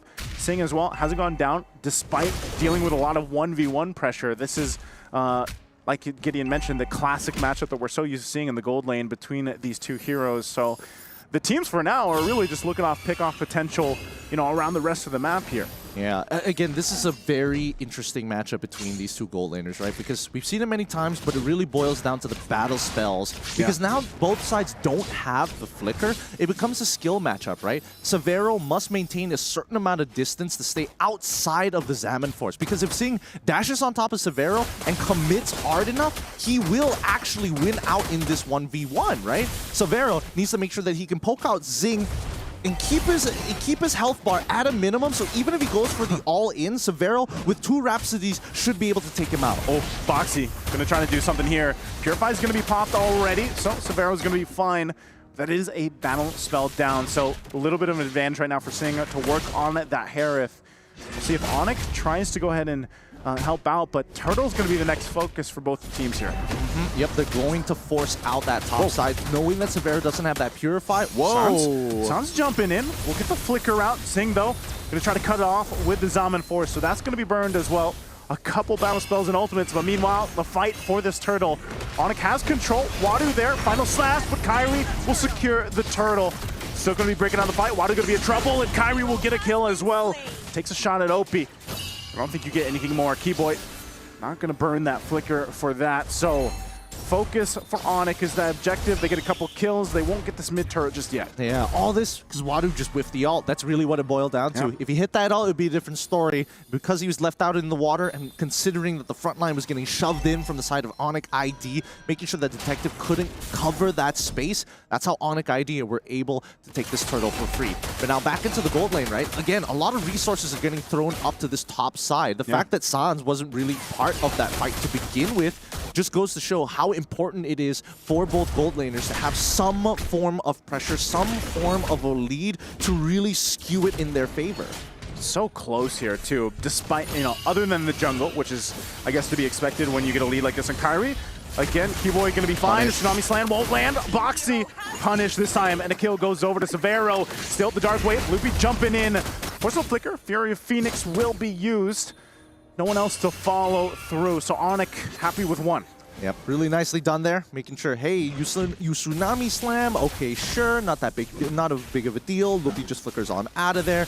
Instantly punished, knowing that Boxy still had his flicker on cooldown. So just really good tracking of the battle spells from Onik ID, right? Both sides will find any little bit of advantage. T1 collapses down on bot side, but now we are starting to see the ball roll. I'm not sure how Kyrie is going to go, but it looks like he's going to go for the BOD. He's real greedy because he's also taking cooldown boots on top of it. And not to mention, Severo already with the Sky Piercer, this is where Zing has to be careful. Is this just because of like a confidence play? Zing, wow, going forward. Severo, he saw Onik, the rest of the members there, so he's just going to clear that out. I'm not sure if they're going to be able to do much more, but that is no Zaman Force now available for this turtle. So Onik might have enough of that information. Boxy's going to go ahead and take a look. I'm not sure if they're just going to rely on a Final Slash for this fight here. It's going to go for a little bit of a reset. Dark Wave We go through. Zing gonna have to join the fight. There's the final slash we were looking for. Fury the Phoenix dropping down. Keyboy, Tsunami slam as well, but Kyrie still gets the turtle. Zing unleashing now, looking for Sans. Meanwhile, Loopy's gonna be in trouble as well. Sans still up, but Zing can't get the last hit that he was looking for, but now it's Kyrie. Before he falls, he'll pick up a kill, and Wadu will survive. I don't think they're able to find Sans, though. Wow, that fight. It didn't look like it started off well, but it worked out at the very end. I would love to see a replay of that fight one more time, because it really boiled down to Wadu jumps into the middle of the fight. Let's see how many people he catches with that final slash, right? He gets in there, the backline gets attacked, and that's where things start to snowball out of control. When both Zing and as well as Wadu are able to get their initial resets, because right now they're still pretty tanky, and there's not enough damage from the side of Onyx Indonesia to commit and spread it out and distribute it amongst a lot of spots. Again, Wadu, I know we didn't get to see the entire play out, but he did a phenomenal job, too, at zoning Kyrie out. So Kyrie wasn't able to actually join some of that crucial moments of that fight. So, and then, you know, survives it all after that with the flicker. So, great decision from CFU. So Onyx, you know, they lose. They had about a 3,000 gold lead that they were working with. It's going to be whittled down pretty much to an even game here, at least economically. But right now, it's still Onyx with a little bit of a pressure lead, the way that they're playing around this, but I guess they've got to respect what CFU can throw at them, especially between Wadu and Boxy. I mean, sure. I mean, the fights are looking good for CFU Gaming, but now, as you can see, the conversion isn't the most deadly, right? It's not like a 5k gold swing. It's only a 3k gold swing so far. And when we look at the items as already built, we're going into the second phases of the game. We're going into the mid game, right? BOD already complete for the side of Kyrie, and it looks like he wants to eventually build up to an endless battle. Lutpi, he's not even going for Thunderbolt at this point of time. He's literally anti-Cuirass. I'm going to be able to tank as much damage as possible. I really need to see the MR come through from him, and honestly, the anti-Cuirass is kind of strange. I would have liked to see him play the Thunderbelt from the get-go. Yeah. Oh, early initiation from Boxy. Fury the Phoenix to follow. They get the beacon out from Sans. Sans, a little bit low here, still half health, but that's a whole lot from both sides utilized for this. Lord is for the taking. They're fighting for control. CFU, there's a final slash on Sans. Sans goes down. CFU, numbers advantage, gonna be jumping into the fight. Wadu's in trouble. Takes a couple hits from Severo, but Loopy has to flicker out as well. Severo has all the room in the world to move. A shot comes out and Loopy upholds them together, but he finally falls. And now Kyrie looking for Detective. Wants to line up the shot, but doesn't have it just yet. Oh, he's trying. Keyboy jumped in, but he's gonna get punished as Zing was waiting around the corner. An even fight for both. Oh my goodness. All right, it's a battle of inches at this point, right? Both frontliners end up dying here. CFU, they do get a bit of a reset. Nobody's going to be able to take the Lord just yet. And the worst part is as these fights are going through, we start to see the micro plays, right? We start to see the efficiencies from Onyx side. Yeah, I'm down 2 kills, but look at Sakeva's Vera and as well as Kyrie's damage. They're through the roof. They're topping the charts right now. And even Lutpi, without any damage items, is still able to provide and contribute. The worst part about this is the fact that Detective is 2 levels down. They don't really want to take this Lord. They really want to fight Onyx because they know they will lose a 50-50. Oh, final slash gonna be used again. Keyboy can be in trouble. Keyboy out of the picture. Still gonna be breaking out. Wadu goes down next. Loopy also half health. Falls to Zing. Now they're gonna be looking at a huge Appraiser's Wrath on Severo. Will force him back, but the Lantern Flare will give a double to Severo. Now, CFU has no choice but to back off of this. Kyrie's still up, but they're gonna fight under the mid lane turret. Sans in trouble, but they'll punish him anyway. And Kyrie now looking for another. They wipe him out. A great fight for Onyx. Down to the wire. Sans able to get that final pickup, allowing Kyrie to come in and run through the rest of them. Even Severo able to stack back up. This is a fully built, fully scaled Yi Shun Shin. Level 15, his ult is on a short cooldown. Let's watch this one more time, right? Because this fight all started with Wadu actually picking off Keyboy and not one of the big damage dealers, which is what we saw the last time, right? We saw Severo dying early in that previous fight, but as this progressed, you notice they can actually kite 4 days. Yeah. There is no means for CFU to really extend their lead without the Arlet. Detective is great at planting his foot down and being an immovable object and slowly take space, but cannot reach further than it. I think even that, when you get a glimpse of them, still pressing on the gas in the mid lane, it's like, you don't convert that kill on Sans, you are going to get severely punished, and that's what we saw there. Even then, Sans able to protect Severo enough to give him that opportunity to survive that whole thing was great teamwork there. So this now leads them to this Lord. It's going to be marching towards that mid lane. You can see the stacks here too for Severo. So good. 560 natural stacks. 46 on the Skypiercer. And now with this Lord, they're hoping to get as many inhibitors as possible. Keep in mind, they have the better sieging composition. CFU, if they want to take space, somebody has to commit. Okay, they'll clear it out. Seal's going to be used. It looks like they want to fight. Boxy's giving them a call. Retro's going to be used from Detective. Boxy jumps in. Tsunami Slam. No one to target. Fury the Phoenix already dropped down. Onyx might choose to counterplay into this. Loopy with a Dark Wave. Final Slash going to bring Loopy. He goes under the turret. A great combination. Onyx down one member. Still going to be looking for the fight. Severo will keep Opie in check. Zing. Very aggressive, but CFU will just find one. Nicely done by Detective. He saw that bar full. He knew that Lupe was going to come out of the out of the taunted state. And immediately, as soon as he made the mistake of pressing his auto attack, Detective hops over the wall to pull him underneath the tower. That's the way CFU Gaming, they understand they've got a shark on their logo for a reason. They are fishing for Onyx ID. It reminds me of what LaFell mentioned about sharks and the noise they make. But, yeah, that's it. That glimpse of CFU, it's really the timing they need. We do see this, the Holy Crystal and the Divine Glaive are there now for Zing, and I feel like, he's pretty aggressive, and you can rely on the Purify here, but maybe that's just the way CFU wants to play it out. I think even as we get up to the next Lord here in about 40 seconds, still it's, they got to be able to withstand that initial kind of onslaught from Onyx. They've been the ones, CFU, from game 1 to now even game 2, despite even being down, to start these fights. I don't know if it would change much for them if they let Onyx be the ones to get the first get-go on it. I don't think they can afford it right now, mainly because Detective is a level down on Kyrie. And we know that with these world-class junglers, that one level difference really is the difference maker. Detective. Oh, no. They're going to force a fight anyway. Final Slash already used under the tier 1 turret in the mid lane. Still going to be looking for more. Detective finally falls. Sing sees multiple low health bars, but Severo just unleashes. Keyboy jumps on in. They're going to be able to take out Zing, but it's a double for Opie. A trade already 3 for 2.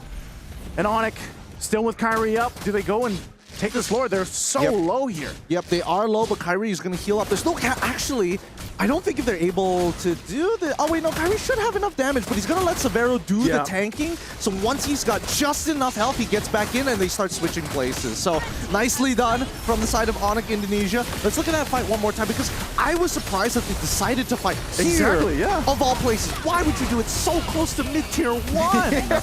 I was thinking the same thing. I was like, if they are going to start a fight, maybe not there. That's not the best place.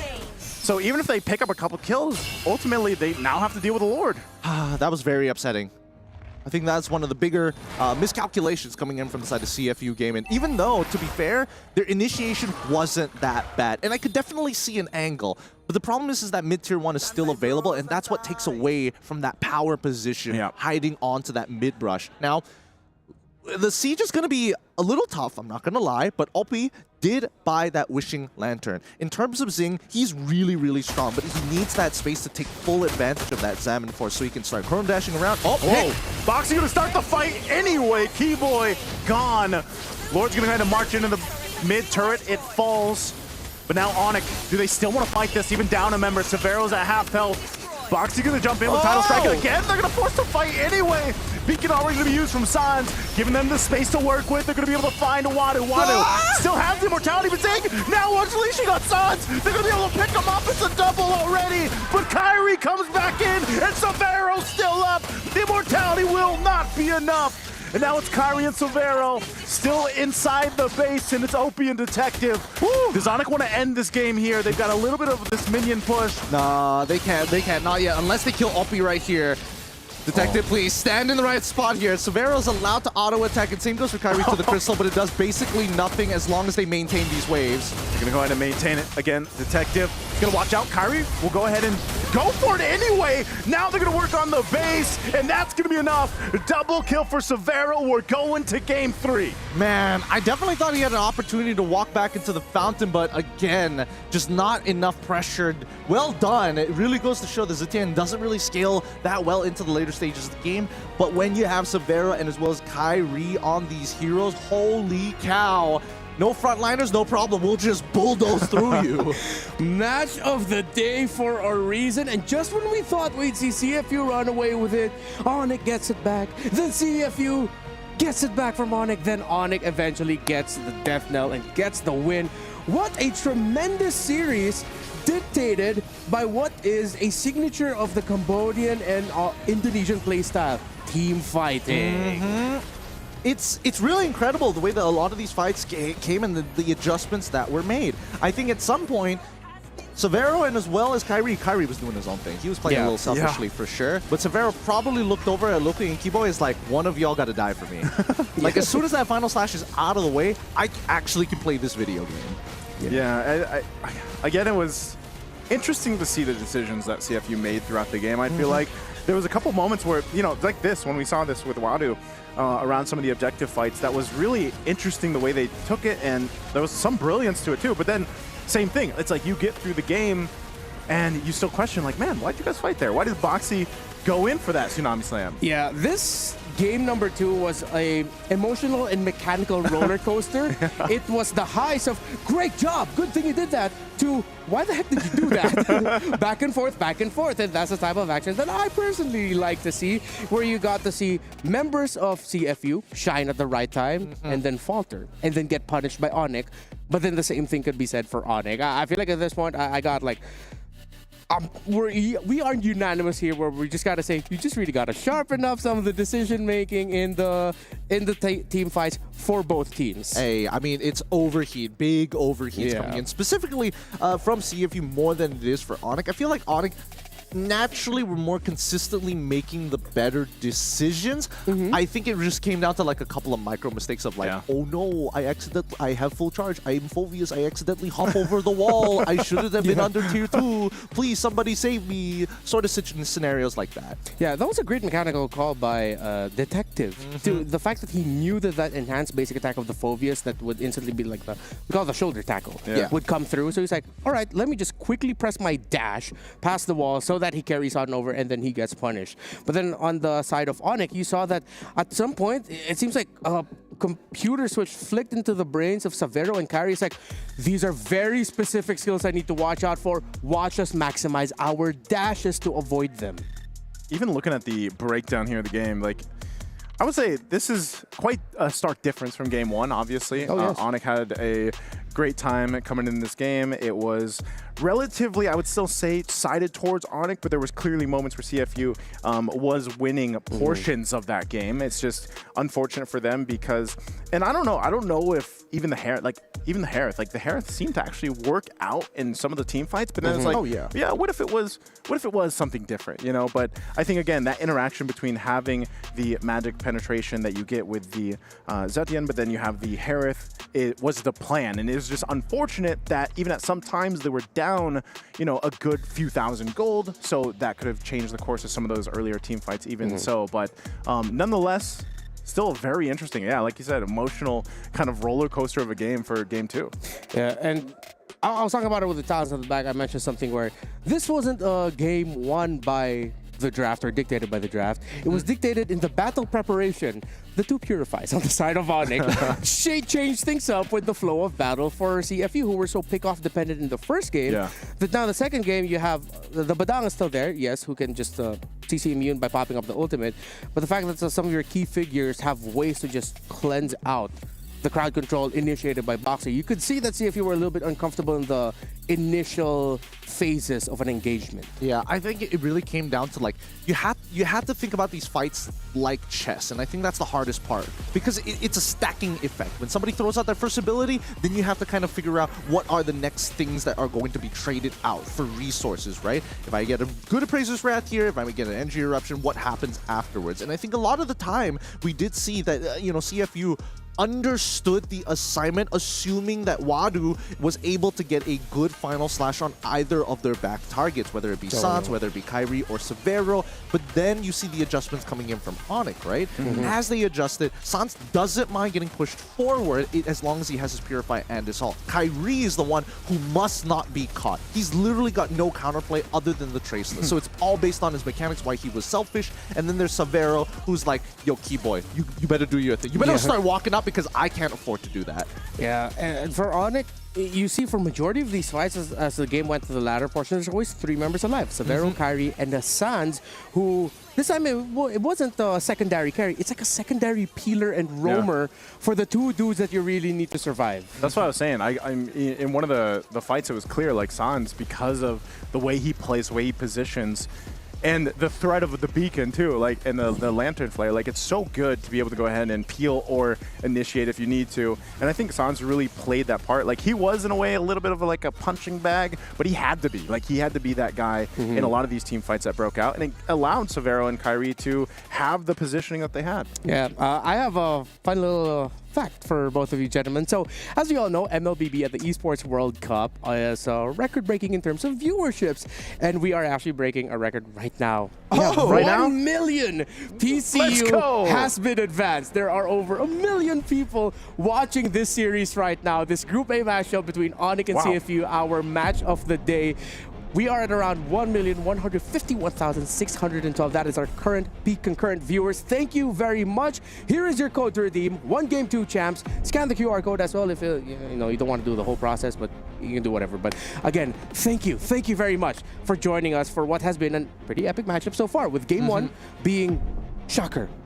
CFU, they're so ready. They just absolutely stomped on it. What's going to happen in the second game? We get the emotional, mechanical roller coaster. And now I am even more excited for Game 3, knowing also that we have 1 million+ viewers watching us. Hey, it's the best kind of games. It's not boring for our 1 million+ viewers out there. It's really interesting to see these teams like slowly make these micro adjustments, and that are very impactful in the game, in very big ways. And I think for all of you out there, to our Cambodian as well as our Indonesian fans, keep supporting. Who's going to win this match? It's 1-1 so far. Do you think that the draft is going to change? Because I feel like the only thing that could spice things up even more is if this case, CFU is the one who ended up dropping game number 2.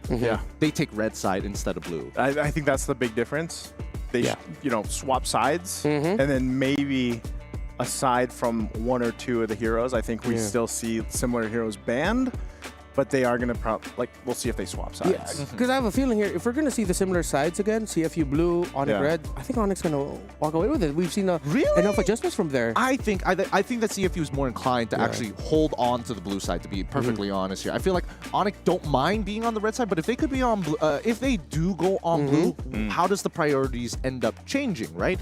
Because does that mean, now Lupti, yes, he gets to play Uranus now. Wow, so much fun. Kalea. You know what? I hope we do get to see a Uranus here this time. I'm starting to miss him. I am starting to miss him. By the way, we also have really awesome support chests available for you as part of our MSC event in the in-game client of Mobile Legends Bang Bang. Only 20 diamonds to purchase the MSC support chest. So if you still do not have the pass and you'd rather not get into that right away, you can use a support chest as a means to do that. At the same time, even draw the Atlas Rune Sentinel skin, the old MSC skin from, I believe, 2022. Yeah, he was it 23? Oh wait, wasn't Farsa was 2022? Yeah, Atlas was the one in Cambodia. Yeah, I remember. 2023. A really awesome animation that we have there. So yeah, go ahead, check that out. And there's also up to 1,000 MSC coins that could be yours as well. So it's not just the esports side, the broadcast side that you're getting a lot of good stuff. In Game 2, there's a lot of treats for everyone who loves MLBB. Game number 3, I like the discussion that we were on about the draft, changing things up. Sorry, remind me here, who gets selection for Game 3? It should be CFU because they were the recent team who lost. Because they're the team that recently lost. So, all right, maybe behind the scenes, we can try to discuss a little bit more, see what could happen for CFU if they do go onto the red side and choose to go that for game number 3. But for now, we have to listen in on Onyx's story and the road to EWC. Halo, nama saya Gilang, role nickname saya Sans, role saya mid lane. Yang pastinya gue senang banget udah bisa berada di MSC 2025. Pasti senang banget lah, soalnya ini kan bisa dibilang turnamen yang sangat bergensi juga. Terus banyak player-player yang lumayan cukup berkualitas juga di sini. Yang aku ingat kemarin juga lumayan cukup sedih yang kita jauh-jauh dari Indonesia terus ke Riyadh cuman buat kita pulang pertama. Jadi nggak mau pulang pertama lagi, kita pengen sampai turnamennya selesai. It's better than the Onyx teams of the past from Indonesia that just dominated. This time they were tested, they struggled, they rose above that, and I think that just makes better teams. Bekerja keras juga untuk menangin turnamen ini, jadi yang pastinya saya pengen juara di season ini lagi. Terus yang pastinya saya kayak kasih yang terbaik di setup match-nya dan ya beri yang terbaik terus. That was Gilang Sands as the focal point there. Of course, we saw the one from CFU earlier where the focal point was the mid laner in OP. And it's good now that, funnily enough, we focus on the mid laners in terms of talking about the road to EWC, talking about the potential draft happenings for this game number 3. Gideon, you mentioned something to me about a mid-lane priority matchup here because Zetian hasn't been doing that great so far this series. Yeah, I mean, I'm not going to take it away from either one of these mid laners. They are good at what they do, but Zetian just doesn't seem to be the right answer in a majority of these cases, right? We've seen that so far in terms of her raw pushing power, especially in the early game, is kind of okay. You would like to use that more to trade against your opponents. Yeah. I think that Farsa might just be opened up in just a little bit. Don't worry, guys. Don't worry, guys. We're not spicing things up. We're just resetting it back down. It's a BO1 right now, and CFU kick things off with a fanny ban naturally. And they're still on the blue side. Still on the blue side. So they still want to go for that. That's fine, I guess. But like you guys mentioned, I think for the most part, Onyx has figured out how to adjust throughout this draft. I mean, we'll see if we still see similar bans from them. They let the R-Lot go earlier, game 1. They ended up banning that out. This time around, like you said, it's still the Fanny and the Lancelot. So I don't know, is priority, like, do we still think that CFU is actually going to priority Boxy here, or do they switch things up? Because there's the Uranus ban. Yeah, I think a slight switch up. Oh, I thought they would somehow consider opening up the option of not banning the Farsa and even going for a surprise Farsa first pick, similar to what we saw earlier in the day for Team Liquid. But no, they're both leaning into what they want to do. So, real quick, CFU, do you still want to go for the Fredrin type, or just change up what you're supporting it with? Like a straight-up Kalia opener again? I don't know. I feel like the Kalia opener is always going to be safe. And that is what they go for. It is, yeah, it's usually what they go for. But at this point, what are they going to pair it up with? Because the last time the big problem was the fact that the adjustment from the side of Onyx was really, really good. They're going to go for Yishin Shin. I'm guessing they're also going to go for the Badang. If it doesn't, if it hasn't broken, why fix it, right? Yeah. And the big issue is the fact that, Onyx doesn't mind giving you priority, but they will tax you heavily as you are walking off. That is the big issue here that I see from CFU's side, because as much as you want Kalia to kind of top you up, unless you have a Kimmy on your side that allows you to be like, I have the early damage to fight back against you, then it's a different case.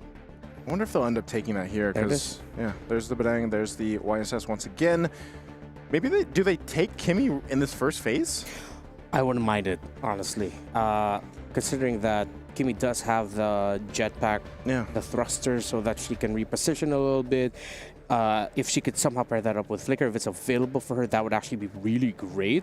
That it might force out some early engagements. You called it again. Yep. Nice. There's the Kimmy. And yeah, they do switch things up in terms of what they pair up with the Fredrin. Also going on with what Gideon mentioned with the mid lane pick for CFU. They get the Kimmy to pair up with the Fredrin together. And that means they can still continue the style that they've been playing without changing things too drastically. Yeah, that's one of the main points I would expect from CFU.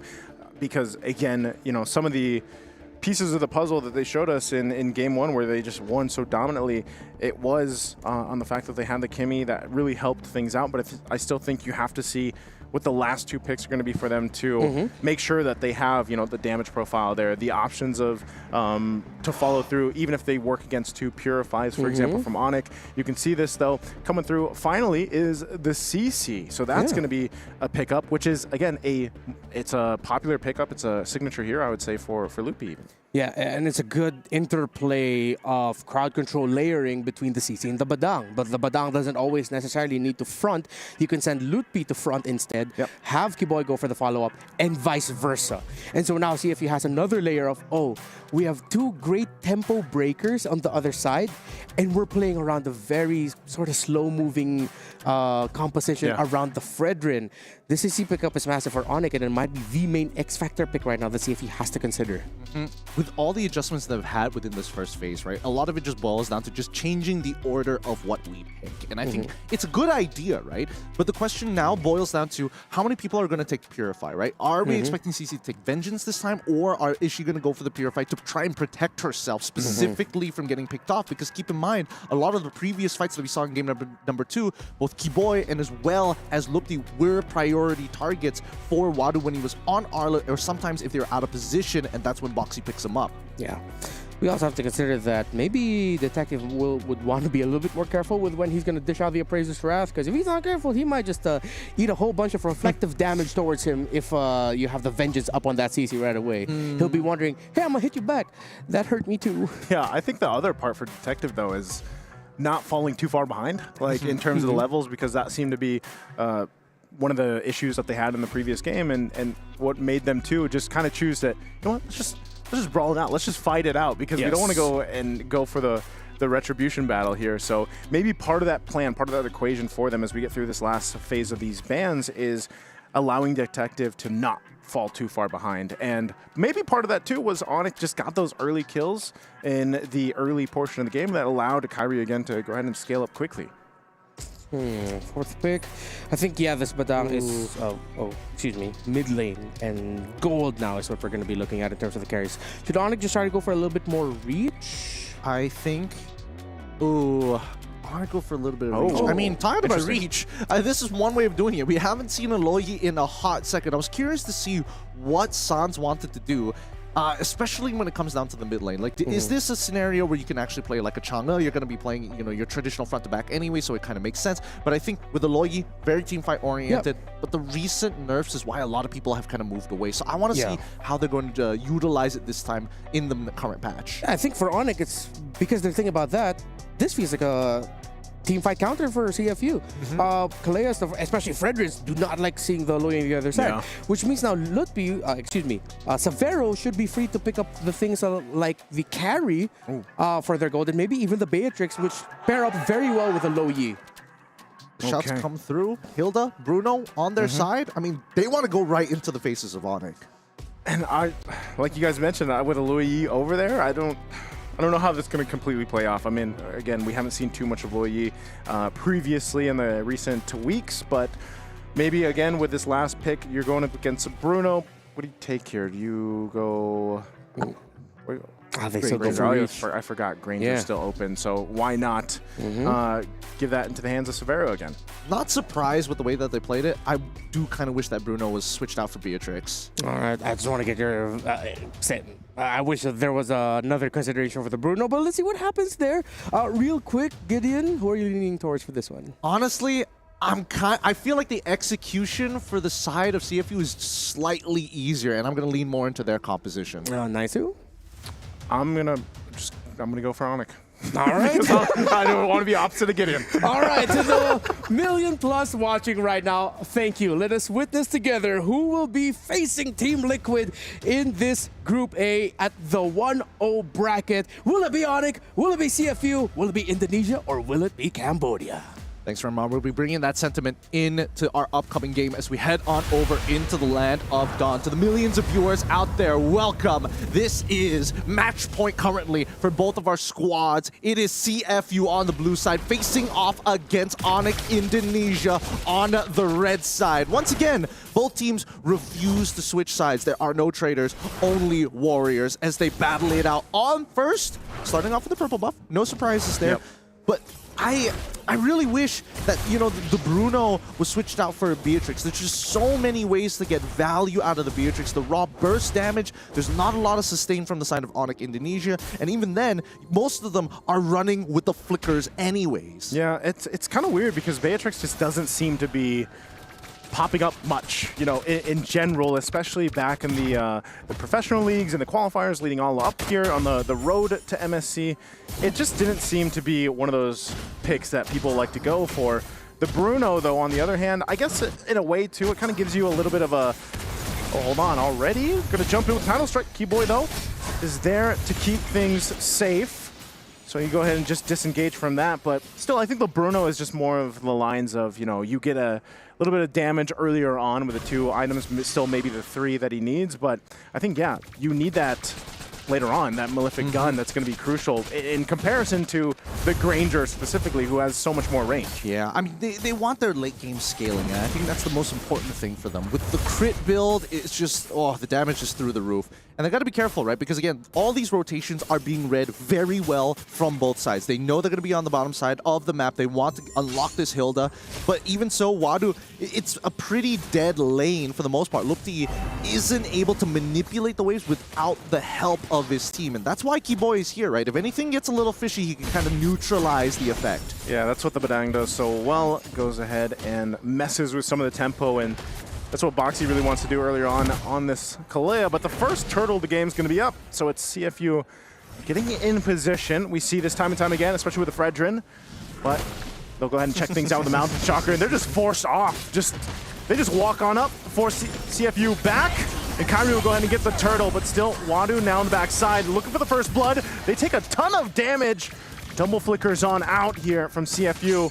Still, Kyrie, one shot won't land it on Opie. Okay, first bloods haven't been achieved, but I don't know if anybody realized that, but Sans did a very interesting move, and I think it messed with the minds of CFU, which is why they gave up so much space. And by the time they realized where Sans actually was, they couldn't take back the territory anymore. Looking at the emblem build so far, everything seems to be up to snuff, nothing too out of the ordinary. We do have common emblems being built up by Zing, not taking marksman emblems and not even taking assassin emblems of his own. He's not looking to try and win the lane. He's trying to not only survive, but make sure that he has enough mana to stay relevant. The Master Assassin's always going to be a good time, especially if we see Severo make a mistake. In terms of everything else, the only thing is Lethal Ignition coming in from Sans. He is not going for Impure Rage. He wants to hurt. Yeah, I guess you want to do that, especially with Aloy Yi, who, you know, dealt with some of the adjustments that she's gone through, but it was well-deserved. You know, Louis Yi and the chip for a while were on the top of some of the decisions, especially when it came to the macro play. But Wadu, not sure if he's going to be able to survive this. Mount Chakra going to be used too. That's a whole lot of damage to go on through as Kyrie will pick up the first blood. Really good punish here. Really good punish from the side of Onyx Indonesia. I mean, Lupti understood that Wadu isn't looking to try and shove out this wave super, super fast. And now that he's got that assist, he's got the lead, and more importantly, he's got the tempo, he can now start influencing the side lanes and rotating off first. Now notice, we do see that Boxy is coming down to try and push him out of the way, allowing Wadu to walk back into the lane safely, but Zing going for the fight. No! He hit the minion! He flickered into the bush, but he hit the minion! Oh, that feels hurts. bad. Oh, that hurts so much. And Severo, the best part, Severo didn't have any energy at all. He didn't have any energy to Rhapsody. He didn't have any energy to throw out another Death Sonata. He just was auto-attacking until the very end. All right, now, second turtle of the game, and you go up. Onyx getting pushed out of this one. Tsunami Slam to bring him into the turtle pit. They're going to go for the fight. Vengeance are going to pop too, but Sans will be able to pick up Wadu. A double for Sans already, forcing him off. And Kyrie gets the turtle on top of it all. So Onyx will come out swinging for that objective. And now the snowball starts to begin. The smaller mistakes coming in from CFU game and getting punished hard by Onyx Indonesia as they crack open the most valuable structure in the game, mid-tier 1. And with that, we're starting to see what CFU did to Onyx ID in game number 2, but on the opposite side, Onyx has the timings, they've got the tempo, and Lupti is in a phenomenal position right now. He's flowing right now, man. I mean, a lot of the, you said this because that's typical too. When the CC gets a lead, even if it's a, let's say you're getting assists, but you have that lane advantage, even built up. I think War Axe was the first item that Lupi went with. You kind of give yourself that positioning, especially around the objectives. I can just jump on in, use my current call, my vengeance, do what I need to do, and then the team will go ahead and clean up after that. And so Lupi's in a really good position to go ahead and provide that for the team.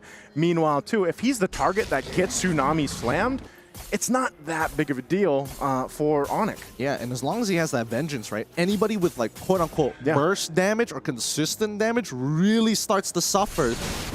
Oh, Boxy gonna go in once again. Purify's gonna be used though.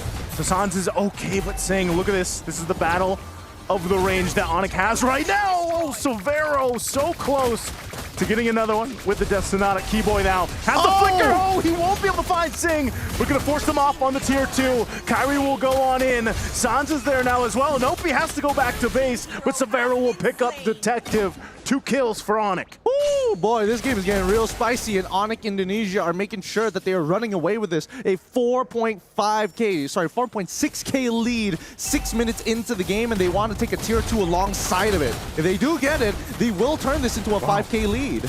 Oh, Loopy wants that kill on Zing, but he pops the Vengeance. Won't be enough, though. And they go ahead and get on out with the diversion. The turret, tier 2, still going to be able to stand, though, with about a little bit of health left. But this next turtle is Onyx for the taking. That's going to be 3 for 3.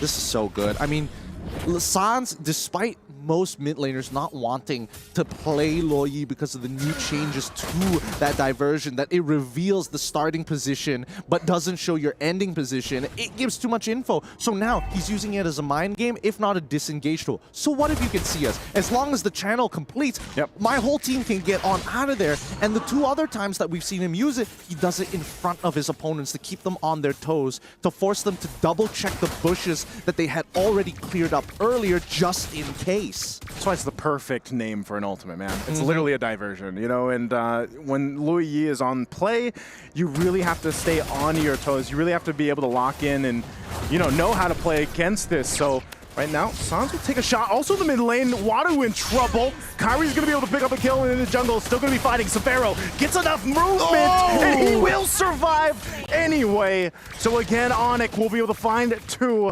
against CFU. And that is an econ diff.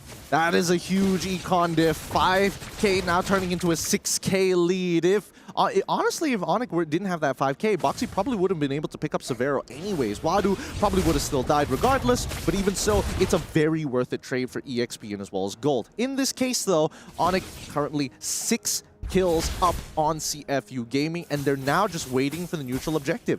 They're walking into enemy territory to deny as much econ as possible while still making sure that Kyrie has a very efficient path. 3-level lead, might I add, against Detective. It's the same thing that I was saying, you know, that we mentioned from the previous game. Oh. And even with that, diversion, they're going to go in for it. They be able to find 2. Boxy's gone, and Wadu to follow. Onyx comes through with the diversion, and Zing has nowhere to go. He's gonna just get run down. He's running for the turret. Maybe I can get a little extra gold before I go down as he falls as well. Onyx in control, and they'll take the Lord. Yep, and even Kyrie committing his retribution, knowing that once he dies, then he has nothing to worry about. There's no way that Detective is going to walk up and try and steal this from me. Not with my entire team covering the entire map, making sure that this filter net doesn't allow CFU Gaming to take space.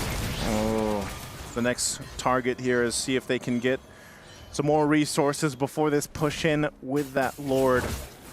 Right now, they're staring down for CFU an 8,000 gold deficit to work against, and even with Keyboy's got the flicker available. If they want to force a fight in the base, they will. Boxy taking a couple too many shots. A Loopy will go in to clean up after the Death Sonatas all land from Silvero. But now looking for more, still with a numbers advantage. Onyx ready to possibly push into this base fully here as Kyrie walks in with the Lord. Yep, Onyx ID are clearly, they are in the driver's seat. They have momentum on their side. No way. Oh, whoa, whoa, Keyboy jumps on into the base. He gets taken out, but they're gonna force the fight anyway. Lord's still gonna be up, and Zing is gone. Severo's unleashed. Still trying to hold on. Tsunami Slam to be able to find Loopy. Loopy will fall.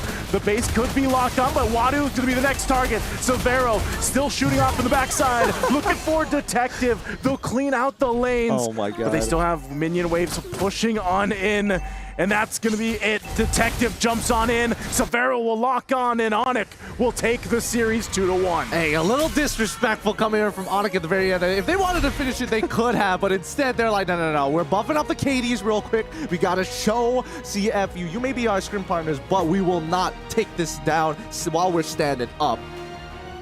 What was a dream start for for CFU in this series turned into a nightmare as Onyx slowly readjusted, recalibrated from the drafts to the execution to showing CFU, we have you read. Yes, don't fix what's not broken, but you have to change what's already been read by your opponent. I think it's all about tempo, right? There's such a big tempo difference between the two. I mean, Zing, this could have been his key moment right here. Zavero literally had nothing left. He had no energy. He got 3 auto attacks because of the fact that, oh, I hit a minion, I flickered into the bush, I still can't see you. And by the time I slide tackle in, it's too late.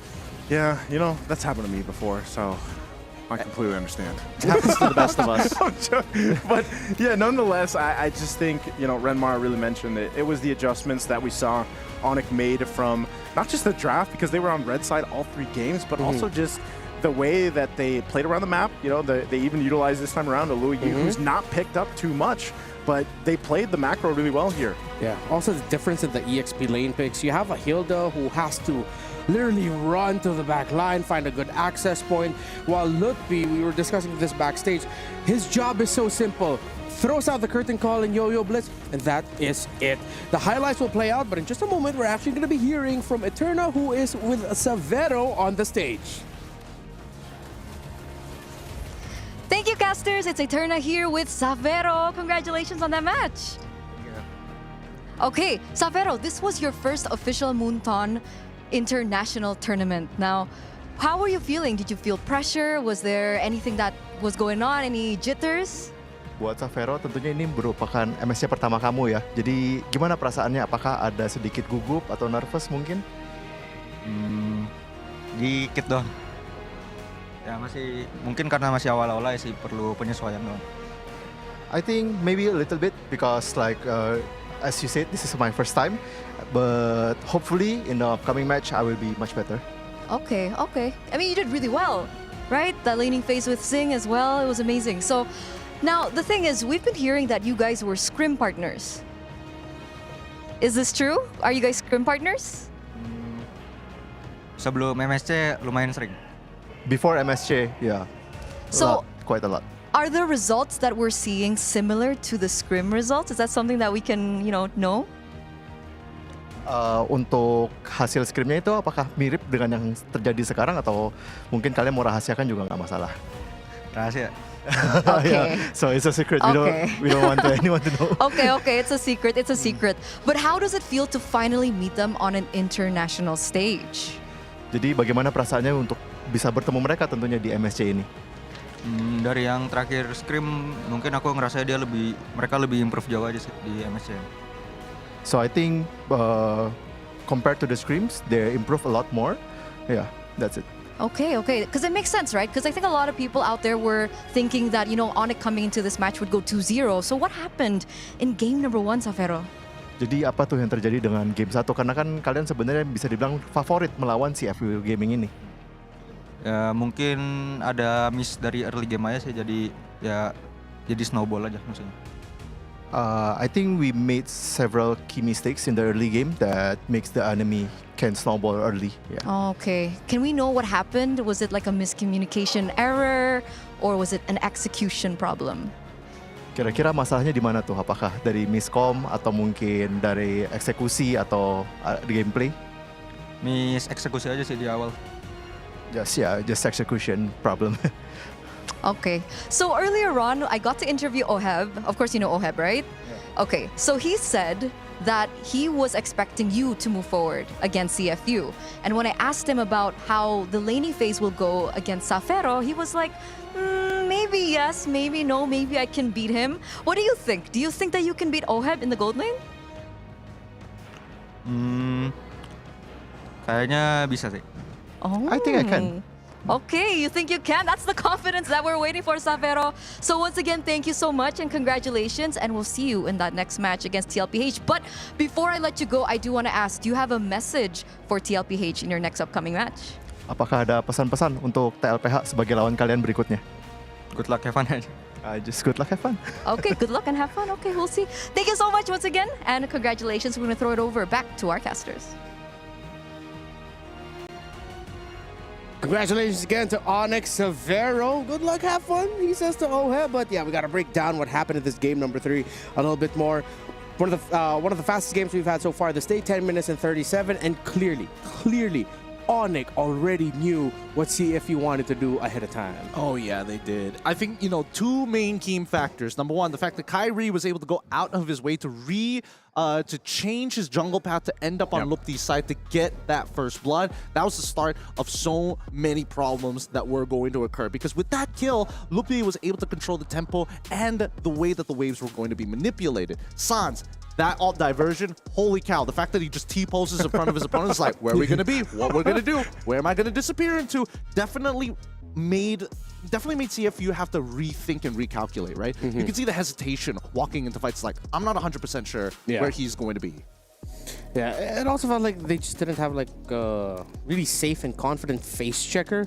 Hilda can only run away so much and deal damage. There's not a lot of what they can do, so you can see the hesitation, really. And Severo, being the rich guy, he was farmed up because, again, when your center of the map is going really well, Naisu, then your gold laner is one of the happiest people in the world. I like to call it the gold lane experience, But Severo, for the most part, like, I love watching him because he seems so smooth. Like, his positioning, his decision making, his placements seem to be really smooth and just on point. And so I can't wait to see that matchup between him and Oheb eventually, because that's going to be one to definitely keep track of. But nonetheless, like you mentioned, I think just the calculations and the adjustments that we saw Onyx make, especially for Kyrie for that example. I mean, this was a 10.5-minute game, 10:37 to be exact. And even game 2 for them, it might have taken a little bit longer, but Onyx did an amazing job at just making those micro adjustments after a devastating game 1 loss. Again, CFU, I did not expect that game 1, like how dominating that was against Onyx. So we'll see if they continue to do that on their adjustments. Yeah, so far it seems like the trend for this day has been the teams that are expected by the majority of our community to win the match is tested somewhat in the earlier portions of the game and or series, whether it's the first 5 minutes. But really you see the difference in what separates a lot of what we consider to be the top tier, S tier, championship favorite teams to the rest of the world, where in their understanding of what to do from 6 to 8 minutes, what they do around the second turtle or third turtle, that's what separates the boys from the men. I mean, let's not forget about some of the conversions as well, right? It really depends on the level of experience that we're seeing from a lot of these players, like how long they've been in the professional scene, especially once you are playing at the internationals. There's just a different level of standard. And on top of the fact that the polish is so evident on teams who have come here extremely prepared. Yeah, I think we continue to see that though, and the preparations that all these teams have, because we do not, and I know we'll dig into that later on too with some of the teams, but they spent a lot of times preparing, and I feel like we continue to see that. It's been a tremendous day so far for the very first day of group stages here at MSC at the Esports World Cup. Again, my name is Redmar. The 3 of us are going to be heading out with Gideon, Naisu, Height, Despair 3, bouncing out. It's going to be LaFell, Mirko, and Brigida coming in, so we'll see you in a bit. I can't take no loss. I don't even know what it costs. Hit the ground, then it go off. Yeah, hit the ground, then it go off. Yeah, I can't take no loss. I don't even know what it costs. Yeah, I hit the ground, then it go off. Yeah, and they feel it's my time, think it's my.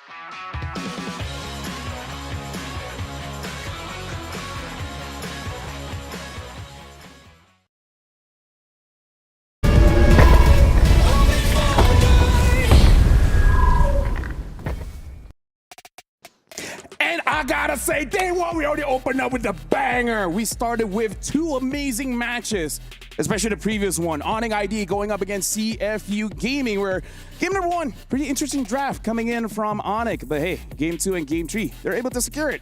And talk about that, we got 1.15 million viewers watching that match. Welcome to Gang Can Gather MSC here at the Esports World Cup. My name is Afel. Alongside me is Mirko as well as Brigitte. That was an amazing match too. I got so hyped after what happened. Hyped in a way that we're seeing much closer fights than we expected in the first two series of the day. So what more are we expecting, especially in the latter portions? And we have two more series upcoming for the rest of the day. Yeah, I mean, there's a reason that match that we just saw earlier, Onyx versus CFU, was considered a match of the day, right? Yeah. It was banger all the way from the start of the game, from the start of the series, all the way to the end. Roller coaster of emotions, but Onyx got the job done. Hey, but hey, that's what you predicted. Oh, right? yeah. You said it was going to be a 2-1. Now, here's the thing, Mirko, something that you and Brigitte got to know. You got to be careful what you wish for. Speaking of which, we got a video talking about just that.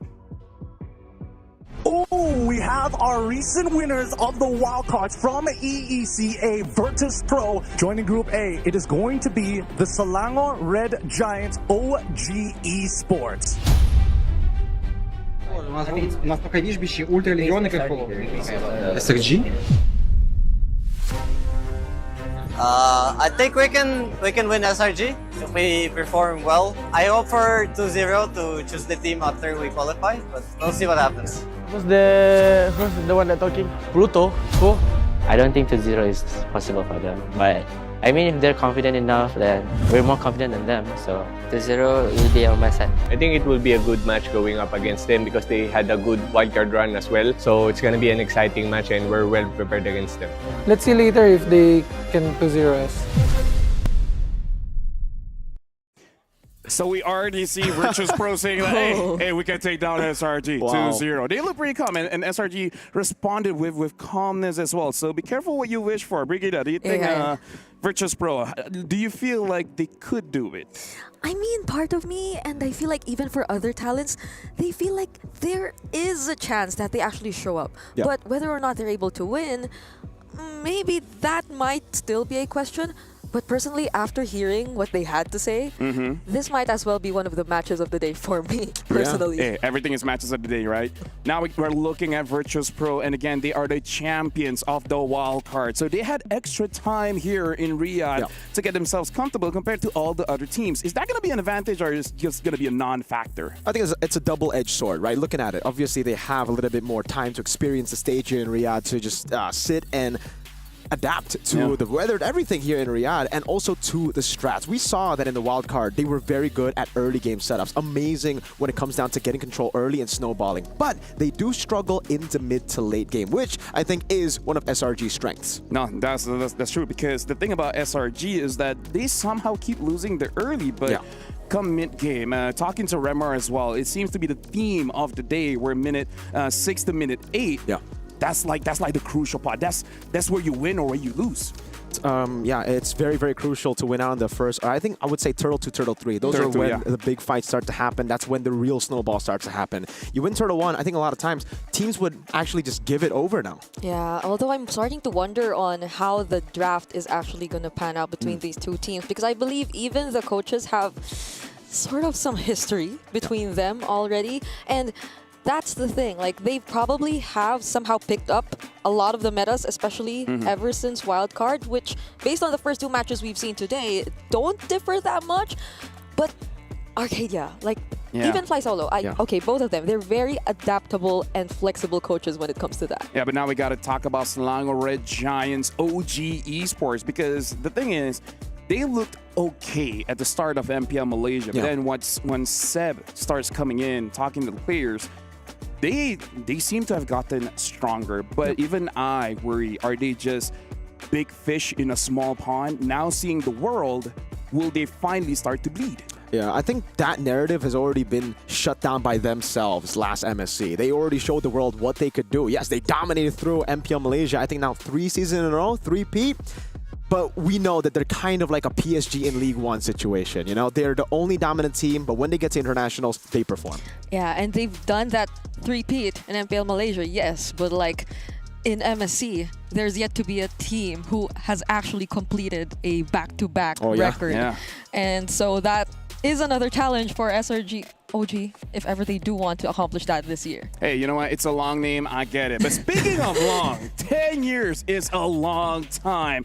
And this is where we'd like to say thank you to you guys because Moonton got nominated for 3 different things. Publisher of the Decade, Game of the Decade, as well as M5 Live Event of the Decade. Make sure you guys go over to esportsawards.com/vote and vote for us because I got to say, 10 years you guys have been supporting us. That's amazing. No wonder second match you already had over 1 million PCU viewers. Yeah, we're going to break that, I think, as we get on with the days. That was only match 2 of day 1. So very interested to see exactly how it plays out. Maybe one of the Virtus Pro wildcard matches, wildcard team matches can get all the way there. We've been seeing a lot of fans coming over from EECA. If they got 2-0, that's... I don't want that, but that'll be insane. I don't know why, but it feels like it's been such a long time since we saw these teams, or I feel like I missed watching these teams, probably because, again, we followed a different flow compared to last year's MSC. Like, MWI came in first before wildcard, so it's been a long break for Virtus Pro, but a much longer one for the teams preparing for the group stage. I mean, here's the thing. There's a big patch. It's not one of those patches where you just change 1 or 2 heroes because everything changed, even the timing for the buffs. And even though it's just a few seconds, but we know a few seconds could mean the world to the players. So SRG OG, they look strong, but they were strong in the previous patch. We do have to see how do they adjust. But Virtus Pro look more confident than I feel like all of us really thought they would be. So maybe behind the scenes, maybe they had training with SRG OG that made them feel like, they're not that big of a deal. Yeah, for sure. I think Virtus Pro, again, they've had a lot of time to prepare to adapt to this new meta. They've actually played a whole tournament, mini tournament before this. And yeah, I guess we can talk a little bit more about that wild card because they were the dominant force, but I'm not too sure about what the level is there. If I'm being totally realistic here, I think it was quite far below the other teams here in the main stage. Yeah, although I'd say the boot camp they had in the Philippines really did help, which leads me to another point, I guess, because the way Andoryu's playing in Virtus Pro now looks very comfortable, and some might even argue feels like a different or better version than when he was in Omega. So let's see how it pans for this one. I mean, Brigitte, if I know our fans, they all like to argue. So now we're going into the pick and bans here. SRG OG will be first pick, Virtus Pro will be the second one. Interesting here, banning out the Fovea. So it does show that maybe they just want a team fight comp that just goes all over the place. Yeah, this actually... it is a great setup for a lot of different picks here. The 1-1 obviously comes up to mind. I think another one would be an Arlet that we've been seeing a whole lot of plays from. Man, Sanford in match 1 on the TLPH versus Ultra Legends match. But they actually ban out the 1-1. So this leads me to believe that it's more of an Arlet setup. Yeah, or maybe even like... I'm liking how we're starting to see the Farce again for the past 2 series, which is still available if ever they do want to opt for that. But like... last MSC, I think when we talk about Stormy, I think the picks that come to mind are more of the like Valentinas and all that. But we'll see because I don't think we saw that just yet for today. Might bring in a Nana. All right. We did see that in the grand finals. It's a Stormy special. All right, because here's the thing. How'd that work, by the way? Okay, knowing Stormy, he's my boy, right? He's my boy. One of 2 boys. I can have plenty, right? But here's the thing. Like, he's practiced time for all the heroes. He doesn't need all that much time, so it does expand his hero pool. And it just asks like, hey, what you want? Now, SRG OG, let's talk about this because I feel like the bans does show the draft. Betting out the Foveas, meaning you want a lot of dashes. Betting out the 1-1, maybe you just have a very heavy front line that you don't want to get punished. But betting out the Arlet, because we thought that was the setup. And I'm looking at VP. I kind of feel like VP is just meta banning, betting out. I kind of feel like Fanny doesn't have to be banned, but, that's either here or there. And betting out the Uranus. What is the setup? What is going to be the first pick? Is it going to be the Farsight? Is it going to be the Kimi? What's going on here? I mean, the Baxter's still there too, right? Oh, yeah. It's a good shout. I think right now for SRG, the plan is to take away as many early game Turtle 1 fighting heroes away from VP, knowing that VP are really good for fighting the first few neutral objectives. So take that away, SRG will have a smoother road to scaling to their own win conditions. A lot of picks are open here. Yeah, Baksha, Farsa. Kimmy is also, I think, a pick that should be contested up against VP, who, again, from Pluto, we've only been seeing Kimmy in the entirety of the wild card. Yeah, even the Jushin, which was previously banned too, I think, might be considered later on for both of these teams. But they, never mind, immediately take it instead for first pick. Hey, SRG, OG, they're living in their own world, for better or for worse. So now they're picking up the Jushin, which if we're looking at the draft here, again, they're batting out heroes that can more or less counter the front line. So I'm thinking, I feel like everyone expected Skies to go back to previous MSC, the Lings, the Lancelots, maybe even the Alpha. But so now it's like, what? Is he going to be playing a tank? Is he going to be, Frederick and Akai, that kind of thing? But I don't know about the Akai, especially because they themselves banned the art. I feel like that's the biggest question mark to think, like, what are they aiming for? Yeah, that would be the good combo. What wasn't like Sekai's at least just using the Fredrin in terms of utility heroes? Like recently, it was mostly just the Fredrins or the Suyos. I mean, like, it's good. It's good. Like, I'm saying his Fredrin is good, but, people are like, oh, your hero's it's not Skies. Yeah, it's not Skies. Okay, so it's got the Kacha and a Lancelot. I actually didn't expect that. I thought with the Jusin picked up, they would go for a Baksha, they would go for maybe like a Kimmy here. But I guess they're thinking, all right, Jusin was already picked up. There's no real reason for us to pick up the Kimmy early, knowing that the mid lanes are already there. And actually sets up for double carries in the first phase. It's a CC and Joy pickup for SRG. Whoa. This is very interesting. I haven't seen SRG draft like this in this patch, but this looks like they're drafting the previous patch. Yeah. No, because this is exactly their opener back in MPL, which is like what? Looks like an M6 draft too. A month ago, at least. And even if you pick like the Farsa here, wouldn't you be a little like uncomfortable considering that there's already a Joy in the lineup of SRG, or regardless? I mean, Kimmy. Oh, yeah, that too. Yeah, Kimmy would be a safe choice, and they go for the safe choice there, VP. Again, Pluto, he's only really picked up Kimmy for the most part. If it's not banned out, he will always go for it. Now we're going into the second phase where VP have a good shot at banning out the gold lanes. Now, they have first pick on red, so they can actually contest for the gold lane that's open to leave SRG with less heroes.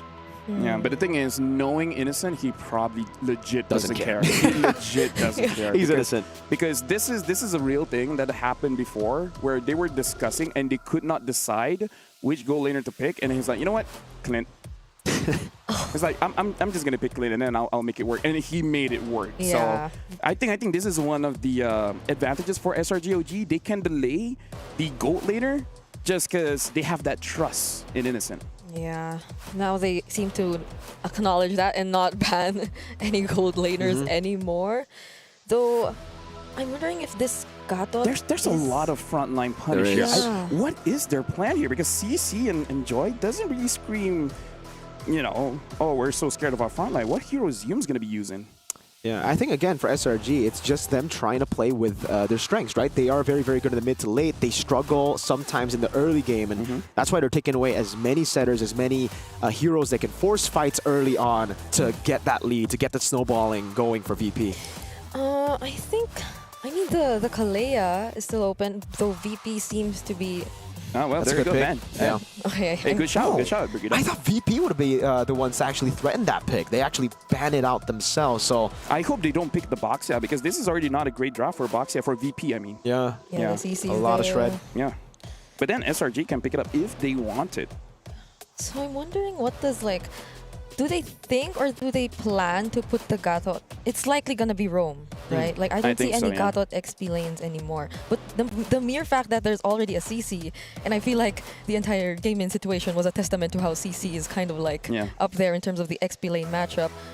So it's gonna be tricky already for VP to think of that. Yeah. So, how do they deal with the frontline pressure that SRG currently has? Who's gonna protect the Kimmy aside from the Gatot Kacha?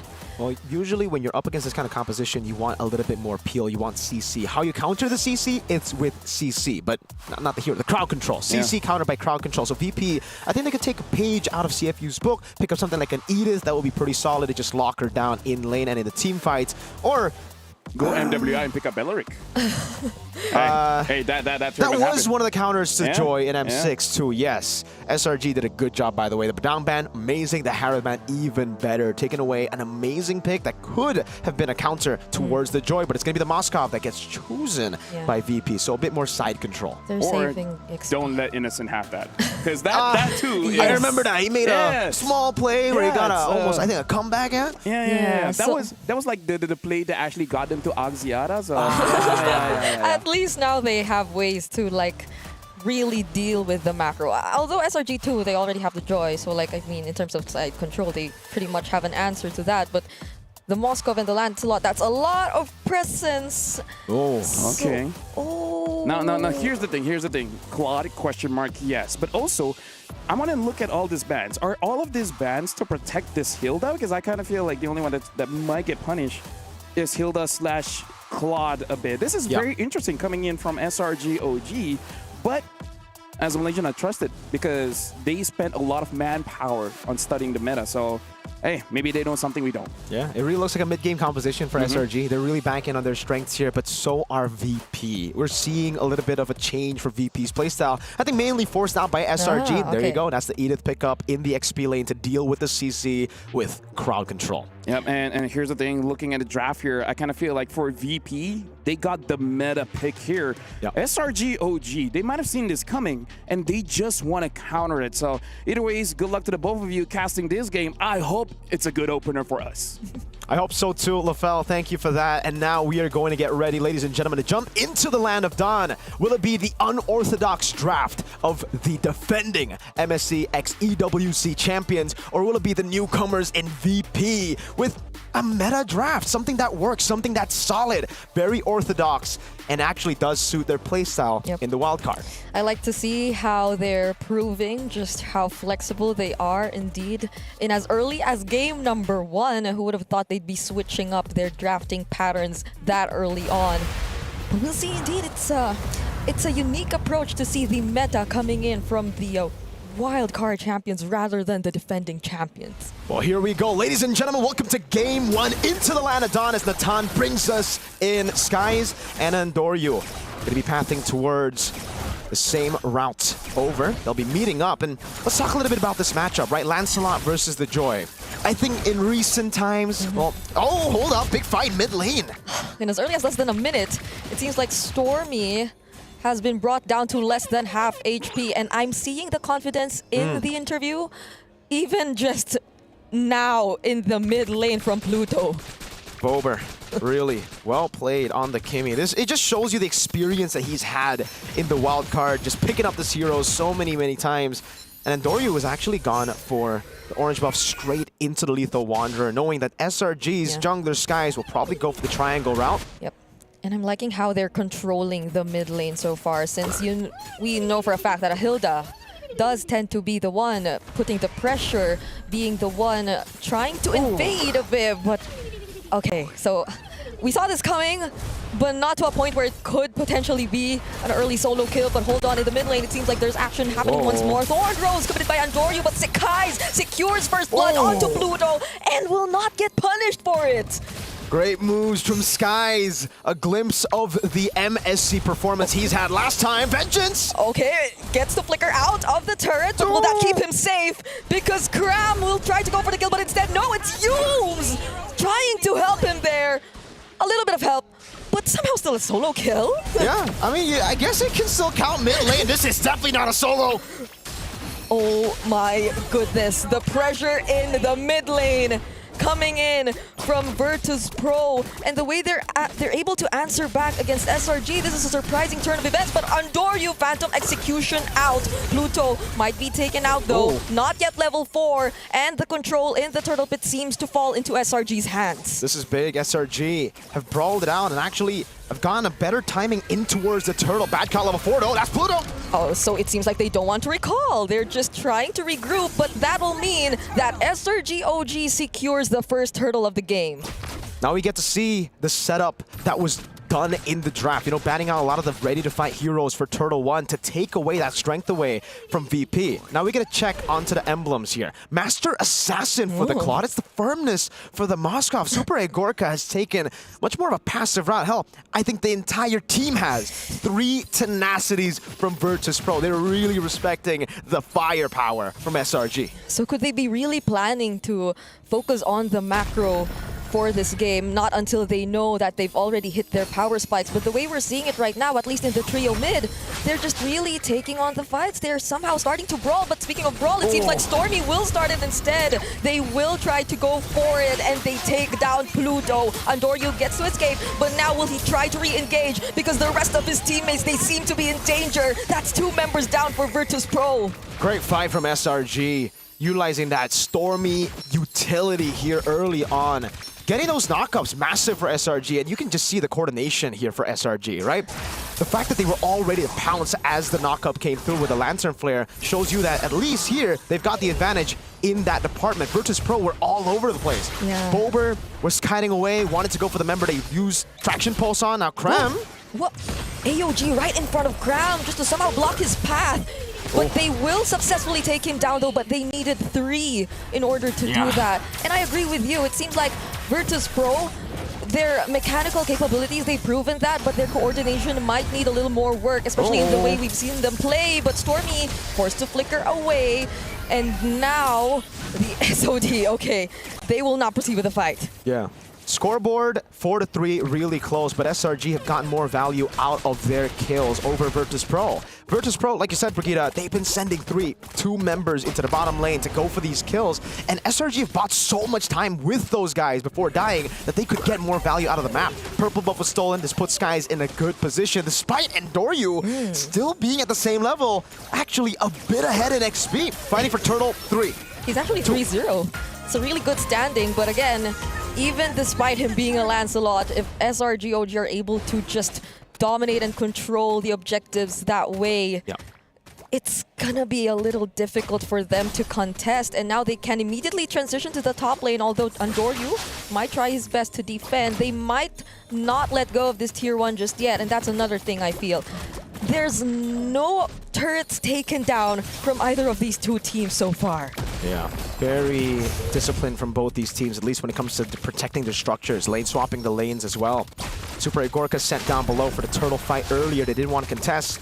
And at least when it comes to the macro, it's great for Virtus Pro, right? They have been on the back foot for the most part of the trades, but they know what to do. Here, bad caught. Oh, bad caught. There's the AOG as well, but will not knock up any single member.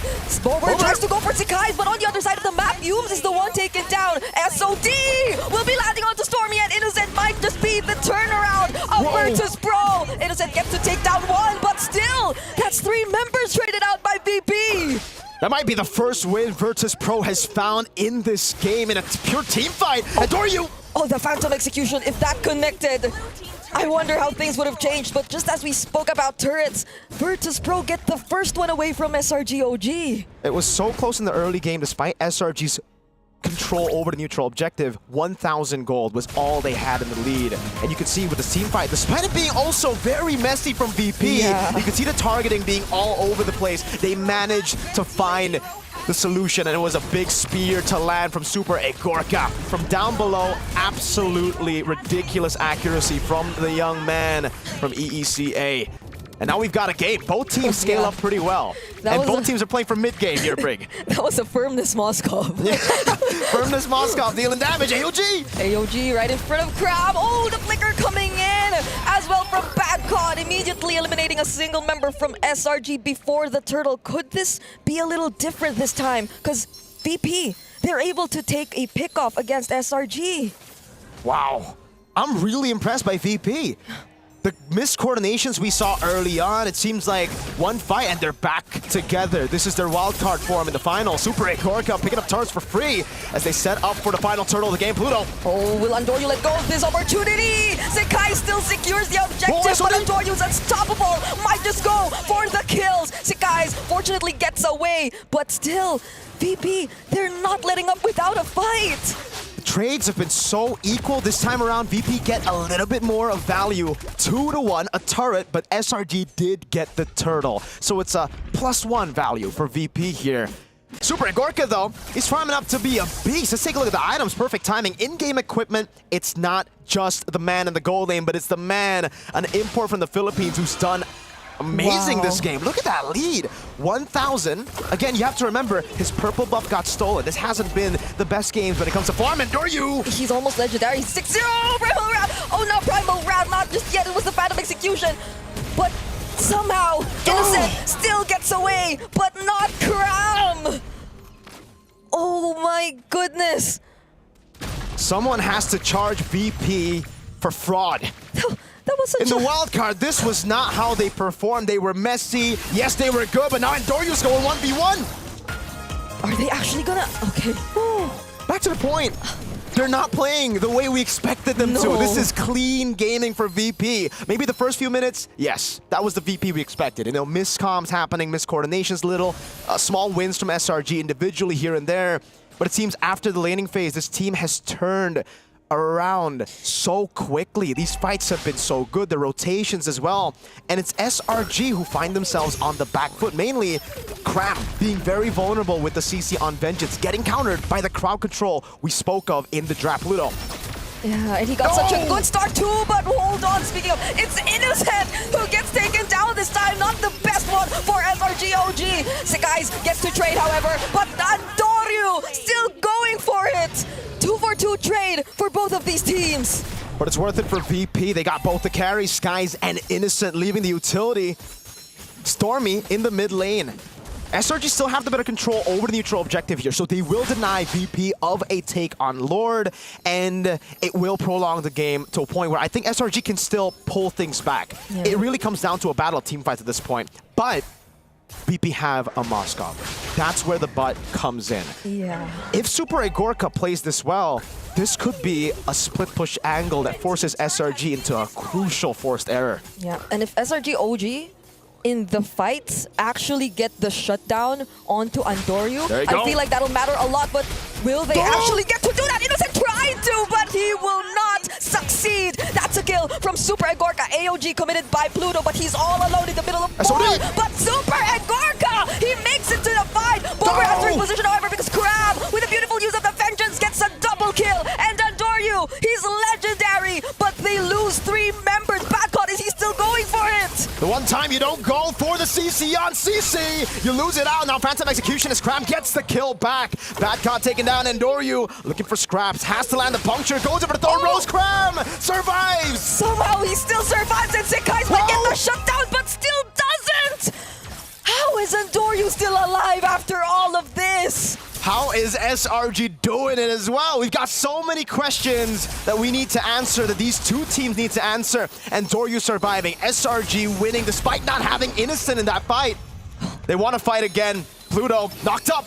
He's starting to hurt. Innocent is starting to hurt. Pluto won't be able to land the AOG, but Andoryu fights Sekais! But he might be taken out here by Innocent, and now it's Super Agorka doing work, trying to look for the trades now that their jungler is down, but it might just be the disengage, it's just the call, because Yums and Cram hunt him down! 3 deaths, but he's still clutched. That Innocent, man, is ridiculous. Bober with the flicker out. Yums looking for the chase now, trying to cut him down, but Badcott's all alone, and it's a dive into him. One last Earth Shatter as Innocent picks up a killing spree and finally sets SRG's win condition in place. Those were like consecutive redemption moments for Cram, because the sudden jump on his KDA, just look at that. If he was struggling to position himself earlier, he got the shutdown on 2 crucial heroes of VP, and then after that just kept putting in the pressure, which led them to getting this objective even. Let's take a look at the fight again, a replay of it. Super Agorka zoned away. Now we see the brilliance of the Hilda pick. Maybe a lot of people, me included, don't like the Hilda pick, right? Because, especially in Rome. But he's done his job. Yoms was able to bait out so many of the resources from Super Agorka, tank so many shots from him that the rest of SRG can come down and beat him up. Cram, the most vulnerable member on the team to crowd control, is still the big prio. There's a fight going on in live cam view. AOG to defend. Let's take a look at it. Oh! Super Agorka finding Sekais. Will VP actually go for this fight knowing that their jungler is down, but they focus on taking down the Lord for now. That at least exposed all their inhibitor turrets, however, and somehow an advantage for SRG. Did Super Agorka get a solo kill? This guy's walk up too aggressively, because he did land the SOD, yes, but when he did, Skies was already super low. So there was probably a fight before that, but speaking of the fight, look at this curtain call latched onto Pluto and Super Agorka.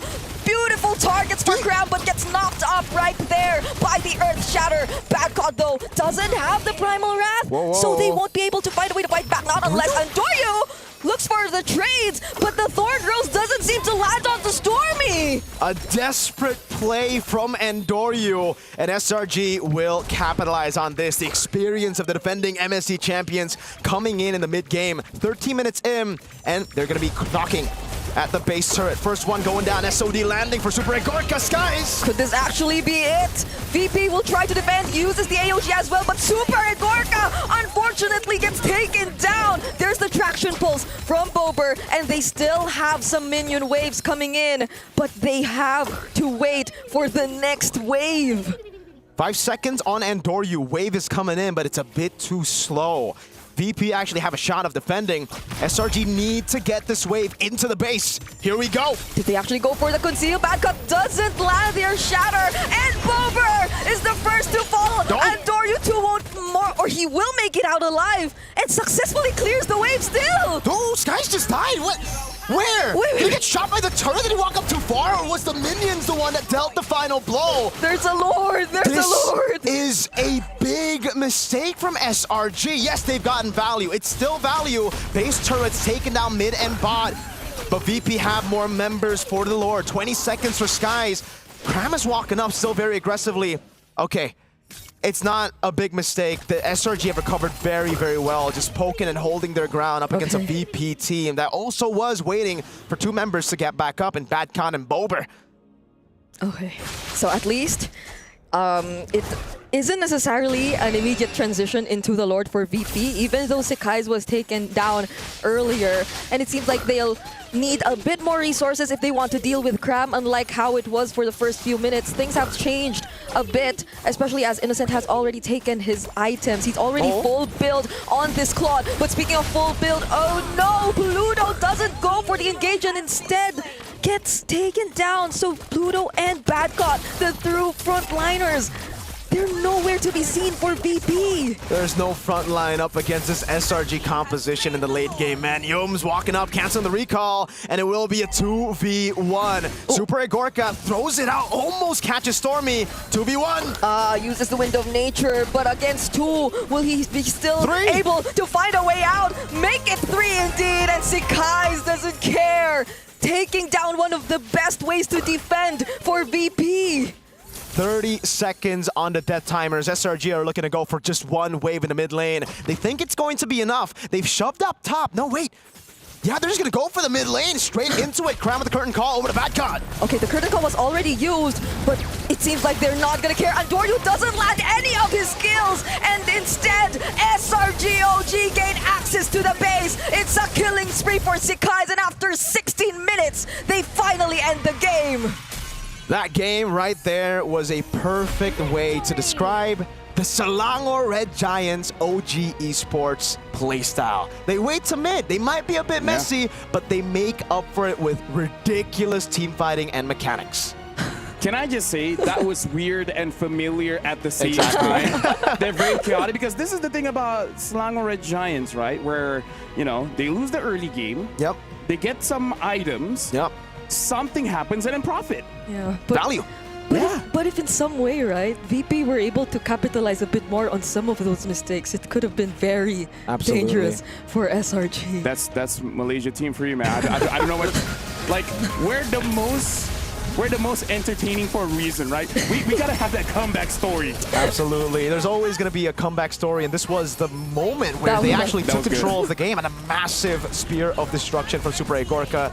Ridiculous accuracy, like we mentioned. Bober getting a stack too. But yeah, VP, I think they went back to, again, this is the problem with the experience gap, right? Yeah. Inexperience really costed them. They didn't know what to do after getting the lead. It was very messy, and I think more so SRG knew what to do better. Yeah, we were pointing out the entire, oh, no one's able to convert just yet, even though the lead's already clearly in VP's hands. And the moment it was SRG who was able to do that first, it just felt like VP started getting lost.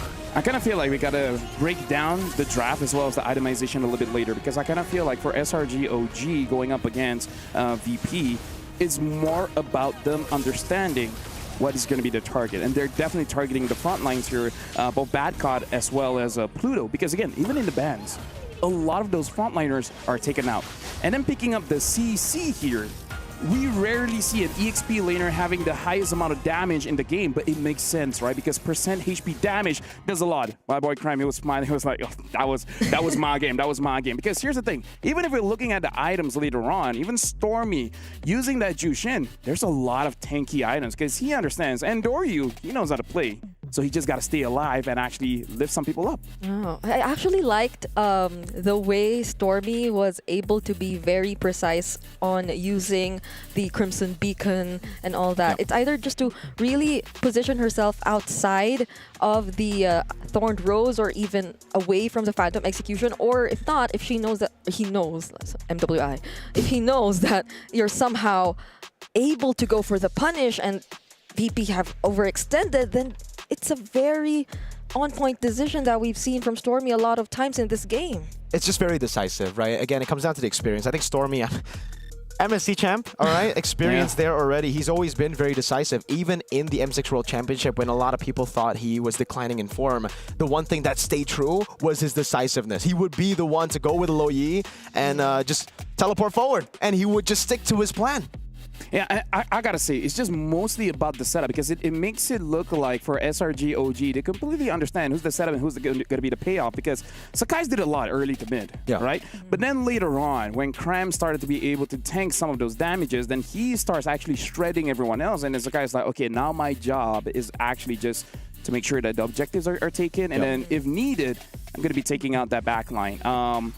That was a very good opening game, like question marks all around because that was very chaotic. But now we're actually going to be checking out a video about the defending champions, SRG. When you rise, everyone wants your throne.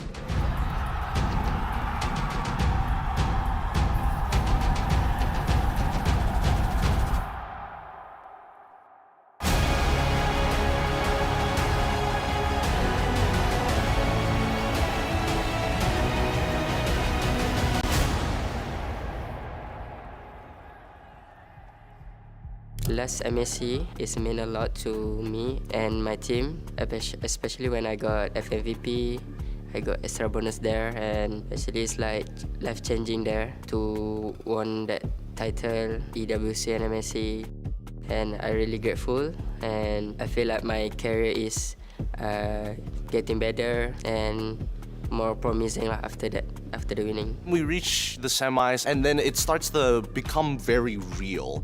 It becomes real that we actually have an opportunity at this. This team is clearly something else, right? I think most Malaysians were very emotional seeing that happen. Now that all eyes are on us, the pressure's on, I really prefer to be that horse or underdog. When you feel that you are champion, you are the boss, I will easily flop because of, get swept away of that title. You feel like arrogant of kind of thing. You feel like you will never lose. So I really prefer to be underdog and like a newbie, yeah. The crown is no burden. It is a reminder of who we are.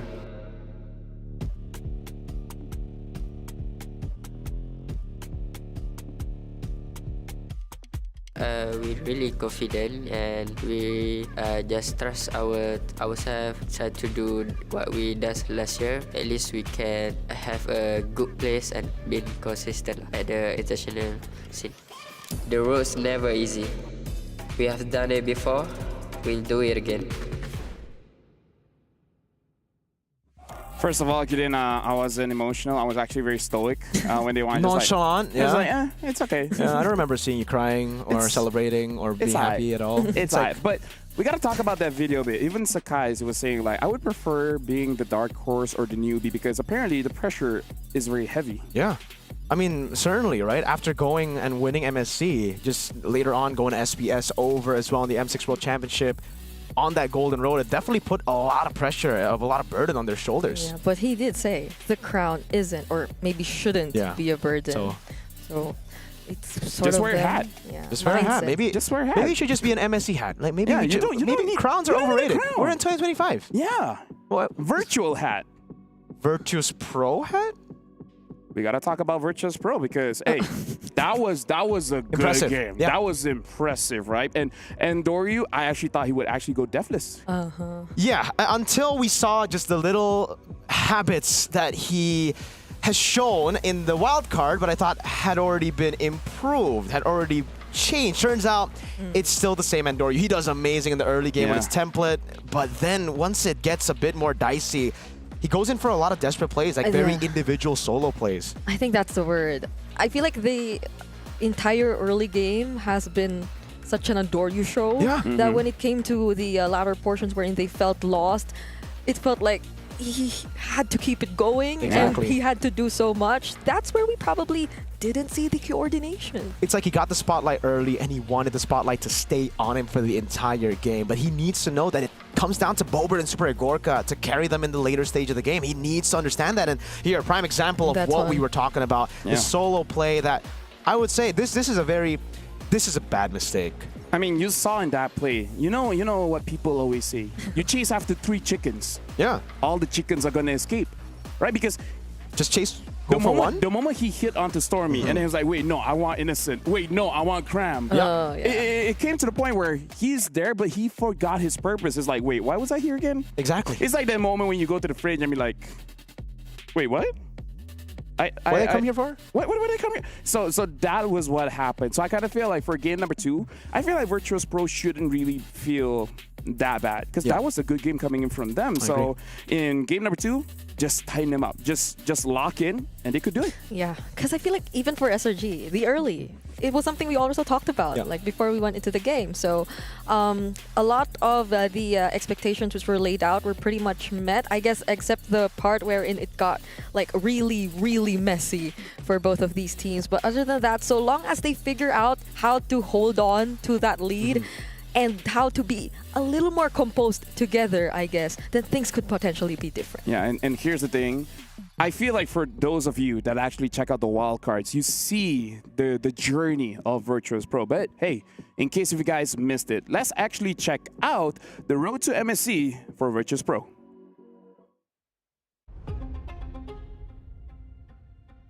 I'm usually very calm during the games in terms of like being nervous. Our main goal is keep making a plan no matter what happens.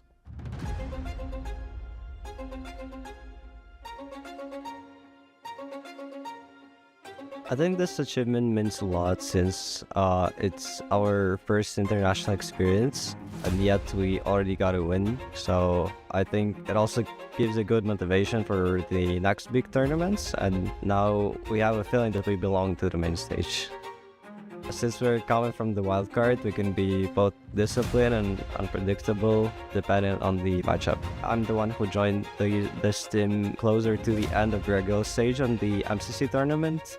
So we only had 3 weeks to play together, and yet we made it to the wild card. I think if we can make it out from the groups, we'll have a big confidence since we have to beat one of the ex-world champions to make it. So I think if we can make it out, we will gain our confidence and we can go higher than top 8, but all or nothing.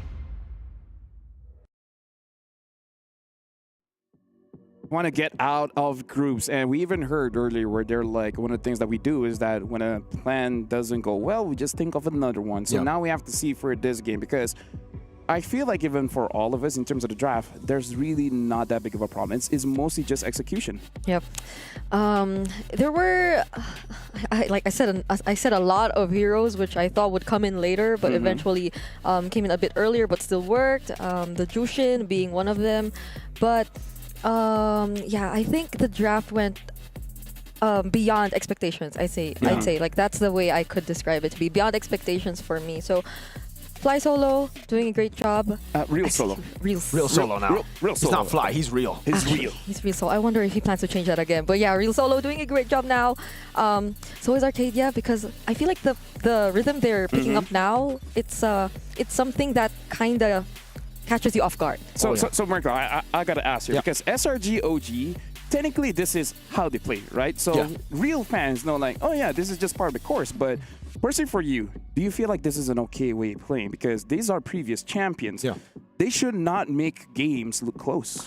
I don't agree with that assessment. I feel like, again, every team should play their own game right now, and I think SRG is a great example of a team that understands what their strengths are and plays into it. I've been a big I've been criticizing a lot of different teams for not playing to their strengths. So seeing a team like SRG who very clearly understands their weaknesses and their strengths and just plays towards their strengths is amazing. That's the reason they were able to become champions. And now we got to talk again about Virtus Pro, because in terms of playing for their strengths, it really does look like Andorio is amazing. Their goal laner is amazing as well. I kind of feel like the moment the Lord shows up, right? The moment the Lord shows up, there's where a lot of chaos happens. Because I feel one of the big reasons is, I would say, the quickness of SRG OG, finding out where they are. Decisive. And then immediately, thank you very much, decisive about what to do. Because the moment Innocent got taken down by Andorio, they're like, wait, 2 people at bot? 2 main damage dealers at bot? Hey, start up the Lord. And I feel like that's the biggest difference here. No hesitation coming in from SRG OG. Maybe I think even when it comes to how we see the matchups, the laning matchups fare, like it feels as if Innocent is more willing to do everything all at once. Yeah. Like laning. Even dying for objectives. Even dying. But Super Agorka, I think even the emblem says it. Safe. He's just playing it safe. Yeah. And safe doesn't get you wins against champions. You have to take those risks. You need to be ballsy, you know. You can say you gotta have that cojones, you know, Lafel. But this could also just be a case of early game MSC or early stage MSC, because a lot of times teams would just be baited into constant fights early on in the tournament. That's what we've been seeing. It's so quick. VP got such a big lead, well, not big lead, such a lead in the early on because of the quickness and snappiness of the games and so many brawls happening that they just continued to do that as we got into the later stage, when I think they should have slowed things down, especially with a Moskov with so much more side control. Yeah, I kind of feel like as well, joining the fight, which is an amazing tagline, by the way, it was good. But there are moments where I'm like, you know what, maybe he should have just stayed in the side lane. And, you know. Anyways, now we're back in the draft here. VP first pick, SRG OG second pick here. Some changes here. VP betting out the Farsa as well as the 1-1, and SRG OG this time betting out the Boxia. So maybe trying to bait out an early Kimmy pick as well. Because, hey, if you're not going to take it, I'm going to take it. Yeah. I'm wondering if VP, though, would still try to stick with playing for the early game like the way they did earlier. Because right now, the Yizun Shin is also still out there, but will they be confident enough to let the game last a bit longer and have to fight against SRG in the late game? Because that's where, again, the experience and the decision-making might matter a lot. Yeah. That's the thing, though. I think we saw a little bit of that in game number 1. I think for VP, it would be better for them to play with their own strengths instead of trying to fight SRG at their own game. So leave the mid to late. You can have a few plan Bs, plan Cs set there, but you want to play for the early game. You want to get it done. And that's why I think we already are seeing the bans on Jusin and 1-1. They want to fight early. This is rock, paper, scissors, right? And it's all about win condition. Either I hit my win condition or you hit your win condition. So honestly, I'm agreeing with both of you here, making sure that if you're strong in the early game, then hey, try to win more. Because hey, I think like don't change the strategy, just win more. Say if you lead by 1,000, try to lead by 3. As the people in the comment section would just say, why are these teams struggling? Just win, Lamau. Yeah, just win, Lamau. Just break the crystal. That's such an accurate way to put it. But okay, it's been a while. Farsa Zetkan not available again. So we'll be seeing different mid laners. I mean, today we saw Lu Yi. I mean, they're still like trying to push for this Kimmy. It's like, hey, do you want a Kimmy or do you want a Yizun Shin? Either or, we're going to have a good trade here. And they take away the combo that VP have been using in the wildcard with the Zetian. They're actually the ones that really enjoy going for Yizun Shin and Zetian. Yeah. Even though, Zetian hasn't really been having the best of days. This has been a pretty horrible day for Zetian. Just day 1. It's just day 1. Legit, just 2 matches going into 3rd. That's why the Kimmy... Uranus got left open. Dude, I love Uranus. Yeah. When it's open, you just pick it. Exactly. Straight into Uranus. Uranus. I'm not so sure if Sakai doesn't seem like that kind of hero for him to put into the jungle, so this is probably Cram. Speaking of which, Cram, he has a different level of what you call it? Uranus? No. Not that one. Screening? Different level of confidence. Yeah, speaking of, will they go for CC again here? I actually VP? hate the CC Uranus matchup. It's like you're nothing against the Uranus. Yeah, you get a few stacks in, and then once he comes back to lane, he's full HP, ready to go. To go Kalea. They want to get some. I think you need burst, and that's a struggle now because what's a mid laner with burst that's open? You know what? Hey, Lunox can work. Yeah, of course. I think just not in the gold lane. I'm sorry, but I was very angry earlier. I will say it now as well. I don't like it. All right, but now SRGOG, they're picking up the Moss call. Again. So it's kind of like no. Yeah, not again, but in different hands. Yeah, different hands, of course. So now, SRGOG, they got two of the main damage dealers that VP had in the previous game. Now, I'm really looking forward to what SRGOG is doing because Yums, as a roamer, back in MSC last year, he was the game changer, right? He was the game changer. He set things up, but now he seems more like a zoner, you know, something like the Hilda and etc. So I just wonder, what's going to be the plan here? Are they going to push people away or are they going to set things up? But actually, you know what? Stormy is pretty good. He can set it up for his team. That's pretty good. Almost like he won last year. He's just like a prodigy or something. I mean, pro Diggy. I think he plays Diggy a whole lot. The CC gets banned, which is interesting in my opinion. We just spoke of this. Yeah. Usually the matchup against Uranus is it's kind of like a non-lane. Uranus just ends up out-sustaining your damage even with the curtain call. But this leads me to believe that SRG are going for even more tanky picks, right? So I believe maybe utility jungle, maybe a possible Gatot Kacha could come through as well. Yes, you don't want to see it on skies, but sometimes you got to do the dirty work to win games, man. It is what is it. So you're saying there's a chance this actually is that much of a flex pick still. Yes. What, Uranus in the jungle? Yeah. Uranus in the jungle, Uranus in the XP. I kind of feel like Uranus can go anywhere. You know Rekt? Rekt? M1 world champion. He played Uranus Revitalize in Rome. Hey. He lost, but he played it. Yeah. I like that mindset. Yeah. He It lost, is what is it? But he made it work. Now, the final ban here, they're batting out the Gatot Kacha as well as the Matilda. Wait. Okay, we're waiting. No. Okay. Go on. You asked us to wait. No, I mean the Badang is still there. That's true. That's true. You're not wrong. What else is there? The Badang is still there. Although, we don't know the mid laners. For VP, yeah. For VP, yeah. It is quite tough right now because, they do go for the nice call. There you go. That's the Badang pick up for SRG. VP need the front line now. They already have two marksmen. They can't go triple marksman now. The Kimmy is already on the other side, so mid lane's gonna have to be. It's very awkward because usually the go-to is kind of like a Valentina, but at this point there's not a lot of ults. Yeah. And Selena, no. Oh wait, Eve. I think there's too much mobility. It depends on how VP decide to play this because they're already kind of like they're very front to back. Because I feel like at least don't lose the lane against Kimmy, you know.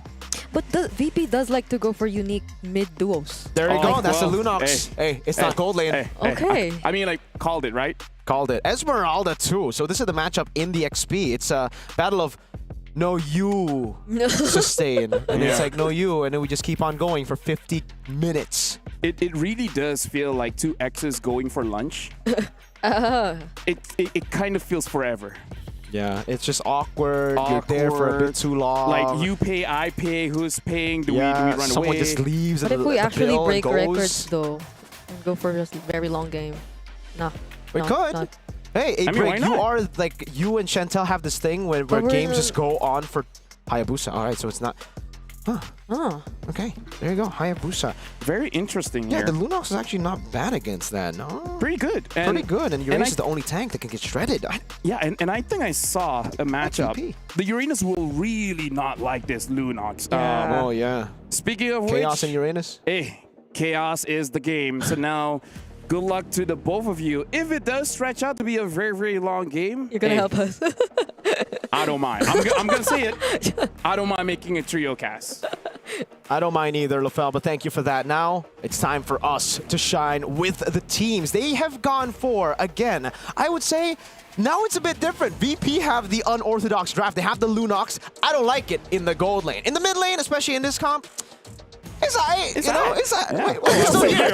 Why are you It's alright. Well, let's get straight into the Land of Dawn to see if it's going to be a clean sweep for the defending MSC x EWC champions, or will it be VP taking it to game 3? Yep, at least we don't feel that iffy about the chemistry between their roamer and mid lane, because sometimes you see the Kaleas and then they pick up a mid laner which doesn't necessarily supplement like the burst damage or what? Wait, what?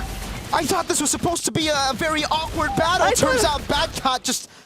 Okay, we'd love to see what actually happened. Did he take... A couple turret hits? Yeah. Because like, there should be no other way, right?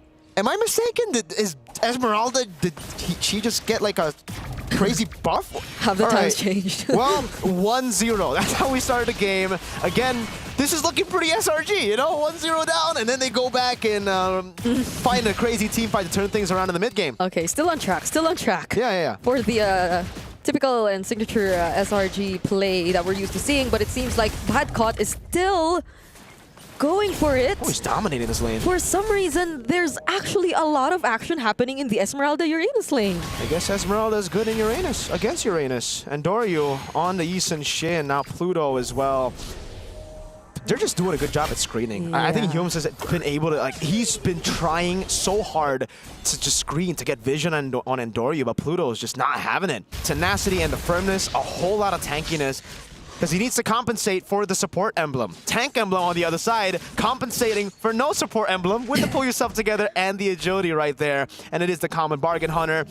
I guess Lethal Ignition is kind of interesting. Badcott ganked. Okay, that's 4 members trying to take him down, but somehow, with the sustain, he still survives, but Cram gets last hit, however, and now Bober, using the Chaos Assault and the Flicker, will try to take down Cram and successfully will. Andoryu forced to dash away because of just how good SRG is trying to control the Turtle Pit, but they get back, and they're still going for it. Andoryu's picking a fight. Yuz might just be taken down, but that's the light ultimate already committed by Bober. It's just such a back and forth between these two teams in that objective. Just like in game 1, but SRG want to keep going. Cram walking up to zone them away. Yums will be able to recall. And SRG, they gotta respect VP, dude. Yeah, they were able to, you know, out team fight them in the previous game. Bober! This is such a nightmare for a Uranus. Bober seems to have his eyes set on taking or making things very difficult for Cram. Doesn't like Uranus. SRG, again, just you gotta respect it, right? VP, especially in the early phases of the game here, they're going to have more of a say when it comes to longer team fights. SRG with the Hayabusa, you need to get the burst down early and go for the execution. If you don't get a big kill with a shadow kill, it's kind of already cooked. You just have to back away, especially when you're up against someone with constant passive crits in the Yisun Shin. Yep, I'm liking how they're really watching out for that Yisun Shindo. Oh, Tsunami Slam onto Yums, and they have enough damage to actually burst him down. And Bober still going for the damage. Takes down Stormy too. Sakai's trying to trade, but that's 3 members. And still, VP actually win that fight. Super Igorka. The nitpick, the criticism was you're a bit too safe in game 1. He says, it's all right. I'll just pick a safer pick. I don't have to take risks. I'll just shoot from the back and get some crazy kills. SRG on the back foot, but this time not in their comfort zone. This is a 2,000 gold lead for VP. And you can see, again, it's not just about the initial fight for SRG. Even in the initial fight, as long as Pluto gets the pick, it's crazy. He's answered the question that Yums proposed to him. Who's Pluto? The guy that just got the Tsunami Slam on you. Oh, man. And Pluto feels so confident in all of those setups because of Bober. Bober, he's just able to provide the right amount of damage and even a little bit more even when the Chaos Assault is over. But Traction Pulse committed onto Bober. Almost half HP. Andoryu though, will he freely secure this turtle even with the presence of SRG? He does! Sakai's actually uses the Retribution there, but he doesn't get it. And Doryu's just farming aura at that point. Skies with the red tree, Skies with the move, Cram trying to open up, and Doryu just says, eat this arrow, turtle, and takes it. Virtus Pro holding the lead again. Yums, Tsunami Slam.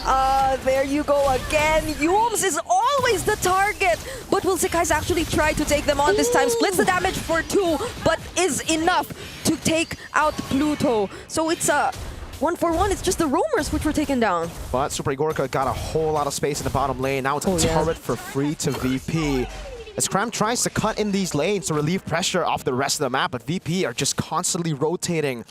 This definitely does seem like the early game we've been seeing a whole lot from VP in the wild card, and Cram's trying to cut, but VP are the ones cutting SRG's Cram's movement, and Doryu, Mountain Shocker. He had to pass under that turret, and that might have been bad for him. Once again in the mid lane as well, there's action as they take Stormy out.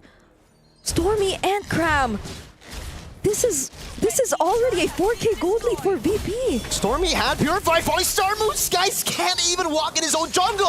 Doryu. Okay, that was close. That was close. Oh, see, guys goes back. A risky move that does not pay off. It was already a 4,000 gold lead now. And Doryu's gonna have a whole lot more to say. 2 levels ahead. That's another Tsunami Slam. Uses the flicker, but it was well worth it. Mid-tier 1 falls for SRG, and now they gain access to the purple buffs, to SRG's farm, and that's what you don't want to happen. As guys, those were such risky decisions we've seen from SRG so far. And Innocent taking 1 or taking 2 members, trying to at least, but he cannot do that. I was just about to say, Brigitte, that SRG are just gonna have to fall back to plan C, which is play for Innocent, but he gets caught off staying a bit too long up top, punished by Virtus.pro. And now what is plan B? What's plan C? I don't know. It's 11-3, 6,000 gold lead for Virtus.pro. You can see the SNB gold difference. Oh no, Cram again trying to cut. How confident is Andoryu now, taking on the Uranus, and with just the help of a single bullet from Super Egorka, able to take down the tankiest member in SRG already. This is not looking too good for the Red Giants. You put the perspective in the right place. Yes, ladies and gentlemen, that guy right there who just got shredded down by a Yisun Shin is the tankiest member on the team. Bober is going to now shred through everyone, not just Cram. Traction pulse over the Mountain Shocker for Vision. Would love to see the items right now. Innocent has picked up the Golden Staff. That's an Oracle. There you go. Hunter Strike. All right, there's an attempt here with the Quad Shadow, but it won't really work out. That's, oh man. Look at the goal lead for Super Egorka! That was so close. He already had the Sky Piercer. What if it actually landed? But then this one lands, the Tsunami Slam. And the follow-up from Bober. Yums is eliminated, and they gain access to the inhibitor turret. Holy shields already popped in as early as 8 minutes in this game. Unbelievable showing from VP. That sounds like a reaction. Holy shield. VP continuing this relentless assault into the base of SRG. Mountain Shocker there with a falling star move too. They really tried to read Stormy's move. Cram pinning them down. Oh, he actually surprises them from behind, but still Zekai's burst it down. Cram forced to flicker just to make it out alive. And Yums, it's a double kill for Super Egorka. Now they have to defend all over again. We take it back. I'm sorry, Super Egorka. You do not need to risk it all to win against champions. Maybe you just need a better hero, like a one that suits you. Play in the back, shooty shoot McShoot, and SRG goes down. Now it's a Lord that will go down as well, and Virtus.pro, they're en route to securing game 2. And SRG, what about Cram? Okay. There were at least some waves managed. That's the thing. SRG with the Moskov, with the Uranus are somehow able to deal with the sides, but that was a sacrifice there by Cram. He, or at least Innocent, had to go down, but since he was closest to the objective, then you know what's gonna happen. At this point, Brig, I'm just thinking of ways that SRG can actually turn things around. It's very, very difficult. I don't want to say impossible, but it's very difficult. Yums has to get like a 5-man ult, 5-man fist crack. That's so hard. I just got that. Little bird told me. Wind of Nature already too. So even if they do get a pick, like they go for a big stun, great initiation. There's ways. You gotta understand the yellow from Bober too. Now Shadow Kill. There you go. That's an attempt. Oh, that's a lot of damage. But look at that Tsunami Slam Tidal Strike combination, just denying the last hit. That potential kill onto Andoryu. Now making it 4v5. Bober goes in, uses the Chaos Assault, but all they want is the inhibitor turret in mid. Pluto gets taken out with the falling star mode coming in from back. goes into the base. Now it's Enduryu picking up the scraps. Mega kill, one last shot to get another Innocent trying to save the game, and he falls to the bullets of Super Egorka. We've got a series in our hands. Game 3 for VP versus SRG. Oh my goodness. Wow, wow, wow. Holy shield. That was an amazing game. Dude, here's the thing. There's so many questions, right? So many questions that I don't even want to ask right now. Like maybe when everyone has left, then maybe I can ask, you know? But still, that was a game. No, we're looking at the replay. Can I just say, Pluto, man, Pluto. I love when Kalia players have no hesitation. And as a Kalia player, you will have no hesitation if your mid does damage. And the mid does damage. Bober had such a great start. He had a nuke in that ult. When he got the... Bobbering. Right? Bobbering? Bobbering. That's what he did. He was bobbering. Hey, this game was all fine and dandy until Bober said, it's Bobering time. It's Bobered all over the place. When he got the Genius Wand, things were just a lot more difficult for SRG to manage. I feel like it was already difficult when level 1. Oh yeah, that too. Krem already died. So. Yeah, what happened there? I would love to see a replay of. Honestly, I have no idea. Like the only thing that I can think of is just that he tried to cut the wave. Yeah. And then just free hits. Got punished. And he's just like, no way, this guy's gonna kill me, right? Yeah.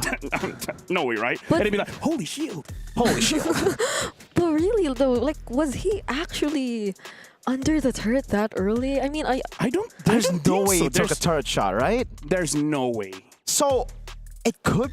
Did Badcut level skill 2 up first? Was that how he dealt enough damage? It shouldn't, but maybe. Like, that might be the... Yeah, because like, the damage comes from skill 2. It could happen, yeah. Yeah. And his name is Badcut. He's a bad boy. Hey, and he's caught. Caught? That I don't know, but hey, we got the bad part. That's in Malaysia, it's caught. Caught. He was caught. Yes, exactly. But wasn't he the one who like caught them? He Super caught Gorka, Kram. Super Super Gorka. Gorka. We tried. Like Super Gorka, like you said, shooty McShoot, man. Yep. Just stay in the back, and then deal some free damage, and then get those kills. 904. Yeah, he's got. Although I do have to say, like probably not the MVP, but Pluto. I feel like because of him, no one from SRGOG could do anything. Even Skies made a desperate play. Maybe just one more shuriken, maybe just one more basic attack that he can get something. And then Pluto is just like, let me shoot you to Mars and then back on Earth. I mean, Pluto. Yeah. Mars, Pluto. I gotta say, yeah, I agree with you. I think Pluto is definitely the MVP here coming into this matchup. Just knowing, dude, the targeting was so good every single time as well. Just playing around Bober. Or was it Bober who just played around Pluto? Anyways, coordination was there. Synchronization was on par to beat SRG in game number 2 here. Yeah, and things were so much easier when there was no one in SRG who could actually deal with Badcut, because looking at it now, they at least just have the glowing wand to deal with the sustain that's no defense coming. I mean, even for Pluto, right? There's some defense that you have. There's sustain you have to deal with, and I mean, this is a fleeting time pickup also from Pluto. So now I understand why there were endless tsunami slams going on. Talk about the Oracle. Yeah, though. I was about to bring it up. Like, why Oracle? Yeah, because you increase your shield, but Esmeralda kind of likes exactly. that. Yeah. No, honestly, there is a lot, but I like that my simple analysis was correct. Okay. Which is just do what you did, just win more, right? Just break the crystal amount. Instead of winning by 1,000, try 3. Then 9. And then 4. Oh, they did that, yeah. Right. So, hey, sometimes the simplest things is the most correct one. Right now, we're looking at the star players here. Super Goka, Rich Guy to carry. Badcut. Wow. The EXP laner. Wow, that's impressive. Damage dealt per minute. Per minute. On the Esmeralda. Dude. Yeah, again, he was just going through all these shields, right? You said the Badang got a bit more shielding with Oracle. Ow. Munched on by Badcut. Pluto as well, best wingman. I had a point to bring up earlier. Oh yeah, so just look at the tanks. Enchanted Talisman first item, he had to go for that. Yep. And Dreadnought Armor, right? So again, it just gave Bober so much free room and gave Pluto so much free room to target whoever. Usually you don't want to target the Badang, you don't want to target the Uranus, but at this game, anyone's fine. Legit, it'll be the Ludox going, hey, go for it. Pluto's like, which one? Yes. Yeah. Any. No, I kind of feel like this draft is Virtuous Pro. this is them, which is, do you want to fight? Yes. When? Yes. Who? Just yes. Just a whole lot of yes. Right? Just at any point of the game, if they want to start a fight, they can. And the best thing about them that not all of the teams do is that they can finish that fight. Yeah. Because some teams, they started, but they can't finish it. And their PO, look at this. So beautiful. Maybe they shouldn't pretty be PO. fearing the team fights too much. Because based on what or how they played this, so long as they're the ones able to start things off, then it seems like they can actually focus on the team fighting up against SRG, especially if they always find them in this kind of position. Because admittedly, we did feel that in game number 1, VP did feel a little too cautious about what they were trying to do. But when it's like this, it's an entirely different version. And even SRG couldn't handle it. I mean, something I tell my dad all the time, throw caution in the air. He doesn't understand why I say that, but I just like saying that. Okay. And we heard the war cry coming in from the players here. VP is feeling good. SRG, OG, feeling you know? And here's the thing.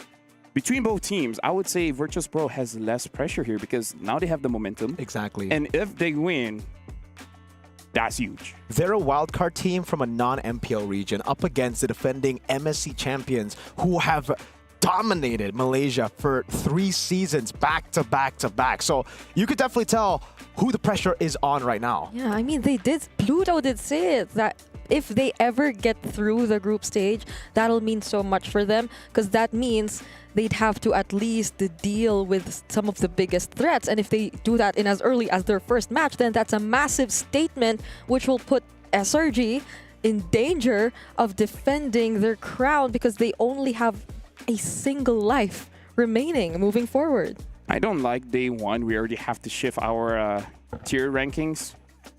Happens a lot, apparently. Day 1 is just like, oh, wait.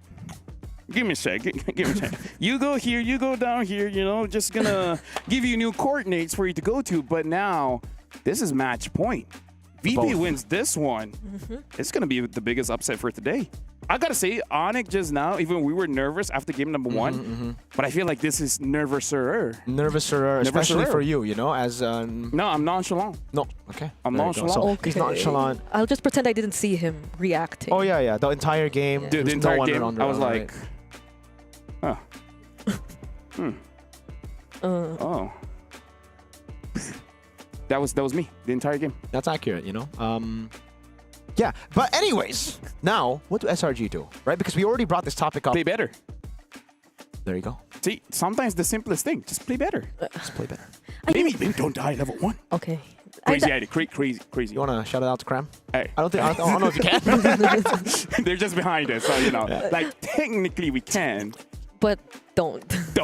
Because, like, the exact same problems we said for VP showed up in SRG for this game. Like, they felt less coordinated. They had questionable timings when it comes to their entries.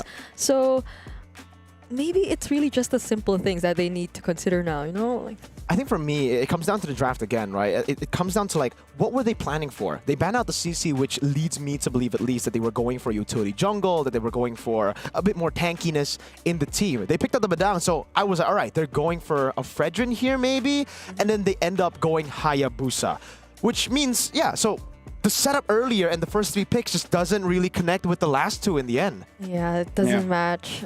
I mean, they do tend to become a little surprising in the draft, but not this kind. Which so the surprising Red Giants. But even like even they themselves don't know how to pull it off. So. Speaking of which, in case you guys don't know, it's only 20 diamonds to purchase the MSC support chest. So make sure you guys do that now because we're gonna be jumping into the game, and by that point, you guys might forget. So do it now. Now.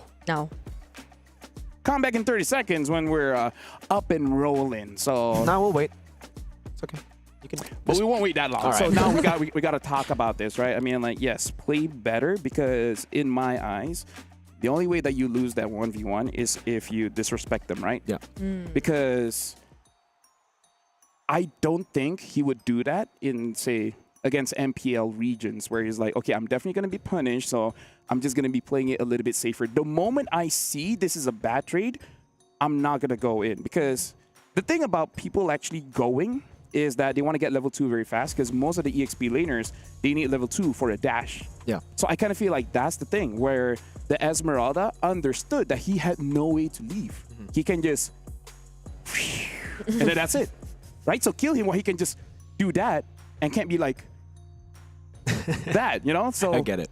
Take him down level 1 because at level 2, you're toast or you're Esmeralda. See, how do you do that?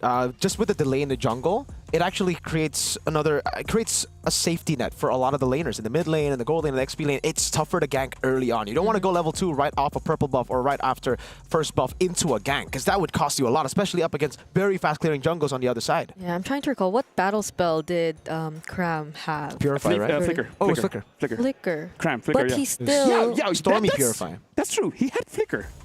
That's a good take. That's a movement. Hey, no,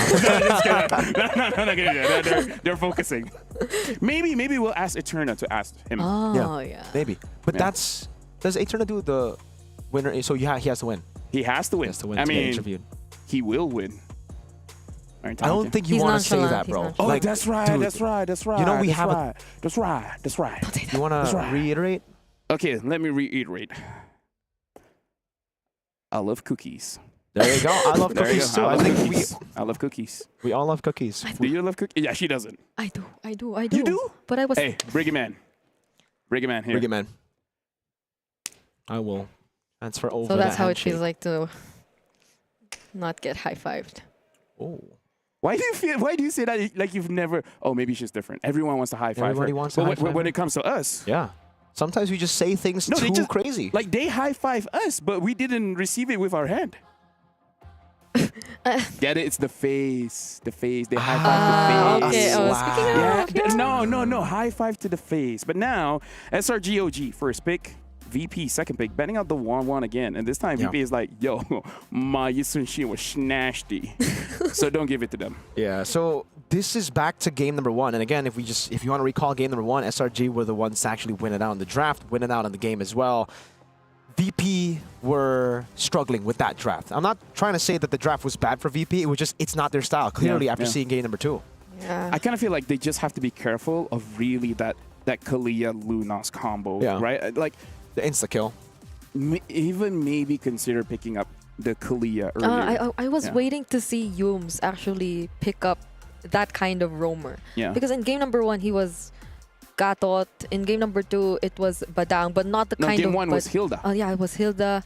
Game number 2, it was the Badang. But it didn't feel like the Badang who wanted to go for setups first. It was the reactive, or he was forced to be the reactive kind of Badang. So hopefully they actually go for that, since I believe even in game number 1, there have been a couple of Cho bans here and there, respecting the pick-off capabilities of SRG.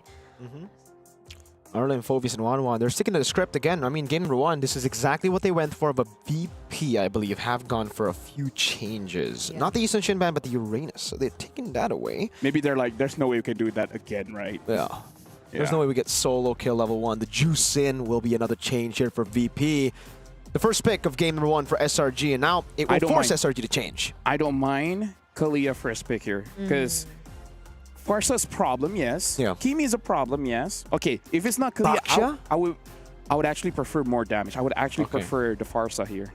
Legit, I prefer the Farsa. Like for SRG OG style, you know? First 2 matches, we saw Baksha, I think, 100% contention rate just in bans. Match number 3, we are seeing no Bakshas. So far, it's been ignored completely in the drafting phase. It was banned last game, I think. Yeah, it was SRG OG banned it. Game 1 and game 3, then. It's been ignored. Kalia first pick comes in for SRG, adapting to VP's Kalia pick in game 2. And VP should consider just taking the box if you don't want to deal with it, because Crime has used the box and the EXP, and it looks pretty good. Yeah. Honestly, anything they pair, considering that they already have the Kalea, seems okay. I would consider taking away that Farsa, because Kalia Farsa is pretty good too. Yeah. We got news, by the way, that Bad Cat's first blood in game 2 was 36 seconds. That makes it the fastest first blood in the group stage. Okay. Might be ever. Might be ever.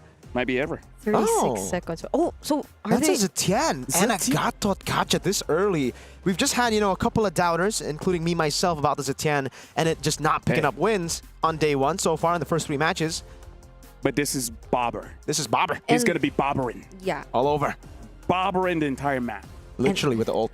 And I'm liking the pairing with the Gato. Because like you can go Fury of the Phoenix, and then there's an immediate AOG, so you can like layer all of your skills together and let your damage dealers do their thing. Lancelot, please, or Boxia. Lancelot, Boxia with this Farsa, and SRGOG has a good draft. Yeah, there you go. Great pick. Great call from LaFell there. Farsa and Lancelot. This looks to be a very, very good composition for SRG here.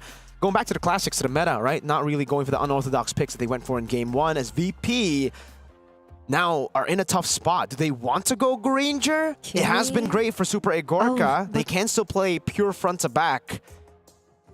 Or do they go jungler?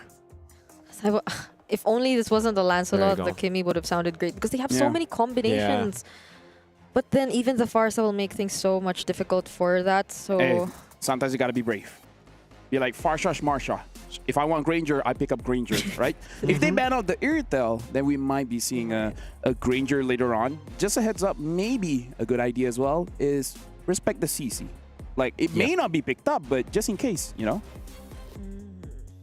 I mean, now they haven't revealed, or could they actually consider it for themselves though? Like, okay. Does Badcott want to go for that, or for a XP laner that can actually die? We haven't seen the likes of a Lapu yet so far. Yeah, it's banned That's out. why it's banned, yeah.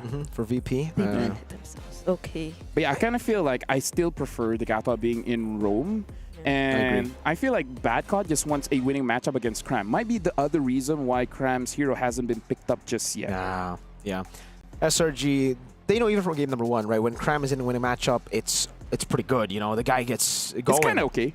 And VP, now, they definitely want to shut that down. But what is next on the chopping block? Do they just go for a gold lane ban now? I mean, the Moscow was already taken away by SRG. VP, if they ban, okay, they end up going for CC. I was about to say, if they ban out Irithel, we're going to see a Granger on the other side banned out too. And then we'll see new faces in the gold lane. But with the CC ban, I don't know. Game 1, they banned out the Hive. I don't know if they want to repeat that or not. I don't think so. They have a Farsa to deal with it, and there's no Joy. I think the main reason was because they had Joy as well. Oh, what if VP actually go Harith? Which, Against the Farsa and Lance. Oh, but hey, then sometimes you gotta be brave. Yeah, you gotta be brave, but that's what I always say to my mom. Okay, so your dad is caution. Throw caution away. Your and mom then I tell my mom, is- sometimes you gotta be brave. It's a good parent duo combo right there. Okay. Badang. All right, interesting. There's a Bruno. Yeah, Ooh. Bruno's pretty safe. Bruno, Granger is still up for Irithel. grabs. Irithel. I think honestly the safest choice would still just be the Granger. You I have agree. so many dashes too to get away from the Thorn Rose and skill shots of the Lancelot. Yeah, the Farsa will be a bit of a problem, but that's why you have a Haya. That's why you've picked it up, right? You just want to get a... Oh! That's a I good pick. forgot about the Hilda. Yeah, that's a great pick. Lance and Farsa? VP, well played. That's great. Now they set up for And a winning no matchup CC. in gold. Yeah, and no CC. Yeah, this is gonna be a much forgot about freer that. game for the Hilda. So Not yet. We'll see. Maybe they have an answer. Maybe. What could be the What answer? could be the answer? So many XPs banned, dude. There's still the Esmeralda, the Edith. Hylos. They're gonna go Oh, glue. glue. Okay, respect. First time in MSC, by the Harith. way. The Harith gets picked up for SRG. Now VP, they can go Granger. I feel Granger. Yeah. Granger's good against Harith. They could also go for Claude or Carry. Yeah, because there's a glue. You might Yeah. want to distance yourself, really. And Or with the find a Claude, way you to have deal with blinks. it. You can dive with the team to the Farsa. So I think there is still a couple of options open. Safe choice is obviously the Granger. So now, roughly around 20 seconds left. For now, SRGOG, I kind of feel like they got a very meta draft, so very different from Game 1 and Game 2, where it looks like they have a centralized game plan. Now it's just like, okay, we know what picks are good, and then we're just going to go for it. And now they pick up the Bruno. So again, maybe they just want a little bit more range. Safety, and if we really want to get into it, shred some armor, making it easier for the Hayabusa to actually go in and actually execute the entire team. So this is a very interesting draft. I would say Game 1, Game 2, there's a lot of mix-up there. But Game 3, I kind of feel like this is the most standard that we're going to see all throughout MSC. So now, this is going to be the final matchup of SRGOG going up against Virtuous Pro, where who would have thought that we got here You know, a young man from the Philippines is watching here, so shout outs to him. Hey, shout outs, Mr. Dan. And now I'm going to be throwing it over to you guys. Thank you so much, LaFell. We are going to get ready here, ladies and gentlemen, for the final game of this series. Virtus Pro have fought tooth and nail to bring it to a Game 3.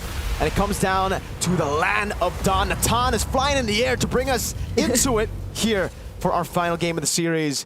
Here we go. SRG versus VP. I'm liking how both of these teams have adopted so far in this series.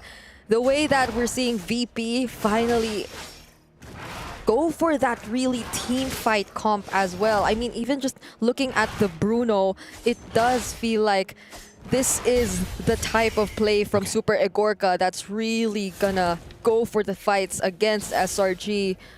So let's see what the plan is gonna be this time around. Is the early game still gonna pan out the exact same way so far? Because Pluto was already forced to use that Revitalize. Great pressure coming in from Cram so far in this game compared to game number 2. Yeah, good stuff. Emblem builds here, the Bargain Hunter for the Harith. So far, everything looks pretty normal. Well, I guess there's a difference. Oh, good take by Innocent. There's a difference in the Kalea. Right, for Pluto, he likes to go for the pull yourself together and the agility. This is a tankier take with the firmness over the agility. On the other side, Master Assassin for Super Egorka, really trying to win out this matchup. So this is adding to what we just mentioned about Virtus Pro changing things up, adapting to what they think or what seems to be one of the best ways to deal with SRG OG and their playstyle so far in this game. And it seems like the action in the mid lane is still on. Will Pluto actually go for the Unbreakable though? Might not for now. So they just resume the farming and play it very cautiously in the first few minutes of the game. The first objective might be the actual fight. Yeah. It's just a battle of prio at this point of the game, right? For both teams. That's why SRG have been sending even Skies to come in mid to clear it out. Stormy's level 4, so first move by SRG on Turtle 1. Oh, there's the grab and Pluto. Will he still be able to commit the AOG? It's a no, and Sakai secures the objective as well as first blood. Bad got forced to flicker away, and that does not allow for Andoryu to at least get close to contest. And now they transition into denying the orange buff. It's all about speed. SRG saw what Virtus Pro were able to do in game number 2 with that speed, with that pace. Tsunami Slam, bringing Pluto back. For the second time around, are they actually going for Pluto? That's his second death in this game. Badcott trying to take out Sakai's, but it's Bober who gets to do it instead. But still, Badcott, he also falls. 2 deaths on Pluto, 1 death on Badcott. Overall, it should still be worth it for SRG here, especially if they deny this trade in the jungle. Innocent's walking up, Yums too. And Doryu gets the retry down. So at least he finds a bit of value with Skies falling, but it's really not too much, considering, again, SRG got 2 kills on Mr. Sky Prince. Yep, the numbers are clearly in favor of SRG right now. They've also established a 1k gold lead so far, which I feel like is a really good situation, especially if you're Innocent, which is, speaking of Innocent, look at him right now being very confident, using the Zaman Force just to force Super Egorka to go back under his turret. So this is SRG. Yeah.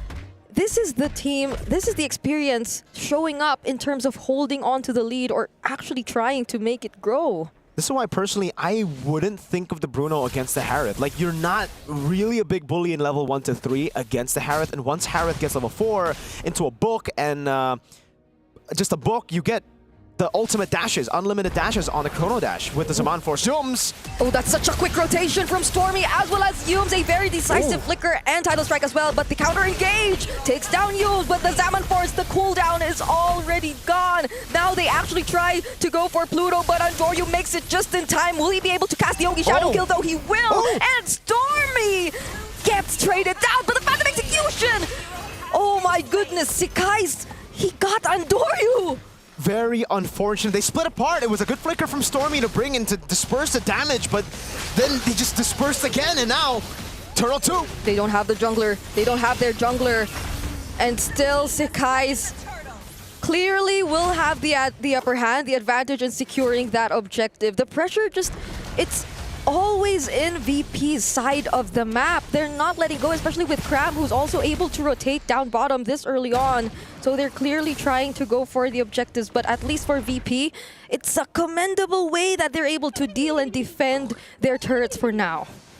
Super solid from SRG, that pace that they've been playing with. They've literally just, again, adapted to VP style. In game number 2, VP were the ones constantly fighting, constantly getting the early setups onto neutral objectives. This time, it's SRG. They're first into the fights, they're first into neutral objectives as well. And everyone wants smoke. Even Innocent in the bottom lane, constantly going for 1v1s, feeling confident. And Doryu brought back.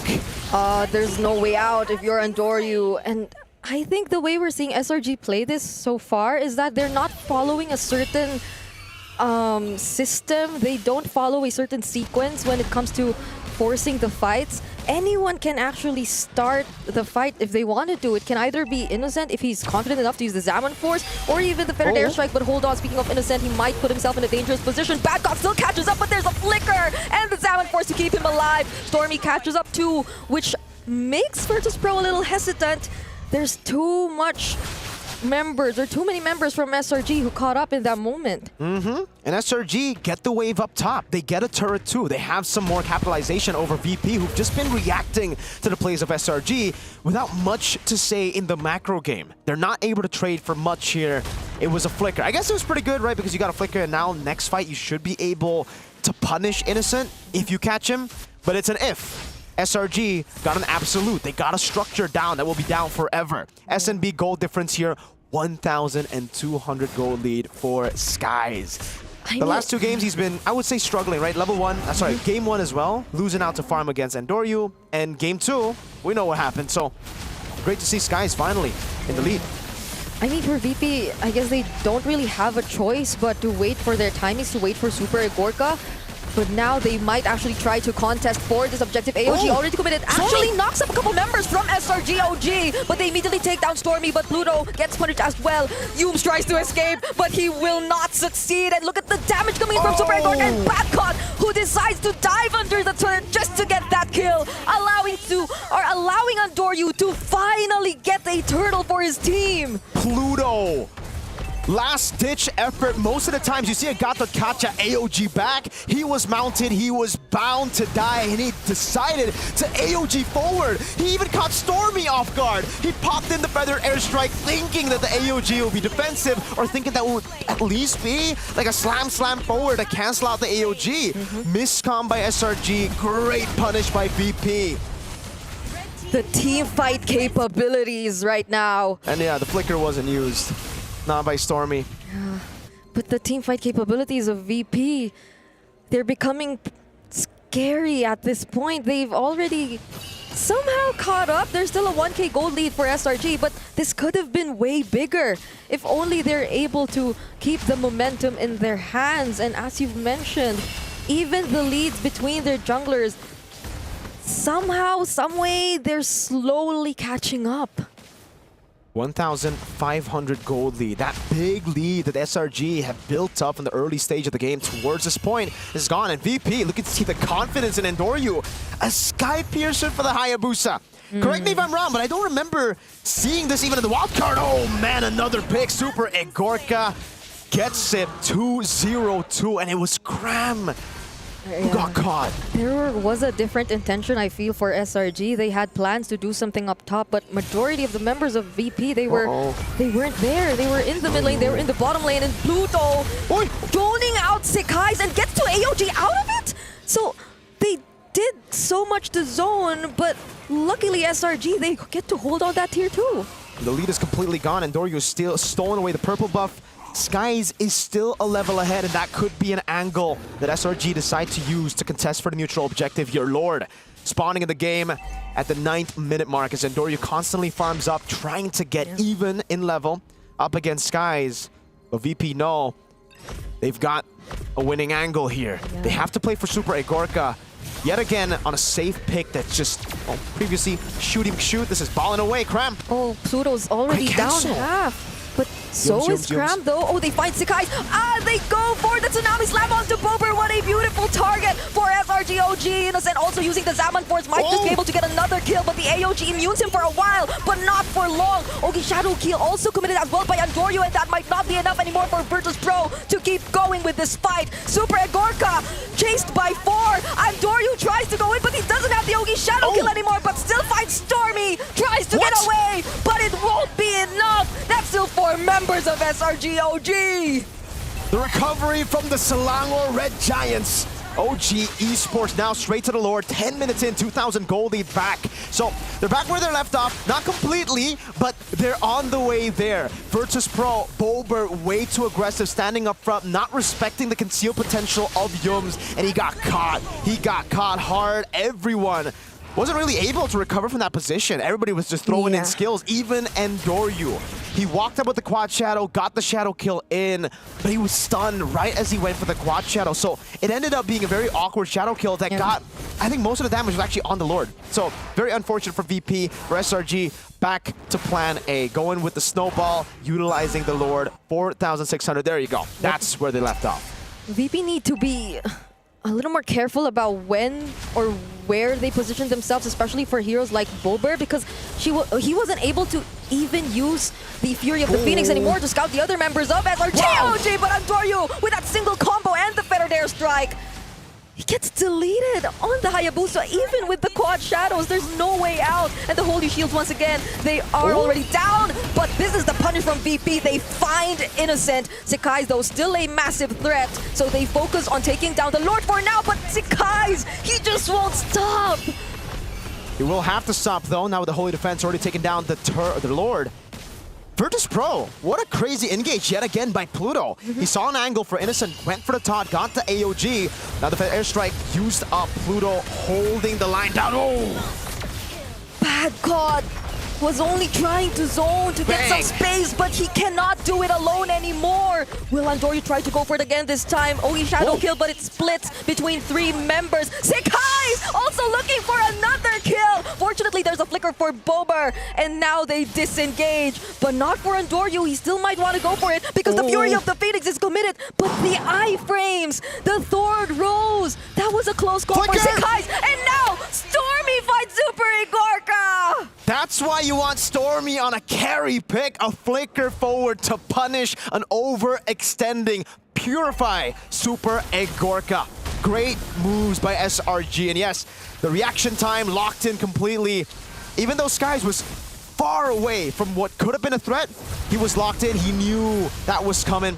Went for the Thorn Rose, dodged away from it, and now without Super Igorka, they're sieging in the base yet again for a base turret, and they'll be happy with that. They gotta keep discipline. They know that VP have many ways to still turn things around despite the 7,000 gold lead, so they have to take it slow.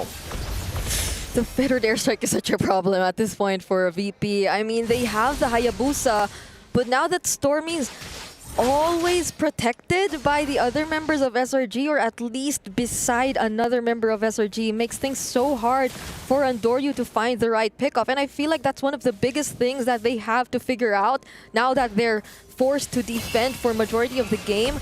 How do they actually find that one single pickoff if SRG are just always grouped up and their tankiest frontliners, they can't find a way to deal with it just yet? I mean, Super Igorka, I feel like he already has the Malefic gun.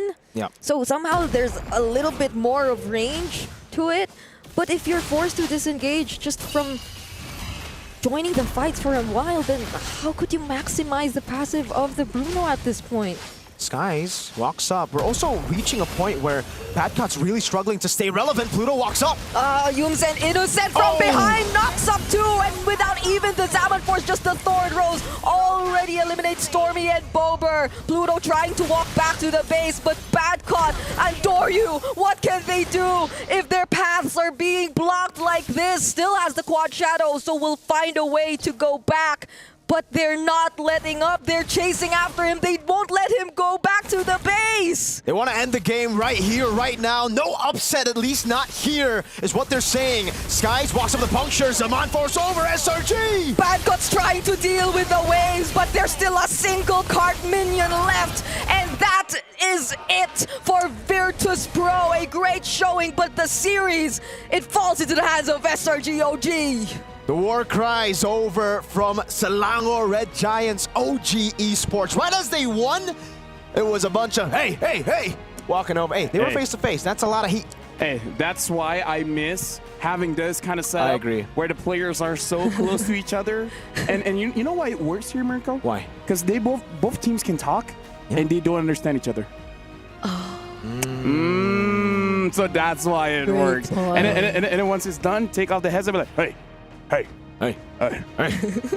Game 2. That was a fluke. Yeah. That was a fluke, bro. Dude, Cram, I saw him. He was just pointing at the boys, looking him dead straight in the eye. That was cold. Yeah, he's like, hey, you killed me level 1. Never again.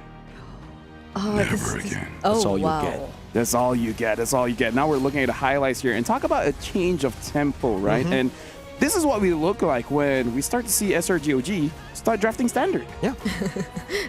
Keeping things simple is probably the best thing to do in the group stage. Keep it al dente. What? I don't know. Okay. Please continue.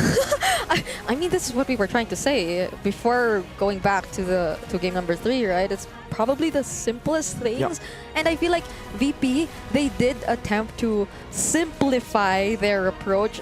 It was clear that they were after the team fights as well, but whenever they do try to go for a fight, it seems like the angles from which SRG comes from, they're not able to cover all of them. Like, Super Igorka seems like a free target for most of the time.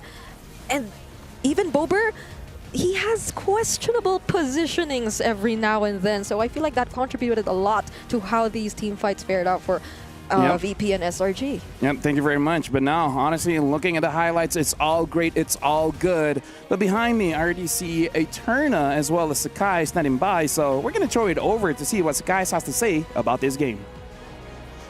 Thank you, casters. Eterna here once again, and this time I'm joined with the Sky Prince Sakais. Welcome, Sakais. Hello. Hi. Okay. So congratulations for your first win here at MSC. And I think a lot of people are curious, right? Because as defending champions, I think a lot of people were obviously expecting that this would go to you, but it looked like in game number 1, things were a little bit shaky. Can you tell us what happened? Okay, pertama sekali tahniah lepas menang game hari ni, and tetapi bila kalau kita tengok daripada match hari ni, ramai orang yang expect SRG akan menang mudah, tapi kita boleh nampak di game pertama tu SRG agak terkapar-kapar sedikit. Boleh ceritakan apa yang terjadi tak? Saya rasa series tadi tu kita orang main macam biasa je sebenarnya. Kita orang pun tak ada estimate orang, and dorang pun tim yang kuat juga, iaitu dari wildcard. Even though they wildcard, but they are the only one yang dapatkan slot. So I think they kuat juga. So bagi kita orang series tadi just series yang normal lah, part of the game. Yeah, first of all, I think VP is a strong team. We need to give them credit. It's because of from the playoff, from the wildcard itself, they are the champion. And to be honest, we just play like normal. We don't underestimate them. And I think this is just part of the game. Okay. So what part of the game was what made things tricky in game number 1? Jadi part of the game yang mana yang buat adik rasa game tu agak tricky di game pertama tadi? I think saya rasa untuk game pertama tadi saya rasa di bahagian early game je. So mungkin yang tu kita orang tengah biasakan diri untuk bermain atas stage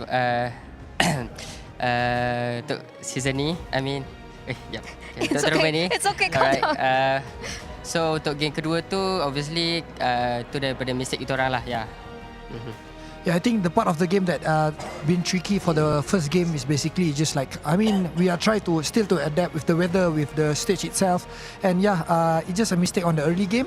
But for the second series, which is the second game, basically it's completely our mistake. So yeah, I think that's all.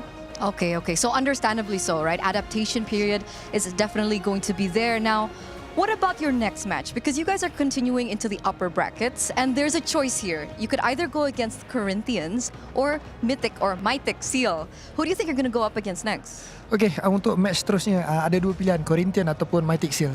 Rasa-rasa Sky sendiri, SRG akan bertemu dengan siapa? Corinthian atau Mythic Seal?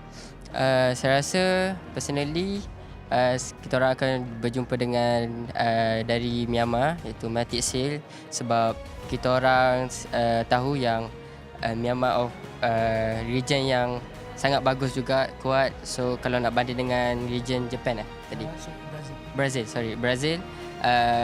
saya rasa Myanmar yang lagi better lah. Yeah, I think between Corinthians and Mythic Seal, I would choose personally Mythic Seal. It's because of, for me, Burmese or Myanmar team is basically it's one of the strong region, and I think it's a strong team as well. So I'm looking forward to meet Mythic Seal. Okay, now considering that you did mention Mythic Seals, if we have a little bit of a flashback to M6, unfortunately in the Swiss stages, SRG lost to another Burmese representation. Are you confident going against Mythic Seal this time? Okay, kalau kebetulan adik ada sebut pasal Mythic Seal, which is daripada Burmese, daripada Myanmar. M6 tahun lalu SRG kalah dengan Falcon, which is daripada Burmese juga. Adakah Sky sendiri confident yang kali ini korang akan pastikan orang kata tak jadi lagi keadaan yang sama? Saya rasa for the last series yang M6 tu, even though kita orang kalah, tapi kita orang rasa kita orang boleh menang untuk series tu lah. So I think for against Myanmar, kita orang confident lah. Yeah, I mean for the last M6, yes, of course we are still confident that we can win that match, but unfortunately we just lost that game. But for this series right now in EWC, we are really confident against Myanmar team, and just we are look forward for next match. We're also looking forward to it, and we're excited, and I'm glad that you guys are confident because that's going to be a banger of a match. So once again, thank you so much, the Prince of Mages. And we're gonna, Prince of Mages, what? The Sky Prince, what in the world? That's Stormy. But once again, thank you so much, and we'll see you in the next match. We're gonna throw it over back to our casters. Sorry, LaFell, please don't hate me.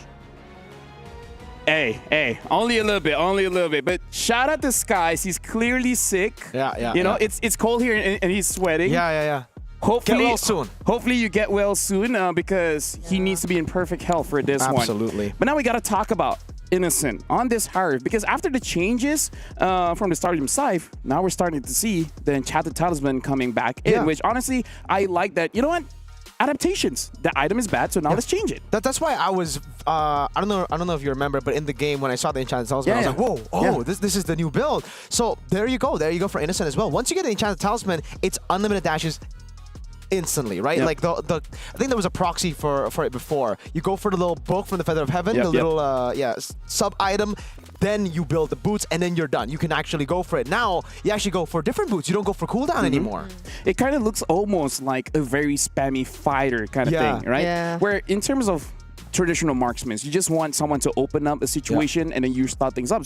Sometimes Innocent could start something. And we saw even in the laning phase, the moment the ult is up, the moment the Dominant Force is there, he's going to utilize it to get some kind of advantage. So it's interesting. Without the Stardom Scythe, not only do you change your build, but also the kind of mindset that you play with a Harif. Yeah, and I feel like that really dealt well with the way Super Egorka wanted to play, because it was such a big contrast. We're starting to see them now.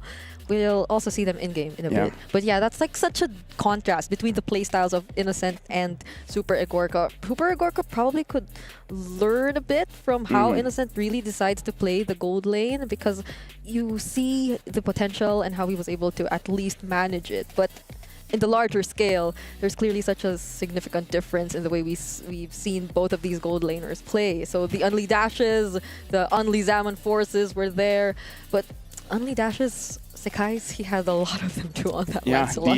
That's how he plays while being sick? Yeah, dude. Not gonna lie, he was pretty sick. Dude. Oh, that this guy. Me guy. That girl.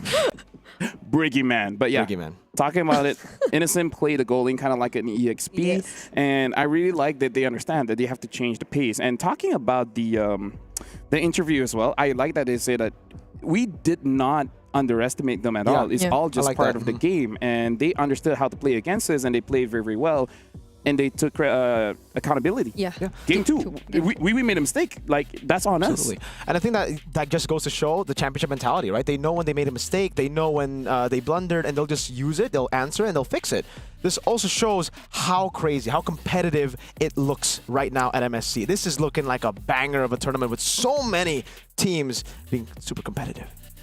Yeah, it's super competitive. Speaking of which, coming up next, part of the interview as well, they talk about Mythic Seal. Yes, sir. Looking like the favorites going up against Corinthians later on. And at this point, I don't know.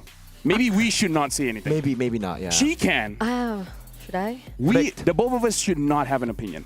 No way, because like if I had to say one, as the only one who can have an opinion according to them, I'm not sure who to call the dark horse. Like between these two. I mean, you don't have to call them. You can just text. You can. Maybe, but like I Hey, think. speaking they'll of have a which, shot. the MSC support chest still here. 20 diamonds. It's amazing. Make sure you guys purchase it now. Heck, you can draw Atlas. Whoa! Rune Sentinel Atlas, man. That was MSC 2023 skin, dude. I love Atlas. It's 20 diamonds. 20 diamonds, guys. 20 diamonds. Make sure and you have a guys chance. grab the MSC support chest. Speaking of, you don't know who to call the dark horses, right? I just don't care. We're just gonna see who wins. Yeah. They'll answer the question for us. They will predict for us by just winning it out. But I'll say Mythic Seal. That's my prediction. Yeah, 2-0. I like Mythic Seal. I really like their mid laner. Nico? Nico, yeah. Nico. Nico Gila. Yeah, Gila Nico? Gila Nico. Like, that was amazing. But going up against Corinthians, we know that they're a team with passion. Right? A whole lot of passion. A whole if you lot of watch our passion. grand finals. Right? Luis playing in Rome and then having Hesu and the EXP. We got to see, can they bring it against Mythic Seal? Heck, whoa! you guys probably can't hear it, but that was a war cry. That was a loud war cry. I wonder who it is now. Like, is it Corinthians? Or was it I think it's the Corinthians. boys? Because Mythic Seal. Mythic Seal is around there, and I think we heard it around there, so could be Corinthians. That's a. Oh no, Corinthians are here. Oh, well. I think Mythic Seal. I think that was Mythic Seal. That was super, super loud. Mythic Seals. Wow, they're loud and they're already marching in. You guys can see. Hey, I don't mind going straight to the second game. Fourth game. Fourth match. Last game. Match of the day. And we've had 2 game 3s so far. Like exactly. One game 2. So now we're going to let them get ready, and we're actually going to be throwing over to the break. But once we come back, final series of the day. Bang, bang. See you guys later. Bang, bang. Bang it up. Bang everywhere.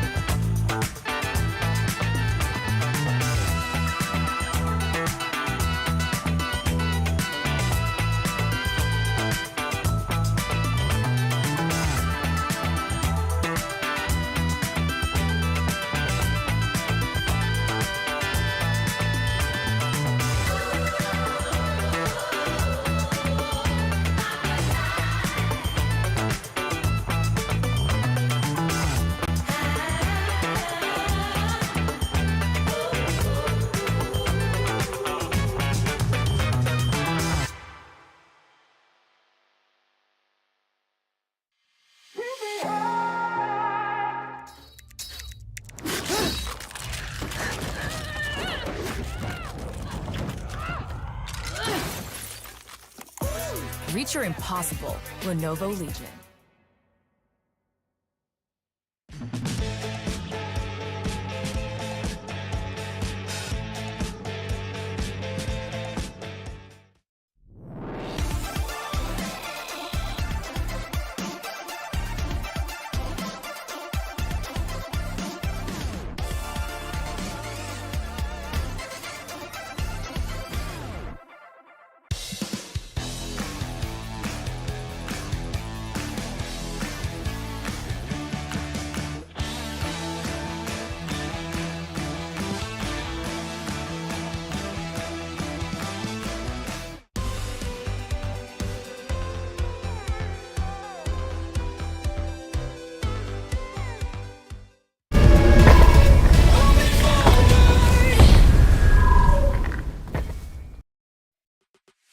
And just like that, we're back here. The players are ready, and I gotta say, the previous game I was very nonchalant. Nothing really happened. But now we're about to go to the final series of the day. It's gonna be Corinthians going up against Mythic Seal. Welcome back to MSC here at Esports World Cup. My name is Afel. Alongside with me is Mirko as well as Brigida. I gotta say, game number 3, that was interesting. Now the fourth one though. This is gonna be. It's gonna be hard to anticipate. I'm not gonna lie. I disagree. Hey. We saw what Mythic Seal can do. Exactly.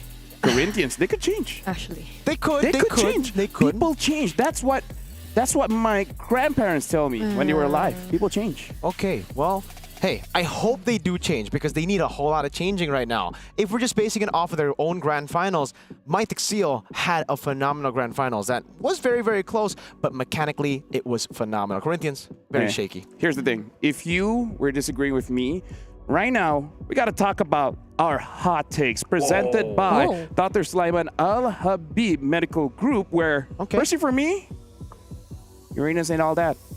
That's your hot take? Uranus ain't that great because we're going to be looking at the clip here, dying 1v1, and now we can actually look at here. I think he just underestimated the Esmeralda. Oh, he cut. Yeah, he cut, yes, but that took way too long that he stayed there. I think that was second skill. Yeah, it is. Yeah. Padka got second? No. So Krem got level 2, but then the moment he tried to dash away, the shield doesn't help, you know? Yeah. Against an Esmeralda. So maybe Uranus ain't all that. You can get countered by the Esmeralda. Yeah. And the Lunox. I agree with your hot take. I don't think it's that big of a hot take on this desk because I don't think any of us like Uranus. Yeah, none of us like Uranus. Yeah, I don't. I mean, sometimes, but like in that Everyone scenario. has their moments. Everyone has their moments. Yeah, you gotta be, I guess, careful about like. You like jungle Uranus? Do you like XP? Which one is it that you don't like? XP, of course. I feel like I just don't like the hero. I feel like you have to just delay. You know what? Gideon should have been here. Exactly. Like that. I would just be relating to him. Biggest Uranus here. But yeah, I kind of feel like you can't be too honest because then people can counter you. You have to lie. You have to lie and be like, this is Uranus, Rome. Your opponents can see. Just be like, hey, it's Rome. Exactly. Then utilize the flex. Maybe that's how you utilize Uranus, right? You utilize it as flex. You lie to your opponents. You make them think about it too much. But we didn't see that. Not there. So hopefully the next Uranus picks will be a bit more of lying, deception. For like majority of the prio picks we've seen, they haven't been that or something. Like they haven't. I can't do it. I can't do it. I can't wink. I can't wink. They haven't You can't wink? I think I can. Her. No. No. I've been trying. I've been trying. But you know, that's what I'm trying to say. It hasn't been the usual. Oh, it's always the flex picks that are prioritized and whatnot. Those kinds of. Oh, you're sort of unsure as to what the plan is going to be because we've been seeing like those Kaleas, Farsas, all those priority picks showing up compared to the past few days or months even, where it's always been flex picks here and there. Speaking of which, we got to talk about the MSC Pass because right now it's on, it's available. Make sure you guys grab the MSC Pass because here's the thing. You've been playing every day, but if you don't have the pass, like, it's not going to give you the rewards that you guys XP, want. boy. The XP, the experience, the gold, the etc. Make sure you guys grab the MSC Pass while it's still here. Heck, today is the first day of MSC, so just play the game. Nathan's Sink it in. the one flying in the intros, right? Yeah, he's the one flying in the intro when we get into the Land of Dawn. And also, I mean, there's something I had something in my mind, but it disappeared. What, your mind? A thought in my mind. Oh, a thought. A thought in my mind. A thought in your mind. So now, honestly, the players are just right behind us, and I'm also looking at Mythic Seal, and I hope they fix some of their problems here. Yeah, so again, especially in gold. I think now that you mentioned Mythic Seal, the pattern of the day has always been just brutal team fights, super fast team fights, super fast Turtle 1 setups, and I think that's something that Mythic Seal could take advantage of because of their playstyle in Myanmar. They've just been so aggressive, a very team fight heavy team that, again, just capitalizes on Turtle 1 onwards to snowball around. Mythic Seal's meta. Yep. Now we're looking at Mythic Seal here, and honestly, in terms of the experience, there's a lot here. Even Nico, like, he's amazing, but he actually started as a jungler and now playing in the mid, really showcasing the mechanics that he has got.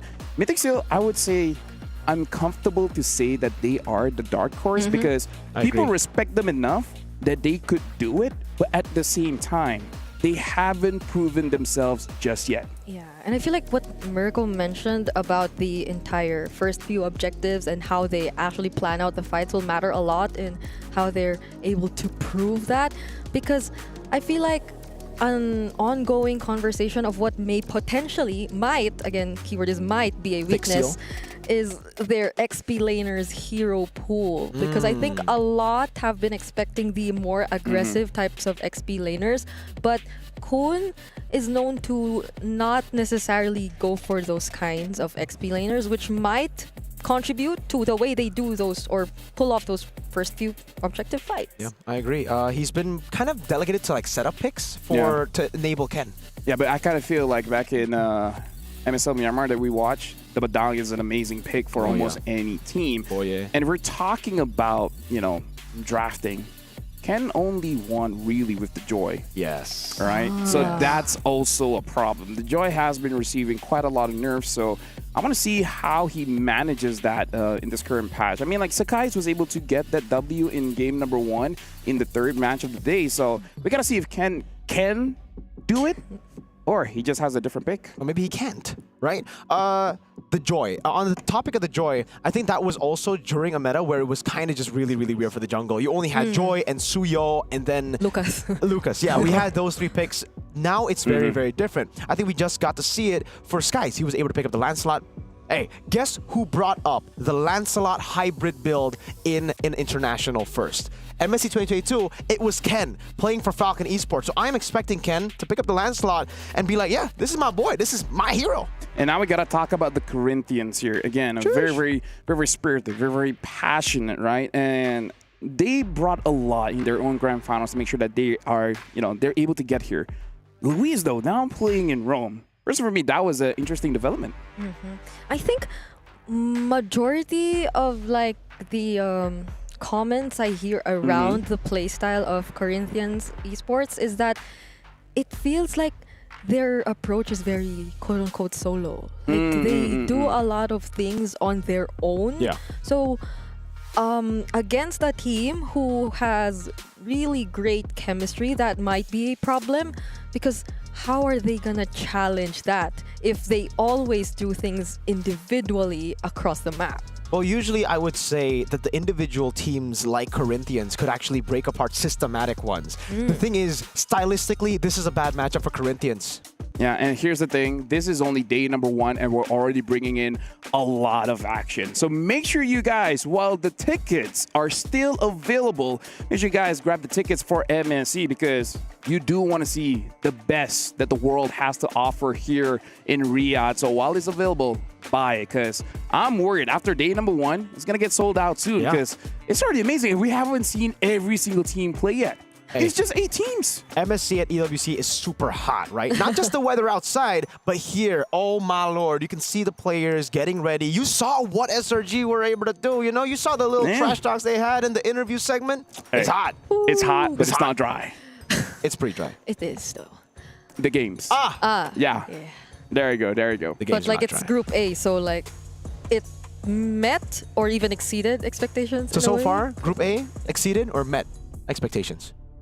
I think the draft has started. So Okay, you don't want to Met. answer? Okay, Matt, there you go. Met. Yeah, now Mythic Seal is going to be the first pick here, and Corinthians will be the second one. Coach Lindari going up against Coach Darkness. Betting out the Phovius. Might be a theme that we're going to be seeing all throughout MSC here. Phovius is basically like an easy way to guarantee Turtle 1. That's why it's so prio, especially considering the other very meta XP is Arlet. It's also a good counter towards it. Jesus, though, oftentimes he goes for the aggressive or sort of setup type of XP laners too, if any. I feel like he also had a couple of Benedettas here and there back in their region. So it's I probably a way to limit the counters, or it could tell something about what Mythic Seals wants to pick up. But for Heso, I feel like he has such a deep hero pool if it's just that. This is the kind of guy where someone questions his play, like, why did you go in? Yeah. And then he will just say, why not? That's Onyx PH's coach. Hey, yes. Tony. Shout out Coach Tony. But Shoutouts. that's something that Jesus does as well. You know, he goes in and he tries to make a bad play look good. Speaking of which, right now, Mythic Seal banning out the Fanny as well as the Farsa. Very good ban in the mid here, but banning out that Arlet as well. This is going to be very interesting because now we're going to see the EXP pool shine just a little bit more, but also maybe don't take it too early because in this current patch, I feel like every single EXP laner has some kind of counter, either in the lane matchup or somewhere else, like in the jungle or in the mid. Yeah, we saw that as well. The 1-1 gets banned out here. That means Mythic Seal can actually pick up the first pick, Juice Sin, that we've been seeing a whole lot from different teams. And hey, if we take a look at MSL MM Season 1, it was Nico who played a whole lot of Juice Sin and won a whole lot of times on the Juice In. I wonder how messy the fights are gonna be if like it's always Hesu going in for those kinds of attempts and the Jushin is just like trying to manage the lantern flares every now and then. If they are gonna prioritize the Jushin here in this spot, because other than the Jushin, Kimi, the Kalia. I don't think they're gonna be Rain. Okay. I like the Kalia first pick because looking at the previous matchup, it does set the tempo. As long as you have the right mid laner with you, right? I like the Kalia first pick only if they get something with a lot of damage. I don't want to see that Jushin. So not the Jushin anymore. Not the Jushin. It was either or, right? You either get the Kalea or the Juicin. I don't think you want to go Kalea Juicin. We've seen a couple of teams actually fall because you of can that. start a fight, but you can't finish one. Absolutely. Well, you can finish it, but eventually it's you on the ground, beaten up. That's Frostlanave's favorite though, the Kimi. I think he picked it a couple of times, so I wouldn't be surprised if he does go for it here. With the Baksha? And the Baksha, Baksha open, It might be his favorite, but maybe that was previously. Now the Juicin gets picked up. They also, People I guess, change. want to deny. Like, we're not expecting the Juicin to come out, but it is a Nico comfort. So Corinthians take away the Juicin, and now I don't know what's coming up next. Do they go for a Granger? Do they go for... I mean, the Baksha is still not a bad pick, no? Yeah, but like... But you usually want to go Baksha with a damage mid laner, damage that's mage. true. So utility plus another utility. Or maybe Flicks hero? Yeah. He's going for he usually does go for the Joy, and that can be a deny. Yep. Looks like there is a pause in the draft, so it looks like something is going on. They're gonna solve it, you know, promptly. Now, here's the thing. In my personal experience, when someone says the fight is gonna be messy, it might actually look clean now. So that's a very good take coming in from you, Brigitte. So if they do pick up this Jushin, I'm only thinking that you want to fight all the time, right? And I kind of feel like if you want to fight all the time, maybe Red 3, they need some kind of prio jungler or prio EXP laner to make sure that you have that on time, anytime you want to fight, just fight. But the question is now, most of those EXP laners are not here, right? You don't have the Phovius, you don't have the Arlet, maybe the Lapu, but I don't know. Or, I actually... I want them to save it for a bit later too, honestly. Yeah. So maybe a Flex. If they're not looking at the Baksha, there's the Gatot. Like they can I guess, layer or pair it up with the Jushin somehow. I just hope we don't go to a draft where there's barely any damage. Yeah. Right? Especially for Corinthians, because like their playstyle is based around damage. Because I feel like in this current patch, 3 damage dealers is okay. Maybe one is kind of like semi, but still, I kind of feel like 1 is not going to be enough or too risky. And having 2 is okay-ish as long as the supports around you are doing an amazing job, right? So I kind of feel like just to be safe, have 3, because then that makes either the assassin jungler or the marksman or the mid be like, wait, who do we target? Kind of like what we saw in the 3rd match first game, where, right? Yeah. The line's like, okay, who do I go for? Yeah, VP were very, very confused up against SRG. They were like, all right, the CC is a good target, but we need to get rid of Skies in the jungle. But also there's Innocent there too, so it became very, very difficult. I think that's what the Juicing actually enables, right? It enables the carries to be on other side of the map. Yes, you will lose out the potential of a mid carry, but then you would just fill it up with an XP. A CC that could come through, especially if Mythic Seal decide to be the ones to pick up the Baksha, to pick up the utility jungles like the Fredgen, because in the past, it's also been a thing for Ken. Like, Ken really likes the utility jungle too. He doesn't really like it, knowing him personally. He hates utility jungle, but he's good at playing utility jungle. I mean, if it comes to a situation where he has to, he's up for it. He's up for it, yeah. As long as he wins, he'll pick up anything. Even Nana in the jungle. Nana in the jungle. That actually sounds like it could be a kid show. Yeah. Nana in the jungle. I mean the farthest. Right? Yeah. Really? Nana in the jungle. Like give us some time off screen. We can think of a song. We just want 50% royalties from the show. It's all good. We'll come up with Oh. amazing ideas. Right? It's gonna be the new MLBB show for kids. Be like, hey, Nana in the jungle. Nana Watch in the out for jungle. that tree. Okay, maybe we have to change it up. Watch out for that buff. Wait, that's Watch a cute out. idea. Watch out for It's that. like, Watch out for that Hayabusa coming. hopefully they figure it out though. But Don't steal our idea, by the way. Speaking of which, right now we're still looking at the players. They're making sure that everything goes well because again, this is the best that the world has to offer. So we want to make sure that everything goes as close to as planned as we want. Now, looking at the players for Corinthians here. Esu got his thumbs up. Dude, they're looking very confident. So I'm hoping, like you said, play your own style. Don't be like, oh, this is international. We got to play like the meta game. The meta game, the top teams. Like, no, just like my teacher always said, be yourself. So he mentioned his mom, his dad, and now a teacher. At this point, I'm wondering what's next. You've been surprising us with a lot of quotes. What does your neighbor say, my friend? Get out of here. Why were you in his... Look, no context. All right, no context. Okay. Just leave it at that. So, hey, my neighbor keeps on talking about my cat. So is it my fault or is it their fault? I think you just... Well, that quote I will use for a team that's getting invaded. Get out of here. Get out of here. Get out of here. So your neighbor is right in some context. Yep. I sometimes forget that Flick too is actually Filipino, you know. Wow, No, dude. like- You're just no, gonna because- forget. Dude, I forgot what I ate for breakfast. Oh, Really? Yeah, we forget a lot of things. That's kind of like goldfish memory, dude. That's just happened. What's a goldfish? Let's oh, get the into the draft is drafts. here. Lancelot. Okay, that's okay. That's okay. Jushin Lancelot, I'm okay with that. But now, Mythic Seal, I want a damage dealer. I want some kind of damage to help out this Kalia. Okay. The Farce's banned. I think the Kimmy is the safest choice right now. And then you go like... I'm not sure about Zetian. All right, Joy. And then the Granger. So we're talking about him really liking the Joy. Yeah. Hey, he still does. He's like, new meta? Same me, brother. No change here. The Joy comes around. And to be fair, this was like 100% win rate in the grand finals of MSL So I don't blame him. He's sticking to what works. Yeah. So we'll have to find out what they're pairing with the with the Kalea later on in the draft. Earlier today, it's been the Lunox that was paired with it, but I don't think it will. By the way, we just had the hot take, and we don't see Uranus yet.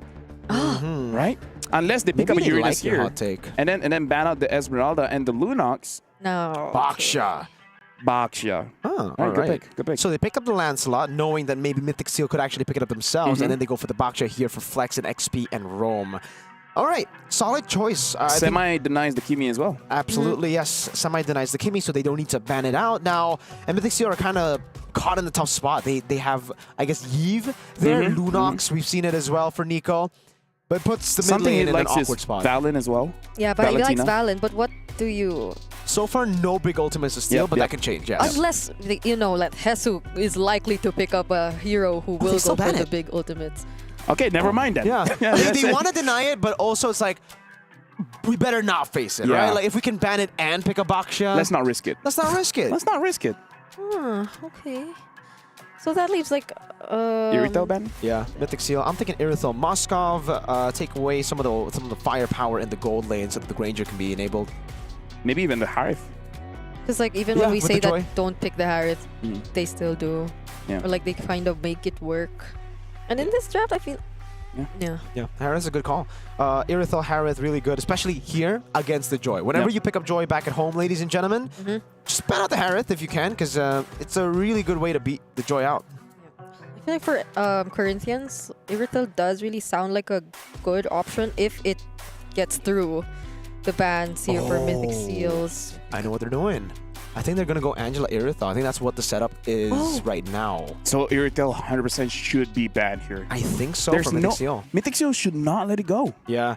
Corinthians are setting up for what I would say is a ridiculous rank game strat. Like, dude, in the rank games that I play, whenever I'm up against this, I'm just like, all right, let's FF. Yeah, it's a hair puller. They banned the CC also? Yeah, I mean, makes setting up for sense. the Angela. Yeah, making sure that your front line doesn't get taken down. But then Mythic Seal could just last pick something like a Faramis, I would say, and it'll be pretty solid up against the Angela. So it could just be a battle of like, we know what you're going to go, we're going to try to counter it here, and we're just going to... The best bet would just be, I think, Irithel. Yeah, 100%. Because even back in Myanmar, it's not that ZP has a good laning phase as well, right? He's been countered a whole lot. Whenever he goes Granger, he gets countered by Irithel. So... They don't So they ban ban Esmeralda. I thought that could have been a choice for them, actually. But yeah, what if they Baksha. want the Uranus? They have a Baksha on the other side. I think it's already kind of bad to go for like Esmes and Uranus. I mean, we said the Irithel should be banned, and they didn't. Yeah, but maybe they're just a step ahead, right? We'll see what the last two picks are, and then we'll determine whether it was a misstep in the draft or if it was 5-head. Yeah, so is it the... I mean, they don't have to rush the Irithel at this point, but if they want to save the element of surprise, then they can opt to show it up here, unless they have a different plan in mind. Because, like, Mythic Seals have yet to show who their other frontliners are gonna be. So if it is gonna be one of the tanky heroes as well, the carry's still there. If ever they want to opt for that, I think it can position itself well, considering the hero so far of Corinthians too. Or, unless to keep it a bit safe, Yeah, Bruno's there as well. Yeah, it looks like they're pausing on the 4th second here, Esmerco. Yeah, one of the ways to enable the Juicin, we've been talking about this earlier, pointing at it. Juicin wants a long team fight, right? Yeah. The initial burst, well, if you get bursted down, it's going to be tough. And the Angela is a good way to enable that, to force the fight to be way longer than it should be. And that's why the Juicin and the Angela works out here. I wonder if they're actually just going for it because it looks very straightforward. So it is Baksha EXP if ever that is going to be the case. But I feel like it's fine because Baksha, compared to a lot of EXP laners, it's pretty fast. He can actually get to the mid lane if something goes wrong. Quick rotations with the shield unity. You get mid prio, you get Turtle 1. Has been the name of the game. They've also already banned CC, so that's the counter matchup in the lane itself. Now I'm thinking of other picks in the XP that could deal with it. Xborg? If they are up against Angela. Angela Baksha, you know, like tanky with Juicin. Actually, yeah. Now that I think about it, they banned out the Esmeralda. So if they would feel bad, it's like, oh wait, we could have used that against Ange. But either ways, right now it looks like the draft is about to resume.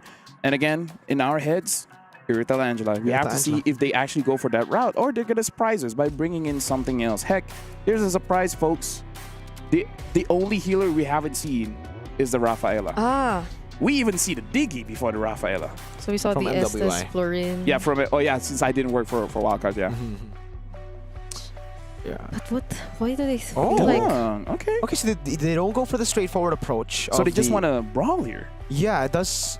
I think the brawl worked better with the Angela, actually. So this is more of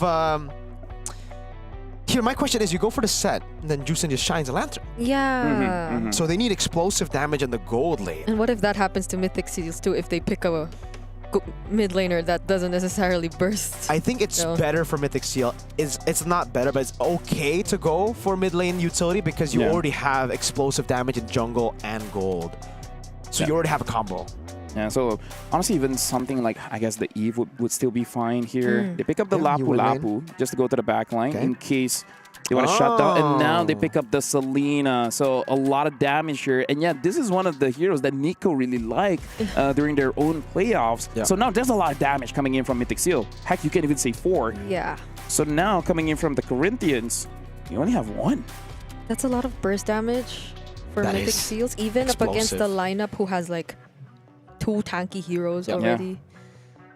So the gold lane response, mobility really is going to be key going up against Mythic Seals lineup. You need a lot of dashes here to get away from the Lapu Lapu, from the Joy, from the Selena. This Upatizi want. And you want to purify to deal with this Kalia. So not a lot of EXP gold leaders now that comes to my mind, because the easy one is Irithel, but even at this point I'm like, is it though? Yeah, because the Irithel actually does Moscow, struggle a bit against the Joy, so it's a tough one to even go for it now without the help of the Angel. So they go for the Moscow, all right. I mean, we did say they need a lot of mobility back in gold, because again, there's going to be so many people going up against you. So looking at the draft here, personally for me, I do like the amount of damage that Mythic Seal has, but this is a very difficult draft. They got to make sure that their micro mechanics are actually good, because the moment they miss their abilities, I gotta say, Corinthians, with a very easy draft to execute, could easily punish. So now we're about to start game number 1 of the final series of the day, the final match of the day. Corinthians going up against Mythic Seal. I'm gonna give it over to the both of you to cast for this one, because I like the damage, but hey, will it work out? We're doing what the tagline is saying to us. We're encountering the unknown here with Mythic Seal versus Corinthians. They're encountering the unknown. A lot of picks that we're not expecting from the two teams have shown up here. And we're going to jump into the land of Dawn with the trusty Natan bringing us over. Here we go. Game number 1. I have to say, though, I do agree with the idea that I'm liking the amount of damage we're seeing from the draft so far from Mythic Seals.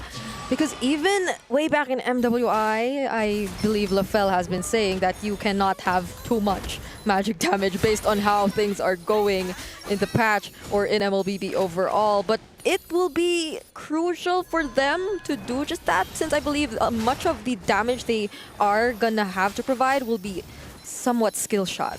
So they'll have to actually find the targets on Corinthians Esports to do that pressure. Wow. But I did not expect to see that happen in the gold lane first. Yeah, I think we have to take a look at the emblems here for Upatizi.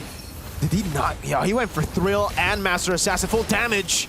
Nico doing the same here, jumping in. Still opting for Season Hunter. I think in MWI we saw a different route from the Selenas. No more Season Hunter. It's still going to be Season Hunter for Nico with the Rupture. Yeah, they're trying to speed things up. That'll allow Ken to really perform on this Joy.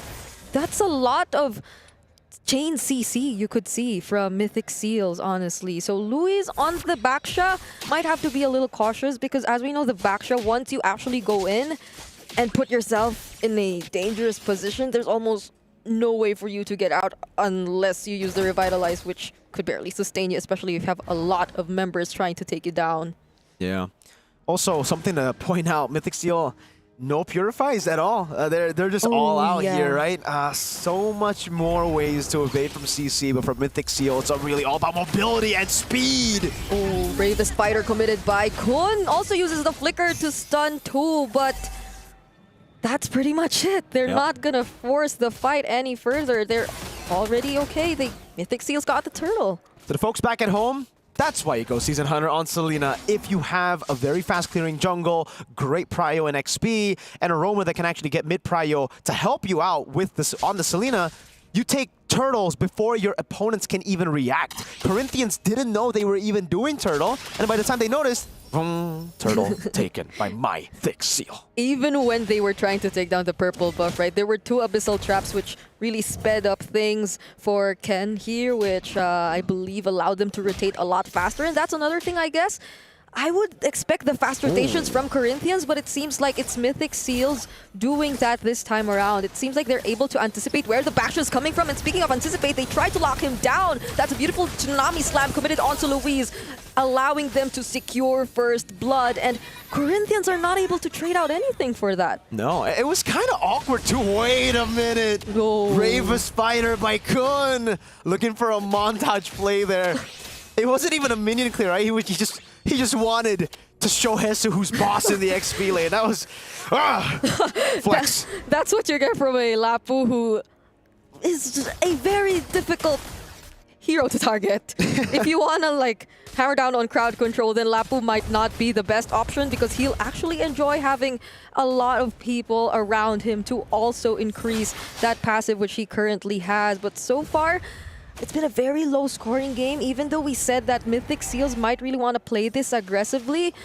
At least for Corinthians, they have a lot of sustain and you cannot take that away from them. Yeah, we expected Mythic Seal to definitely be way more aggressive than they are looking right now, but it takes two to tango. You can't be aggressive if your opponents aren't actually walking up to fight you when you want to be aggressive, right? So as long as Mythic Seal continues to get free objectives, they won't be forcing Corinthians to a fight. They'll just be like, all right, sir, good day. We'll take this turtle and we'll be on our way. And I feel like Kun has the decision to start things up. Oh, it's not Kun after all. I take it back. It's Boye. But Frost La Neve actually gets the turtle away from Mythic Seals. And still, however, they will try to go for the fight. But the SOD, it connects. And Upatizi might try to go for Boye. Thorndros catches up. That's two members of Mythic Seals. Big fight from Corinthians. The least expected member to steal the turtle does it. Frost La Neve. Oh my lord, with just a lantern. Yeah, we'll take back everything we said about damage. 2 retries and Chu Sin got the turtle. My bad, G. We were not aware of your game. Let's forget about the Thornrose retry combos. Let's forget about the electrifying beats and the retribution. Yeah, it's dude. Just the lantern flare, which mattered at that point. There was all the CCs too, dude. There was a fist crack coming in. Tsunami slam, so much CC. He didn't even use the purifier, right? No, there was no need. Frost La Neve. He was shot. She want to shine in the light. Upa. Upa might have to use his skills to get away, though. Fortunately, survives that attempt. That was just Zippy. So, how has it come to this point where Zippy could already pose such a massive threat? You needed to have 2 members up top just to somehow keep you safe, because Mythic Seals, it seems like they're trying to go for something. Wow. Sky Piercer too for Frost La Neve. He's really playing into the main character of being the juice in damage. That's a pure. Okay, so both Zippy and Frost La Neve have picked up the Sky Piercer. This is where it gets really exciting, because this is where we're seeing the calm before the storm. Yes, the game seems very slow. 1 big team fight, 3 stacks on that Sky Piercer, and we're gonna be seeing a snowball gun.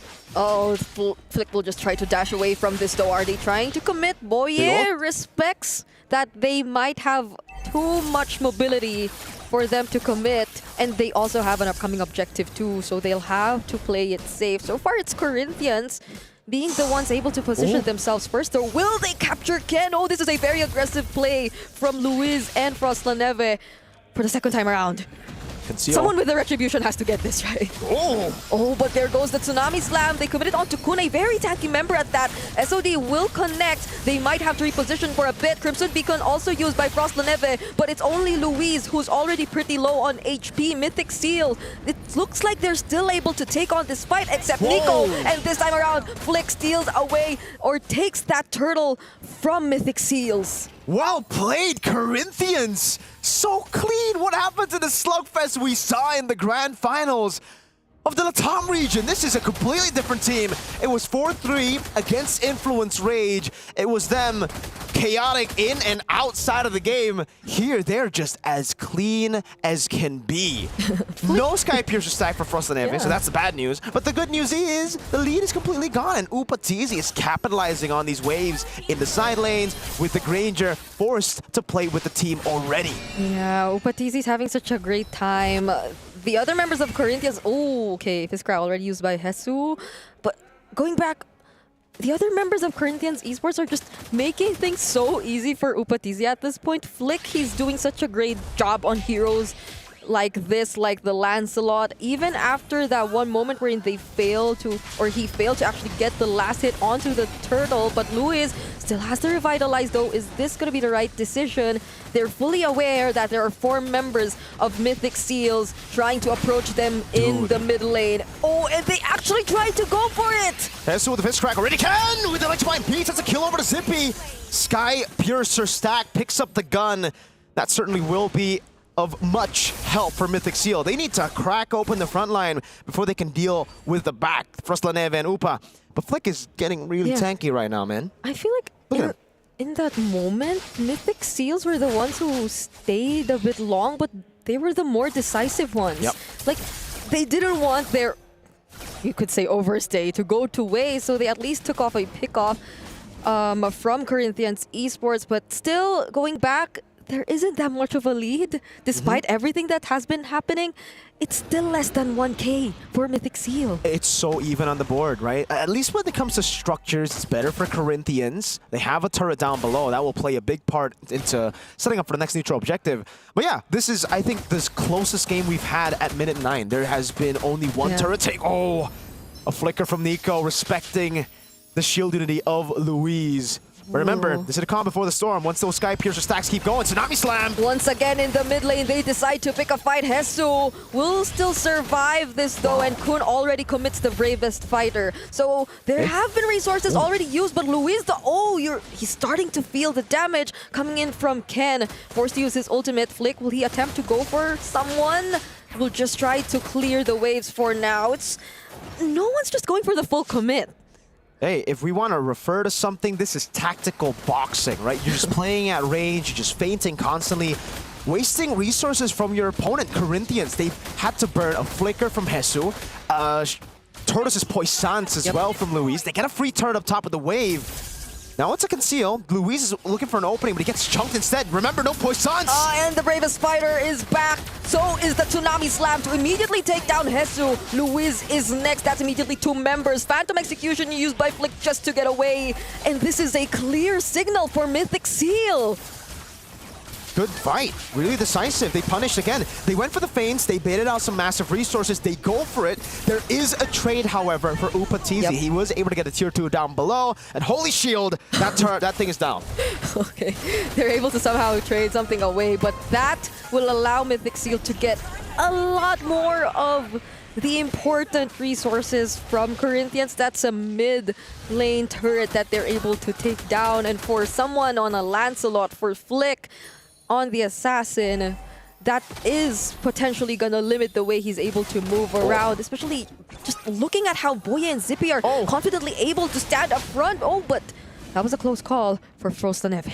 So let's talk about investments. Mythic Seal, their investment in the Sky Piercer has resulted in, I believe, 1 Sky Piercer stack for Zippy. Frostlaneve, 0. So far, Mythic Seal have had the better Sky Piercer investment. Fleeting time completed 2 for for Boye on the Kalea. They look alike, man. Wind of Nature and already to a BOD. Wow, I would expect Upa to have a bit more gold at this stage of the game because he's constantly farming in the side lane. But it's a 1,300 gold lead for the good old consistent Zippy. Yeah, it's a 2-0-2 as well for Zippy, which also probably contributes to why this is what we're seeing. Nico has the purple buff, by the way. Whoa. So they're being very aggressive with this. But that's all Mythic Seals are probably gonna get for now. There's also respect for Corinthians Esports. You still can't take away the fact that Upatizi, although he is behind, there is some sort of damage to it, but also... What? Okay, speaking of damage, you gotta respect Zippy. You gotta go for Zippy, but I feel like their attempt did not succeed. Now that's the counter conceal and engage coming in from Mythic Seals. Kun jumping in with the bravest fighter, and so will Boye with the title strike, and now Zippy's just free to target down Hesu. Ken did a great job as well in zoning out the other members of Corinthians on the back lines, and they'll be happy with that single pickoff, but it seems like they still want to go for more. Flick fortunately gets away, but that was a dangerous attempt. Certainly. And you can see Nico just hovering over, trying to bait Flick over towards him. Good stun. Actually lands. Shield unity cancel out by the bravest fighter. Has to flicker out a Lancer Flare. Oh my goodness, these arrows. And Frostlaneve gets the shot. Hey, I don't know if you saw the interaction, the Shield Unity and the Abyssal Arrow. I think it's just a wacky, awkward interaction, man. You still keep rolling, right? Even though the... You can't turn, you're just going straight. It's like a... Never mind. It's like a, he just... Never mind. Yeah, never mind. But that was clearly Mythic Seals still trying to respect whatever Corinthians can do in terms of defending. But Boye, did he just put himself in a very dangerous spot? Ken finds the kill on Upatizi, however, but look at the other members falling by one in the hands of Zippy. And what better timing if not right before an objective, but will they still go for that even? There's no better timing than to end the game right here. They won't want to go for the objective. They want to go and brawl it out for the battle for the win. All right, this is going to be their attempt. There's the potential title strike. Doesn't land onto anyone, but they gain access to the base. Hesu using the fist crack, tries to clear the waves. There's a single minion left, however, and they will not have enough firepower to end it just yet. They have an incoming minion wave, though.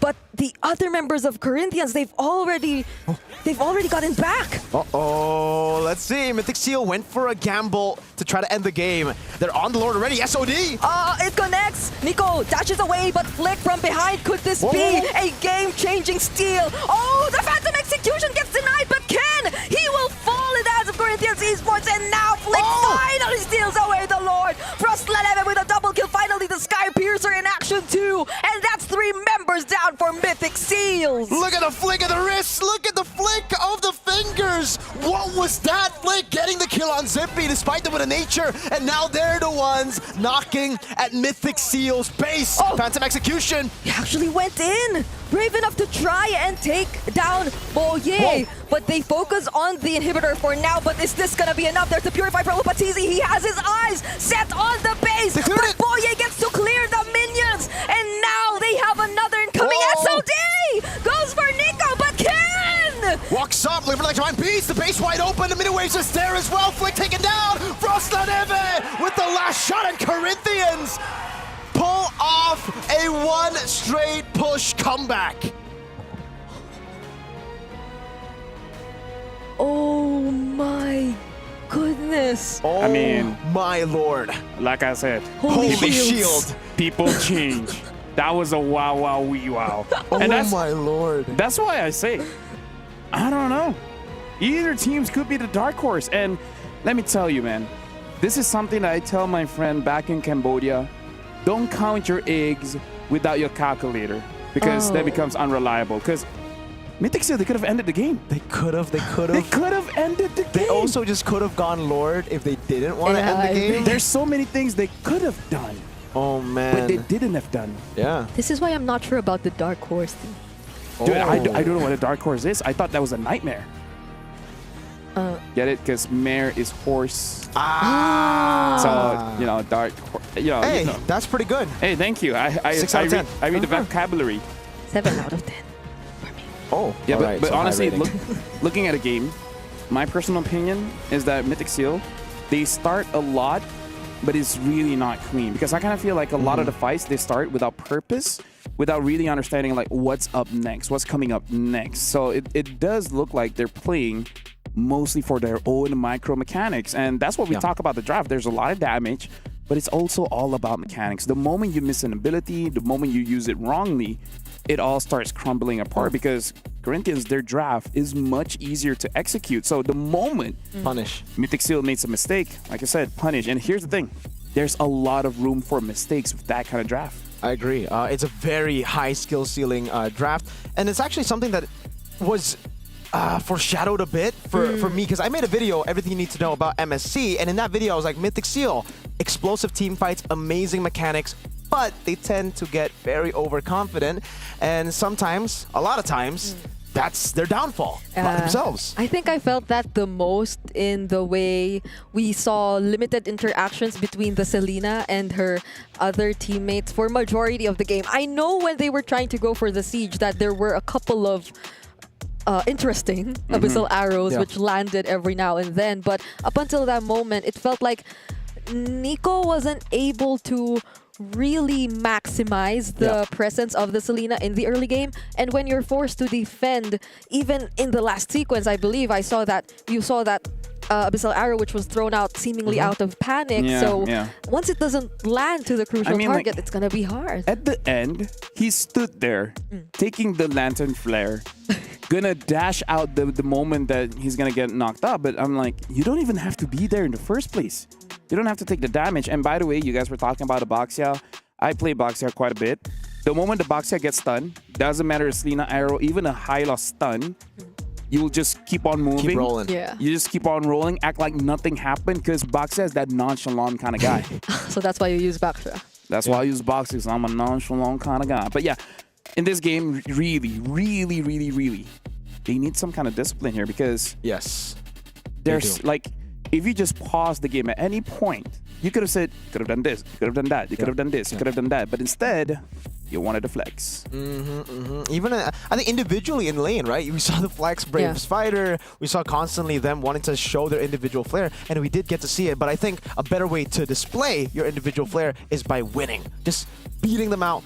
For sure, Corinthians, they played it slow. They were the disciplined ones in this game, and you get to see the reward already for the disciplined team. They waited for a mistake. They saw that dive. Yeah. GG.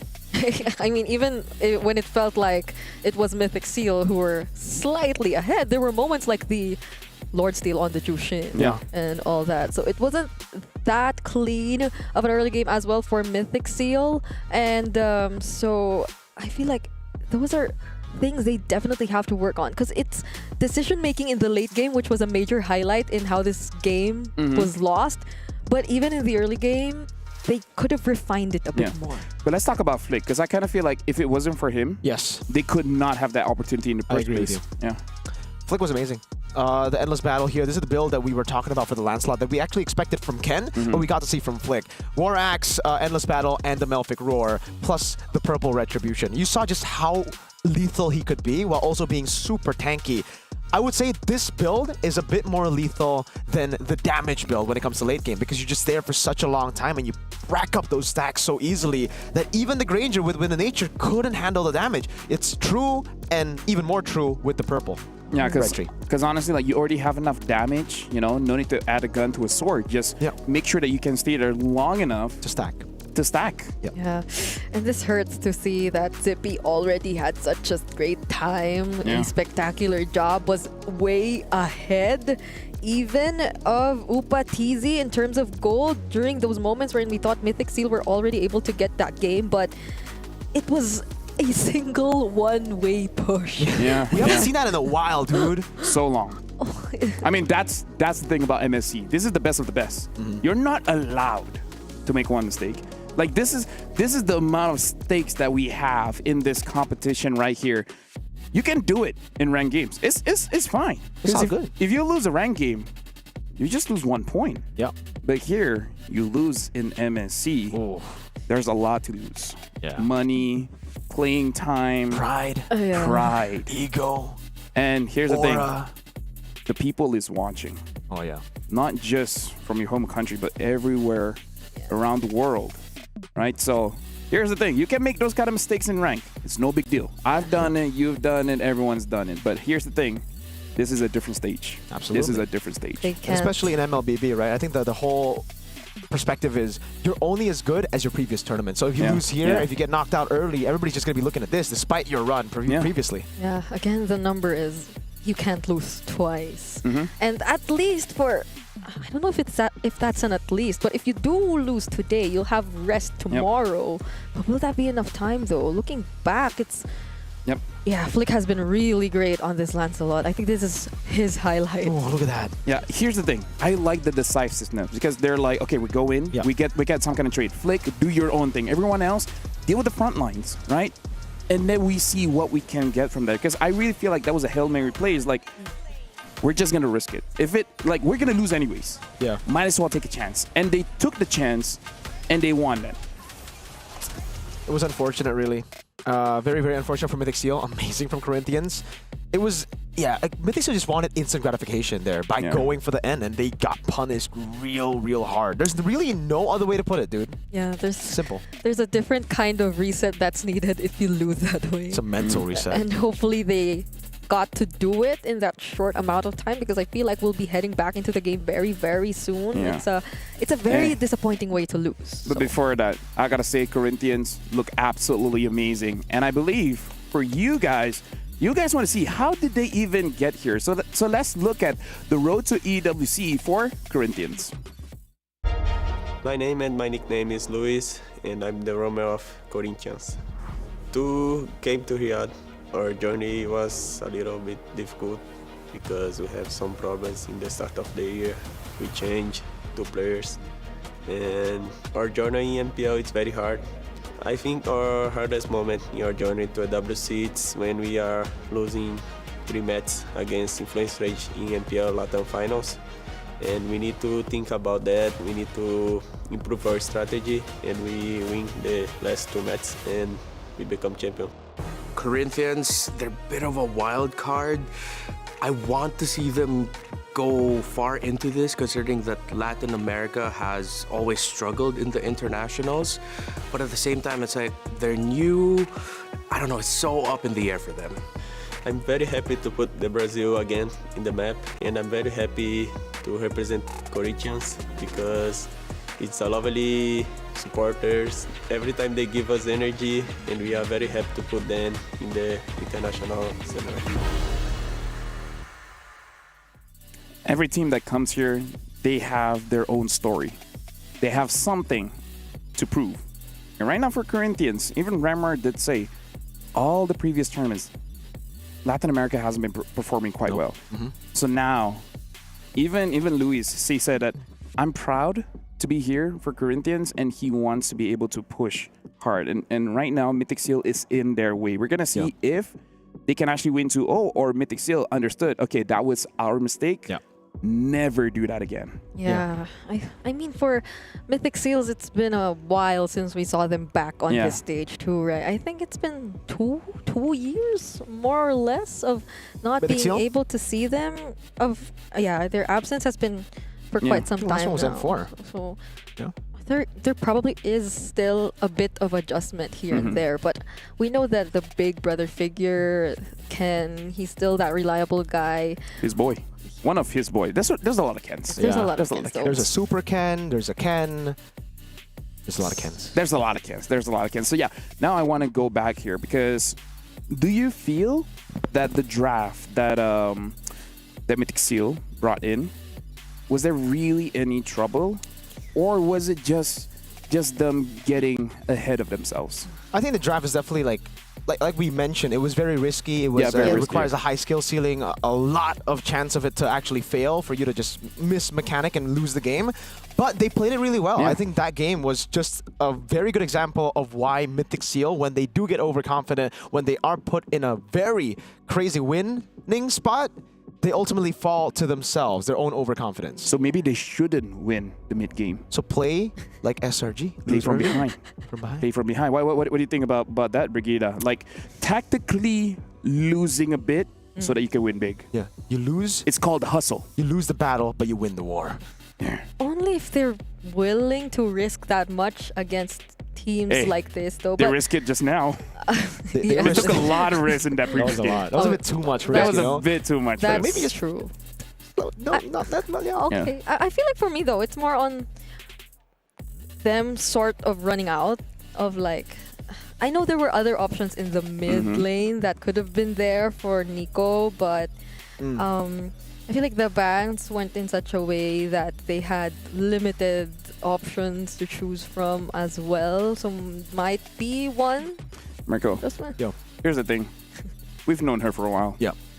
She's too nice. She's too nice. She doesn't want to be honest. She doesn't want to. Hey, yo, you play bad. Yeah. It has to be us. It has to be us. You know? It has to be us. us. This is the gank and gather contrast. We always have, the bad guy, the critic, the good person. It's like she's the Angela, I'm the Bowman. Wait, what does that have to do with being good and bad? Because Angela's like innocent little kid. Why did you have to cut me off? Oh, no, I was just genuinely wondering. No. You could wonder later. Speaking of wondering, right now looking at the back here. By the way, this is a nice experience that we can hear the shouting, the screaming. I love it. Last time was M3, dude. Yeah, dude, that was so long ago. That was years ago. And too nice. Mirko, we got to balance it out, We right? got to balance it out. And now we're jumping into draft here. Mythic Seal is going to be first pick, still banning out a Fanny. And now Corinthians batting out that Yeast and Shin. Yeah. They might just go for the seam bans unless someone is feeling a bit frisky and letting go of the Arlet or the Phobius. I don't think we're going to see that, but yes. I don't think it as well. Could be. I think for Mythic... Forza, they are leaving it open for now, Phobius and Arlet.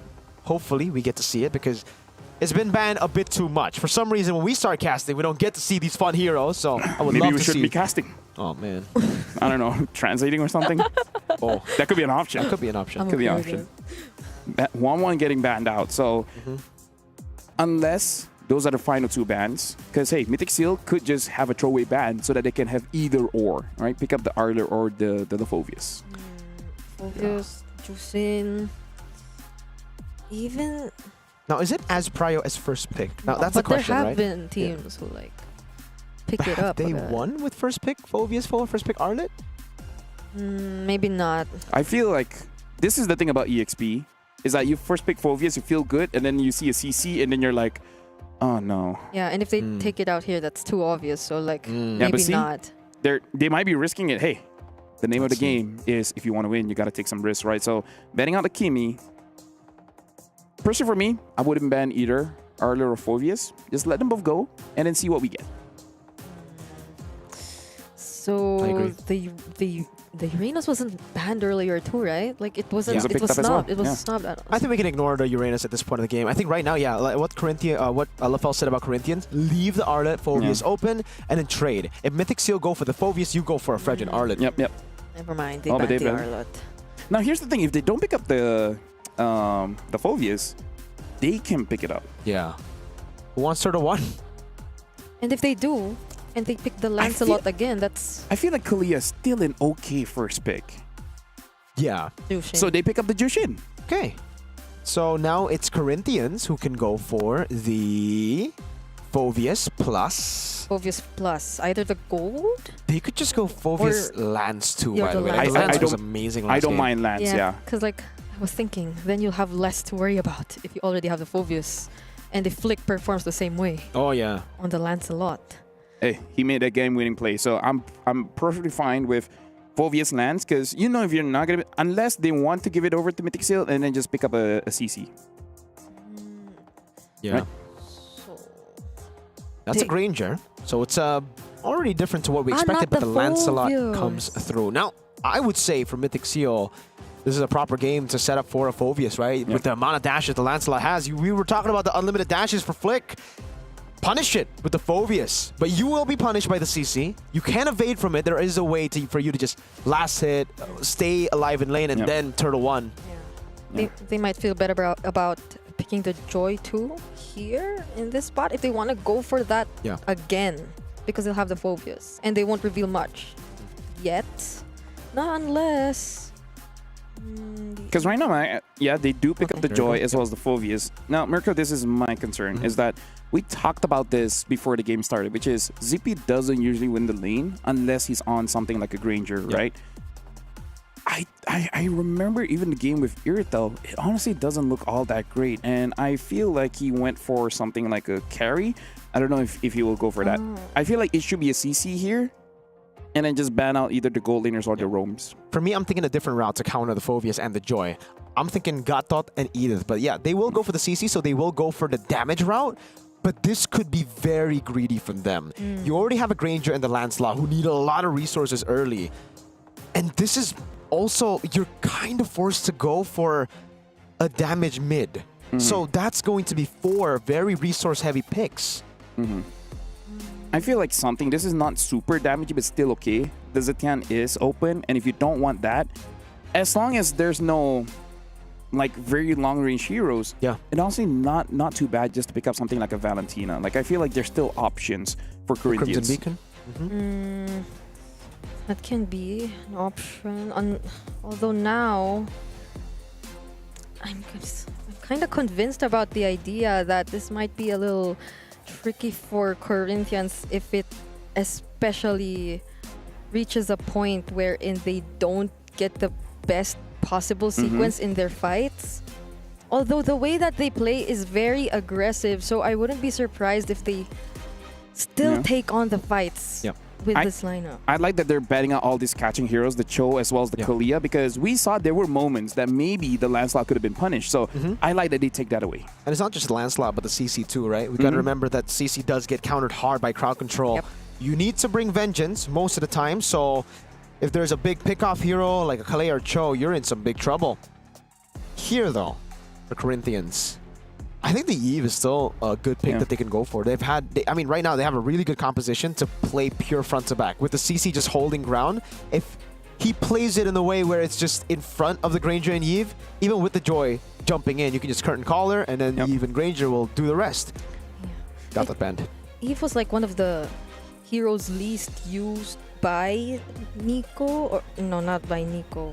Froslaneve? Froslaneve, I think, or not at all. Like People can hasn't change. been much recent. Yeah, but people change. People can change. People can change. So maybe they can opt for that if they do want a bit more control in the team fight, since it looks like they're actually going for that. Yeah, Zetian. But safe choice. The global, but yeah, I mean, with the passive too, it's great, but I think it could be baited very easily. Everybody wants to be in front of your face here. Everybody wants to dive. So once someone does bait it out, it should be an easy road for the Joy to just walk up. Which should be, honestly, I kind of feel like the Joy. I think the Joy can even, do that job. Now picking on the Badang as well as the Moskov. I think he did have a good Moskov game back in the grand finals. But now for Corinthians, if you have one more hero that can potentially counter this Joy, I don't like the Tigro, but something like that, something that when the Joy comes in, you're able to counter, that could be good because you just play with the habit of Ken. He likes to go in and try to get a trade. This could also be, like, it's strange, but the Belleric XP with the Phovis and Joy jumping on you could just be a way to take both of those heroes out of the pool. Oh, for Luis? Joy. I mean, still, same kind of idea, right? Someone goes in, you counter it, and then this kind of solves the problem that Zetian doesn't have that much damage, right? You just burst him down. Exactly. You have help. So they have options here. Now, Corinthians, they got a pretty good draft here. And this time, I agree. Looking at Mythic Seal, they're not going too local, right? They're making sure that there's logic, there's fallbacks. If something goes wrong, there's a backup plan. So now I'm going to give it over to you guys. We got to see if Mythic Seal is able to redeem themselves and push us to a game 3, or Corinthians, they show up and start day 1 with a 2-0. Can Mythic Seal bounce back? That's a big question here. Thank you, LaFell. Here with Mirko and Brigida to bring you game number 2 of what can be the upset of the day. We've been throwing out the upset word the whole day, but this could be it. Corinthians with a solid shot as Natan once again flies over to Lanadon for us to join him. Here, Ken and Flick on the same heroes. It's the Joy up against a Lancelot. Yep, the Jawhead. It excites me to see that we're finally gonna see another Jawhead back here in MSC, and the way it can just potentially be the source of surprise and setup here for Corinthians, because it suits their playstyle so well. Like Luis and Jesus, so long as they just don't get too far away. Oh, that's the cute passive. Cute, very cute. I mean, it bounces like. Yeah, that's going to be a big problem, by the way, for Mythic Seal. If they go Badang, that's why I wasn't really too big of a fan of the Badang. You go in, you get bounced back. Oh, that's actually a win for Corinthians. Oh, 1 hit is all they need to get the kill onto Boye, but still, he's able to walk out. And imagine not even using the flicker during that moment. He was just too confident that he wouldn't fall down. Patient. Oh man, Rhapsody shots. Okay, he might have to go home now because Flick is nearby, uses the Thorn, rolls! But yet again, Corinthians, for the second time in a row, lacking just a single hit to secure first blood. But it's still worth it. You bait out Flicker for Retry, I'll take it any day. Considering, again, that Retry will be up by the time the turtle spawns in the game. So they really don't lose anything for making that play happen. Great moves from Zippy to stay alive, but it is still Corinthians who have the lead. And it's probably safe to say that Upa is going to win this lane even harder now. Oh, Thorn Rose doesn't connect onto Nico, but you can see how well Corinthians are actually controlling the river side in this game so far. They're not allowing Mythic Seals to be the ones to set things up. Curtain Call was already used onto Kun, by the way. So that's an ultimate already down for Corinthians, but they still might want to go for this nonetheless. Luis flickers in, decides to go for Kun. Is that the right decision though? Fury of the Phoenix also committed as well. SOD will not land onto anyone just yet. And look at the sustain coming in from Kun. Actually takes down Luis instead, even though he was the one who tried to set things up first. But it's Louise for Kun, worth it for Corinthians, especially because they're going to get this turtle for free. Ken is nowhere near, and Boye cannot get that fist fast enough. Zippy, though, actually finds a pretty good trade. Upa staying a bit too long, I would say, around the turtle, and that gives Mythic Seal at least something to trade back with. Yeah, this isn't that smooth of a start for Ken, though, if you were to compare to the previous game, where it felt like he was just on track, on timing when he was trying to secure his farm. So far, it feels like they're doing a great job at denying him of that. Even just when he wanted to take that Little Wanderer, you could see how Luis makes his presence felt, and now even Flick. Yeah. I really like this build, by the way, from Frost La Neve. The tenacity with the Inspire here. It's safe, and that's all you need to do technically in this game, right? You're just playing in the back line with Upatizi. You're acting as a sort of PO with your passive. So whenever you're around Upatizi, anyone who walks up and initiates will be thrown back so far away, and it will give safety for everyone in the back line. So now it's a slow game, as expected here with these two drafts. It really comes down to trades, especially with the Moskov picked up and no Irithel. Waiting for the next neutral objective, 45 seconds. It's been very, very slow if it's just that. They tried to go for Hesu, though, force out the Vengeance and Curtain Call. I don't know if that'll be much, because he still has quite some time to wait for that cooldowns before the next objective. But Corinthians, it seems like they're planning to go for something else. It's not Boye, actually. Flix finds Nico and tries to go for him instead. But because of that disconnect, it seems like Louise will get punished now. There was a change of target, and that might not have been the best decision. They got confused, and Kun is now the one winning lane. That is, winning by that much is interesting, dude. Like, look at Kun zoning Hesu completely away, and this should be a free turtle over with Hesu being so low, but at least... Never mind, I thought it was going to be a trade. Oopa! Almost. They've been here for like majority of the game. He did give out some energy shields to Zippy, but now it seems like he got way more. Way too slow. Than Zippy in this game. So now it feels like Corinthians might willingly be letting go of this hurdle, or they might be entrusting it to Flick and Hesu because they have other things in mind, but they no longer will contest. They just allow Upatizi to secure the turret instead. Corinthians have just been playing so smart. SOD lands. Oh, are they gonna fight? Doesn't look like they need to. They will take it just for a faster rotation. Yeah, Corinthians, they're just playing it so smart. Even there, they didn't want to go for the engagers, just playing it super disciplinedly, playing super intelligently. Hesu, caught in the bad spot, has the Vengeance, will use it. It's a turret for Turtle, so I would actually say it's worth it for Corinthians. Yeah, they're probably banking on the idea that it will work best, considering that they're with a Zetian mid, if they get to include Upatizi in the rotation, so they have a bit more of damage source whenever they try to go for the setup. But Flick, he might just actually be taken down here. He wasn't supposed to be there, and look at that, this big fist crack combo coming in from Boye. Louis is next to fall. But Corinthians, they're doing their best to hold on this mid lane turret. You hate to see the puncture get cancelled, or even the puncture missing straight out. Flick had no way to escape. The Phantom Execution could have been a way to jump and to run. But remember, Mythic Steel have a ton of very small displacements that make it very difficult for Lancelot to pop the Phantom Execution. Mainly that shoulder bash from the Phoveus, Spear of Misery from Zippy, yada yada with Nico too.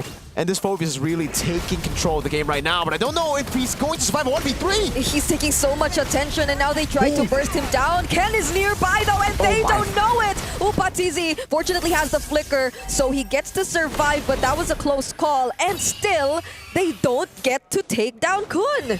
Nico, nearby, using the lantern flares. Oh, there was the ejector trying to save Hesu, but then the Crimson Beacon was also committed. So at least they get to keep everyone safe. Mythic Seal now the ones playing it incredibly slow and clinical. They're no longer the team we saw in game number 1 in the lead, while being in the lead. maybe LaFell was right. Maybe they just got to start off behind, and then they'll come back with discipline. So far, that's been the name of the game. SNB goal difference, look at that. 762 goal lead on the Phobius. There are ways to beat the CC in lane, and Kun is doing it. Curtain call baited out. Kun is showing us how, but Flick tries to go for Ken actually. This is actually the first time they get to take a kill away, or the second time they get to take a kill away from Kun, but Fist break, Fiskra again. Upatizi in danger, but still finds the double kill. Upatizi gets taken out too though, so that's a 2-for-1. But the turtle fight's still going on. Cancelled out, electrifying beats, now the Phantom Execution as well. Turtle reset! Nico in the midst of it all, Flick wins out the red tree, and Nico will fall to Jesus Yo-Yos as the curtain call locks him down. Mythic Seal, while being in the lead again, some odd initiations, overextending Kun without Flicker 1v1. I'm surprised they're actually able to win out the prolonged team fights even without Upatizi. Like Corinthians Esports, they were able to proceed, I think, just regroup, reset for a moment, not a full reset even, then proceed with the fight. And that was all the while Upatizi was down. So it's an interesting way that they were able to deal with the fight. I think we'll be seeing that in this instant replay. Yeah. So they've been trying to target down Kun, and they've been successful in doing so, again at the expense of Upatizi. But who would have thought they'd be the ones actually able to fight longer? I think it just comes down to them being too split up at the start. They went in 1 by 1. Mythic Seal, hold up. Oh, are they gonna go for this? Oh, wow! Ken could barely move. Flicker used supposedly to Kun. Yes, but it was committed onto Hesu. Nonetheless, still a pick-off for Corinthians Esports, but they're still struggling to convert into objectives. Back to my point earlier, I think for Mythic Seal, they just fall into habits, bad habits, so fast. Like, they would come back, they would be behind, and then they'll be like, all right, we've got to play discipline. Once they win, they go back to be like, oh, I'm just going to walk up like this. You know, they deal damage, but I was able to 1v3 earlier, so I can do it again. Yeah. It's different. It's different, especially because, God, you didn't have Flicker. You had Flicker the first time when you 1v3'd. Kun just took too much in the turtle fight earlier, and it became too chill, yo. They can't forget about the small things. They really can't. When you're starting the fight alone with a quarter of HP, as the main front line at this point of the game, you need to be a bit healthy. Okay, Zippy might be sensing danger here, by the way. Upatizi is not alone, but Zippy, he actually hesitates, doesn't go for the recall just yet, and Corinthians might be able to set up for this upcoming Lord. Wow. That's a fleeting time? This is a utility Zetian. Frost La Neve has built a fleeting time. It's really just working a peel. Number one, it's a peel for Upatizi. Second, that global ult for the stun. It's a utility Zetian as they go for the Lord. Okay, SOD, that'll connect. That'll be a huge problem. Oh yeah! Gets the last hit on the Lord, and the fight is still going. Kun might be traded down here, but Upatizi, very dangerous. Will be the target for Zippy, but he goes for Hesu first, and still will be able to catch up somehow. But they need to commit the conceal. 3 members in exchange of only Kun, and Upatizi now make that 4.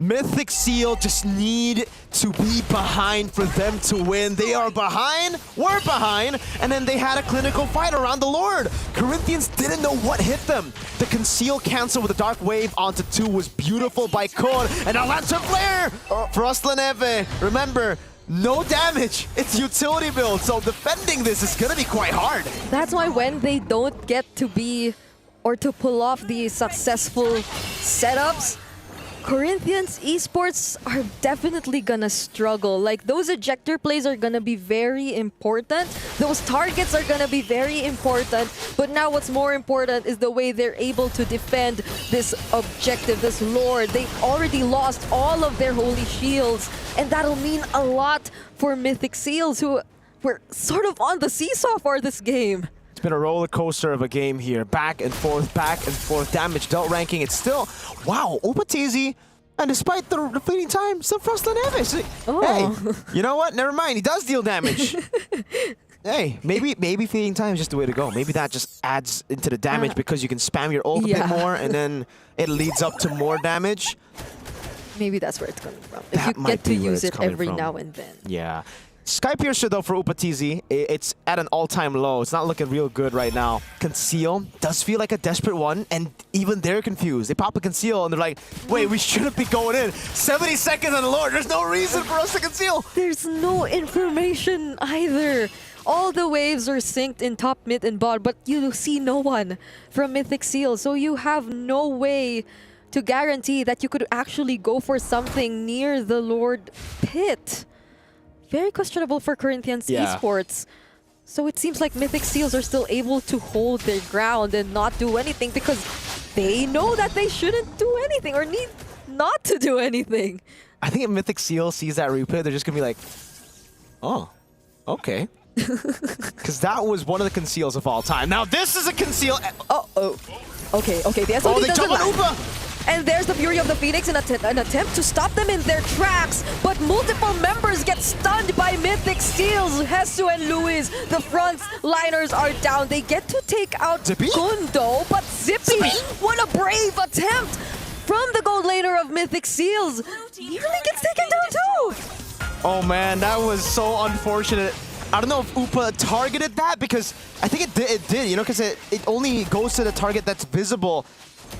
He didn't go for the shot straight onto Zippy. That might have killed him, might have not, again. But hey, in the end, that was worth it for Mythic Seal. They lost Kun for the price of Luis and Hesu, but they're not actually blitzing the Lord. As long as the Lancelot's still alive, they still have a shot. That's a fist crack. Oh, a beautiful catch. Ken was brought down to almost 60% in that sequence, though, and they know the resources that were used.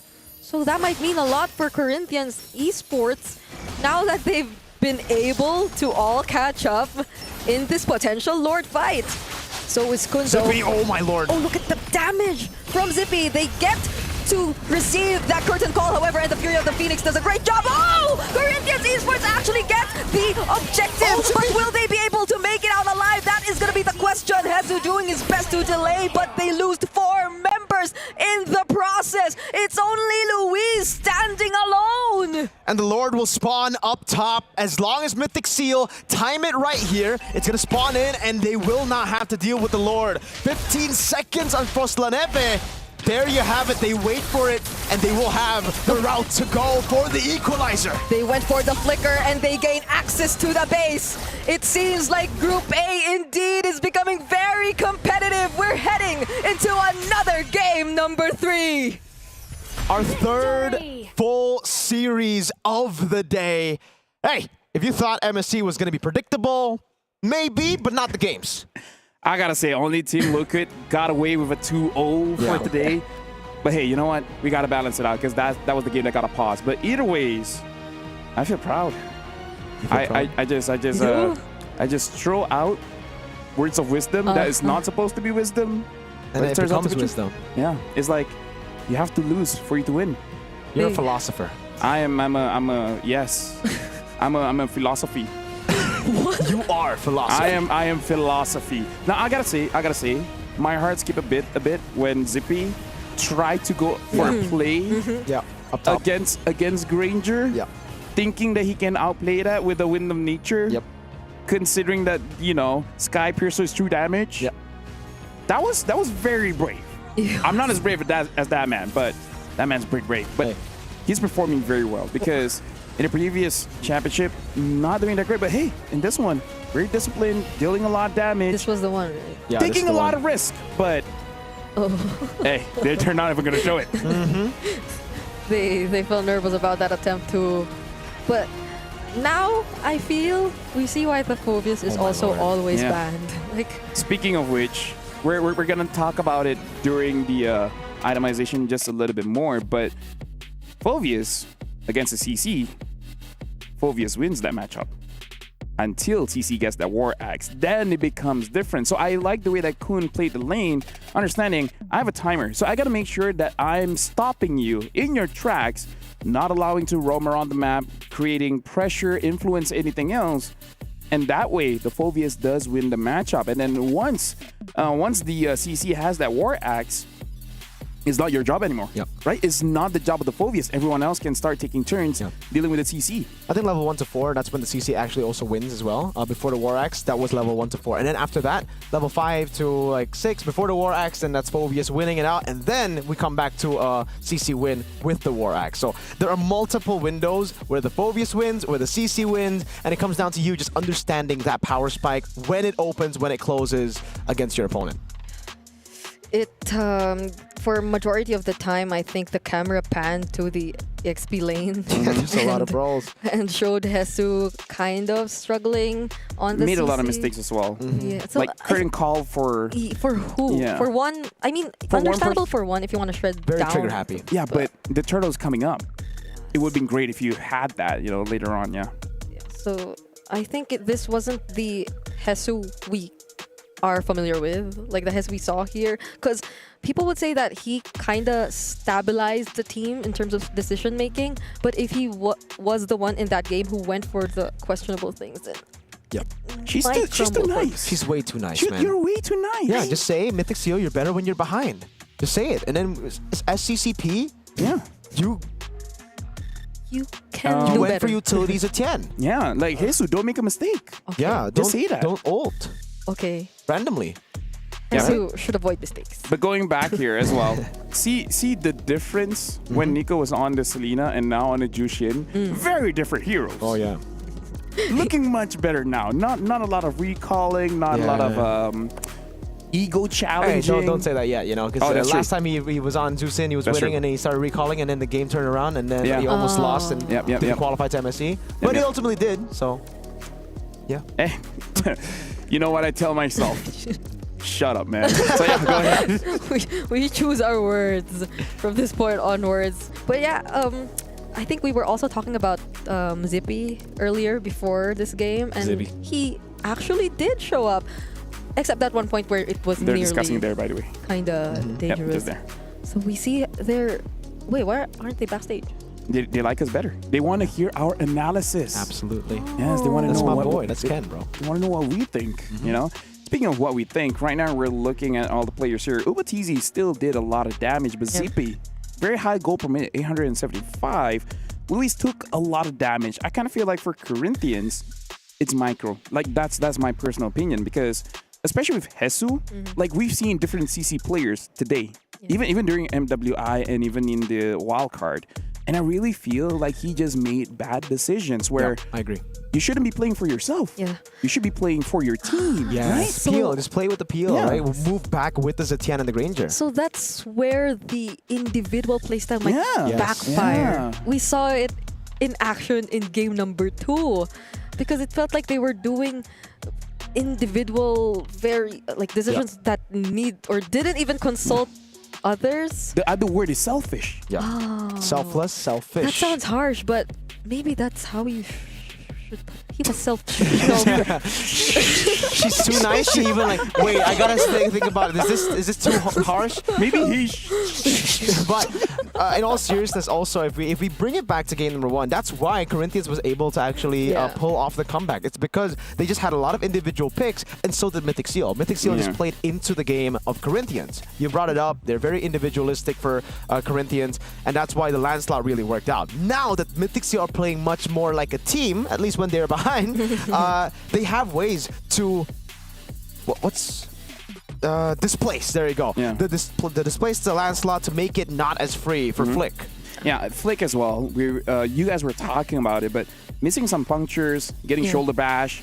So this is why I say the mechanical mistakes needs to lower down just a little bit and play with the team, because there are moments like this is good, but it's not good because of them, but it's because Mythic Seal botched the engage. I think in his defense, Lafel, that's what a little more small displacements can do to a landslide. Just a shoulder bash, the targeting gets off the punch from Mr. Badang and even Yusin. So small things make it very hard for the landslide to land punctures. I think a lot of them had unexpected moments wherein they got displaced even by their own teammates. So there were a couple of ejectors which were supposed to be for Mythic Seal but did not land to the members of Mythic Seal.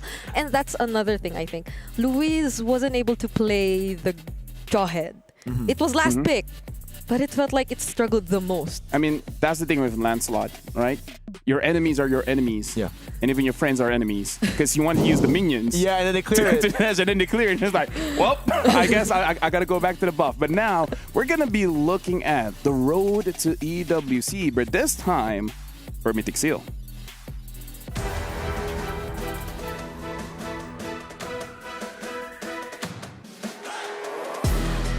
Hi, my name is Ken. I play for Mythic Seal and I play in the jungle role. The toughest moment was in the grand finals because the first game we lost and everyone's mental was maybe a little bit down and we were all tired because we had to play lower bracket finals early in the morning. So everyone was tired and we lost the first game. So it was kind of like a setback. But we overcame it as a team. I told my team just don't care if we lose, just play one game at a time, and that's what we did.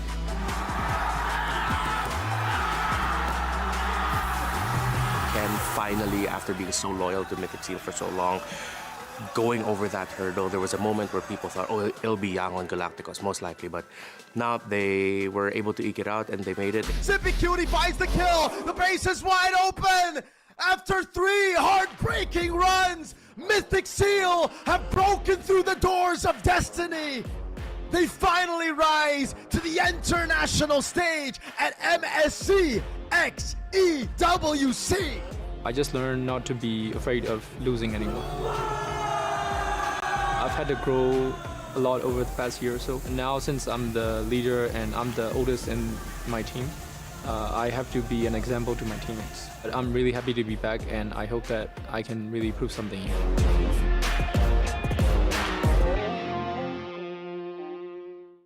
Ken said it himself. I'm not afraid to lose. So lose just a little bit so that you win everything else. You know, just what, like just a little bit. 700 gold, 4,000 gold between that gap. Not too much, but also not too little, so that you are aware that, oh, we still have to lock in. Okay. Okay. That's, I like that. That's scary then. Like, if you're a team going up against Mythic Seal and you have the lead, you still should not be complacent. Oh no, we have a lead. This is going to backfire on us. Yeah. That could be an actual strat, dude. Like, if they don't notice their patterns and like their bad habits when they're ahead, that could actually be a legit strat. They're like, yo, that's gonna be in the key to victory. Dude, SRG Mythic Seal, that matchup, right? Both of them is like, no, you win. No, you win. No, you win. No, you win. That's gonna be a game to watch. Yeah, that's gonna be amazing. You hit the crystal. Now, I wonder how many games that'll reach, if ever they do. But hey, 7. Hey. Oh. The players are behind us right now, and the draft have just started. Is that why they're always better than us? They're behind? Oh, dude! 2 out of 2.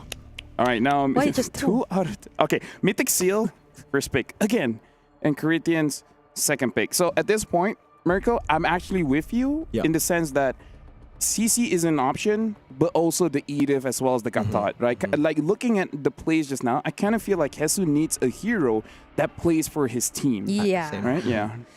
I want to see the... It's also just easier. Yeah, it's also just easier, yeah. Yeah, the easier, the snappier, I want to see those heroes from Hesu, which actually changed the tides. And then he picks out a better dead. Then he goes, you know what? You guys are talking too much. I'm going to pick the hardest hero in the game. What if, though? But we're yet to see a damage EXP. Hey, we haven't seen a lot of damage EXP. The closest one is Lapu Lapu. We've not seen a Masha yet. We've not seen... Does Arlet count as a damage EXP? Depends on the items. Did Sanford's Arlet count? Does because Sanford played Arlet. I mean, he used a Thunder Belt. Technically, but he has a Fury Hammer. Yeah, but see, you don't even but you don't commit. You don't commit. Yeah, like you just put to all you the just Arlets, put one foot in. Yeah. And then the rest of your body out. Exactly. The real full damage Arlets are the Petrifies. Yeah. Are the Blade of Heptasis. Sky Piercer. Those are the real G's. Yes, sir. All right. Speaking of G's, right now the draft. That's a change. Wow. Okay, that's good. I like that. Hey, so, respect. Mythic Seal showing a lot of that up against Flick. Wait. So that leaves the Farsat Phoveus open. Arlet. And if they don't get the Joy, that might be the next option for Flick. So what does what does Ken use then? What about they just ban the Joy? They won't. But what if? They won't, but what Do if? they ban the Juice Sin? Oh, Is yeah, my question that's- here. Or the that's- Arlet? That's okay. I feel like they can get the Arlet. Because they banned the Arlet previously, right? Yep. So I yeah, feel they like can. They can. They go Hey. Juice Ban the in. Juice There you in. go. Juice in. All There right, you they go. traded out. All right, let's see Mythic Seal. Is it going to be Phoveus first pick? The Farsa Farsa? is up. Yes. Oh, Farsa. I think Farsa Probably should not be the Joy, prio. right? I like Farsa. Same. Yeah. Like, she doesn't see things. Literally. Yeah, because Yeah. she's blind. But she does a lot of damage. And she can fly. And she clears the minions fast. Yes. Yep. And she can fly. I would like the fast rotation. Have you mentioned that she can fly? I think I haven't. She can fly. You literally can fly. Because she Farsa. transforms. As Farsa. Ah, So they pick up the Arlet. Ah.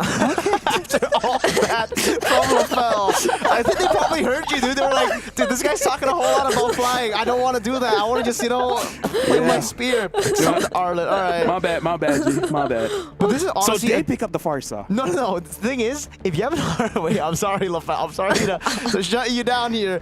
But the Arlet is a good way to go up against Farsa Yeah, because you pop out Feather Airstrike, you're a sitting duck for the Arlet. Swoop into whatever it is Hey. the team has. Farsa's not a duck. Actually, she She's could a- be. Actually, she she could is. be. She can I be. don't- depends on the Jeez, skill. answer her. Bro, They go for the Farsa. dude, you need to listen to my I'll words listen of to you. wisdom. I'll listen. Hey, but the Joy still... Well, at least they have a Fredrin. Yeah, I don't think you go join now, right? See? Into the counter? Bro, they can hear us. Okay. Can they? Yeah, Oh, they can. depends on how No, loud they we can't. are. They can't. We're pretty loud. So maybe not Joy. Okay. And then Switch it up. Switch it and up. then Joy. Do they take a gold laner here? Okay, one's out. I So think the only- Ranger will be fine. Safe yeah, choice. I think Ranger is fine because There you go. And the Joy. Yeah. Yeah. See, don't say stuff. You're Yeah. challenging them. I challenged them to go Farsa. This Challenged them should to go be Joy. It's hard. Wait. Wait. Phoveus. What's hard? Phoveus fine. Yeah, Phoveus will be great here. Yeah. That's why I was... There's no way they don't pick up the Phoveus, right? All right, I see what you're doing here, LaFell. Corinthians, do they go instead for something else just to be like, yeah, we're not? Because we wanted something else from Hesu. But I think the Phoveus works. Like, the But- Phoveus is a bit too good right now. You have a Joy? Dude, Okay, they don't. there's a Joy, an Arlet. Yep. Go on. Wait, no, because the Arlet still can be flexed, so... But still, you get value. Like the Roamer, the XP will always be part of fights early, Yeah, and then the Arlet, the Joy is there too. So it's like you get value anyways. Hey, maybe we If should Mythic talk. Seal don't ban Phoveus, You know, dude. let's just start a podcast. Okay. We already have one. We have one, Gang though. and gather, ladies and gentlemen. Go check it out. So they should be banning out the mids. Maybe consider the Selena, right? Just take out Nico's, Selena and Valentina, because I feel like you gotta respect that. You just gotta respect it. Yeah, because there's nothing left. The Jushin and the Kimi are out. And neither of them will get banned. I really hope Mythic Seal bans the Phoveus. That's what I really hope right now because, hey, their They composition is should. looking very dicey without the Phoveus ban. It's 100% Phoveus. 100%. Okay. 100%. 100. Why wouldn't it? Like, what else is there to ban? Irithel, maybe, sure. Yeah. Wait, why? They have a monster. Oh, wait, yeah, of course. Dude, Oh. It's, dude, the game. The game has been... It's been messing with my mind. Oh! Hey, we got it right. There you go. There you go. There We you got go. it right. There you go. Yo. They finally... They This is a listened. roller coaster. It is. Who knew a draft can be this intense? Corinthians next. Wait. Selena. We haven't seen Honestly, Selena. not a bad one to Or actually ban maybe out the just the Lilia. Valen. Yeah? Yeah, Because you have Fredrin. Valen is the safest, in my opinion. Take out the Valen. So you don't get to give away. There you go. See, Selena, I told you. man. Yes. There you go. Listen to me. No, I was challenging them to. Ah. Okay. Dude, she's 5-head. She is. Mythic Seal now. Do they also just say, you know what? We're taking your heroes out of the equation too, Hesu. Take away the CC? And then they ban. And then Honestly, they ban something CC is a good ban, but I don't know after watching that game. Maybe they're like, I can deal with it. Kalia, okay. Hey, what about the Masha right now for Corinthians? They have a utility jungle. Oh wait, yeah. Yeah, we haven't seen a Masha. Maybe Jesus is telling them that let me do damage. Damage, and then they give Louise something like a Baksha. Oh yeah, it's still open. Yeah. Could also be a Gatot Kacha. I think that works too against this composition. Safest. Wait, there's still a They could Badang, take it right? now. I feel like they could take There's also Gatot now. Badang, yeah. So a lot of good options for Corinthians here. If they want to go Masha, that's up. They can also just go for the safe route. Or Chip Masha. No, wait. No, right? I don't think the first one was I feel like you don't have to go Masha. Like there's other damage dealers. That's the Badang. There you Badang, go. Yeah, they go for the Badang. So what's I want the later? Valentina. I feel like the Valentina is going to be pretty Same. good here. I agree. And Nico actually did amazing on it Yep, to yep. equalize against the Yangon Galacticos in MSL MM Season 1. Valentina and Valentina Cappuccina. Hey! Me, Moscow. I would prefer just to put the Arlet in the EXP. I agree. Please XP. XP Arlo. What do you go Rome? Show. Whoa! Whoa! Okay. Nico and all the flexing. stops for this one. Nico showing up. He's like, I like hey, it. I watched MWI. Yeah. I saw the final game. And an Esmeralda. Oh, this is so much riskier for Mythic Seal, the composition. Yeah. Hey, this is what we wanted for MSC Day 1. We're encountering the unknown. Experience the world where when you move forward, you don't know which is left and which is right. And now we're jumping into drafts that we've never experienced before. This is what the world has to offer. And I'm going to throw it to you guys. Thank you so much, LaFell. Ladies and gentlemen, welcome to... Well, we're still on the same desk, but me and Brigitte will be bringing you the final game of the day as we encounter the unknown here in the final game of the day. And interesting drafts from both these teams, from Mythic Seal and also Corinthians. Now, question is the upset real? Can Corinthians beat the dark horse of MSC, or will Mythic Seal take the dub with Ken in his third Joy game? That's right. This should be the last game of the day since we've had a lot. And imagine that. Okay, we've already beat the record for fastest first blood in this day. We got one in 29 seconds, courtesy of Boye. Shout outs to Boye, man, on the show. He's ruthless, just showing Jiku knows all around the board. Corinthians couldn't handle the kicks, couldn't handle the swagger. Yeah. That was such a great start for Mythic Seals, though. Like, I was honestly supposed to say that I was... They need to play from behind, right? Oh, no, yeah. Wait. Okay, continue. Yeah, but anyway, I was trying to... I was kind of worried for Frost La Neve, considering that the Kadita sounds like such a great answer to the Farsa. It's similar to the entire Kadita Farsa matchup, or Kagura Farsa matchup rather. But given that they're already able to get that great of a start with just Boye, I feel like it's gonna be a little tricky for Frost La Neve to position himself around the map. And speaking of Frost La Neve, look at that. He went for Tenacity on the Farsa. Oh, all right. Tenacity for both the mid duo here. Yeah. And Inspire, they're really in sync for this one. Despite the tankiness, they still fell first blood, and it goes to show you how much burst Mythic Seal have. Explosive burst in the early game. Yep. Petrify again. I mean, that's the pull yourself together, Kadita. They'll just be using all these skills over and over again. Flick is kinda low. Will they try to chase after him? Boye might try to disturb his farming. And that's a few moments away before we see the objective spawn. So they've done a really good job in zoning out the members of Corinthians. Hesser, though, somehow managing 2 members all by himself. Will get some help from Luis. But then that's the flicker from Kun already committed before the fight. A bit of a mistake there from Kun. He walked up, tried to go for the Vengeance, but Hesu popped in the Purify, falling Star Moon. Oh, that was such an accurate use, but the knockup from the Breath of the Ocean. Nico tries to burst down Flick, but some of his HP goes back because of the Appraiser's Wrath. Ken, though, still steals away that objective from Corinthians Esports, despite a great start. And now Kun might just be the next to fall. Hesu doing a great job. Retribution committed just to slow him down, and he tries to dash back in. There's the Jeet Kun don't knock up, and Kun, oh my god! What? He's still able to survive all that! flicker from Luis finally takes the kill, but so many resources were committed just for that. Great turn over. Ken looking for a wild breath of the ocean from Nico. And away of the dragon to lock things down. Mythic Seal. A long team fight that lasted ages. Won out by the Seals, and now it's all in for them. Ken already invading the jungle. Oh, Corinthians outplayed by Kun, and that just shows you how. Oh man, that was a mistake by Upatizi, right? He didn't mean to spear miss with it. But anyways, great outplay from Kun. They didn't expect how many more ways to CC was available for Mythic Seal. They forgot about the Breath of the Ocean. They forgot about the Jikundo that landed on 2, and mainly they underestimated the sustain that the Arlet has with skill 2. Every time you get it, oh my God, Nico, again? Purify.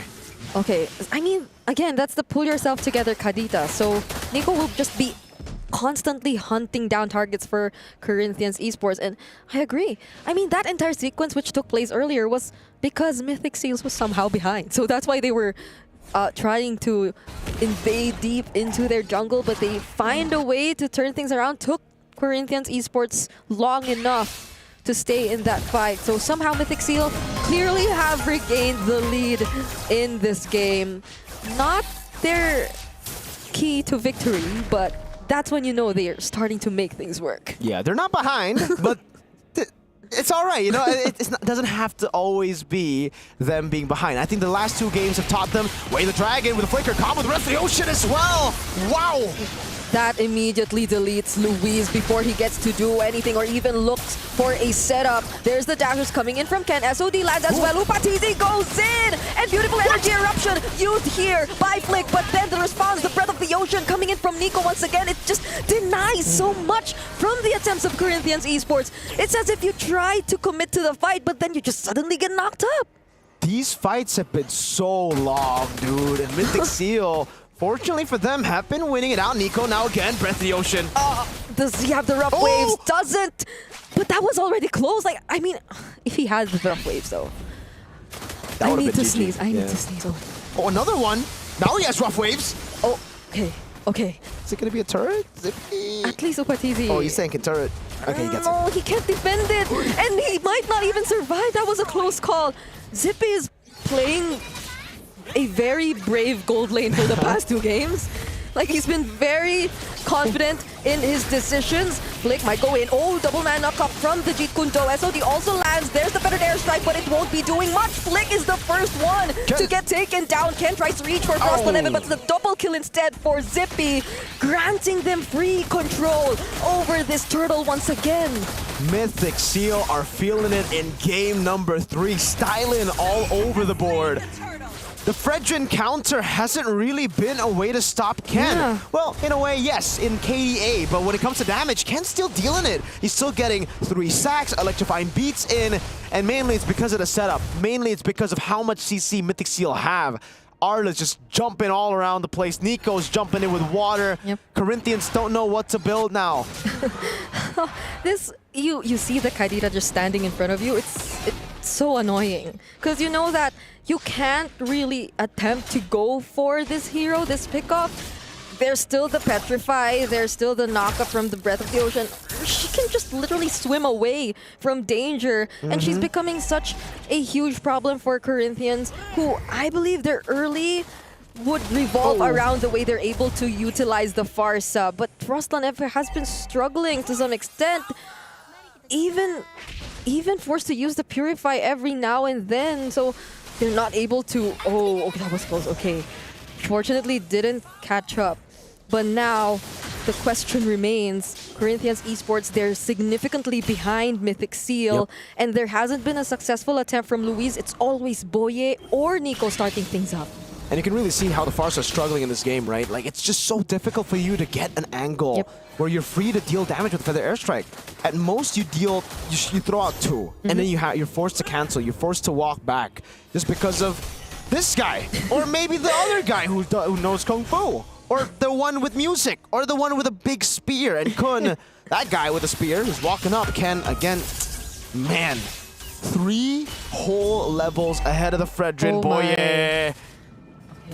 Are they actually gonna try to do something now? Oh, they spot Upatizi, uses the SOD, but will that be enough? Luis is here to help, but the final slash, he gets to purify himself to safety, might just be able to walk away, but still, he had to use the Purify, he had to use the SOD. That's a lot. 2 members, could they be locked in here by the Fistcraft? They don't, and they won't commit it just yet. He also doesn't have it anyway.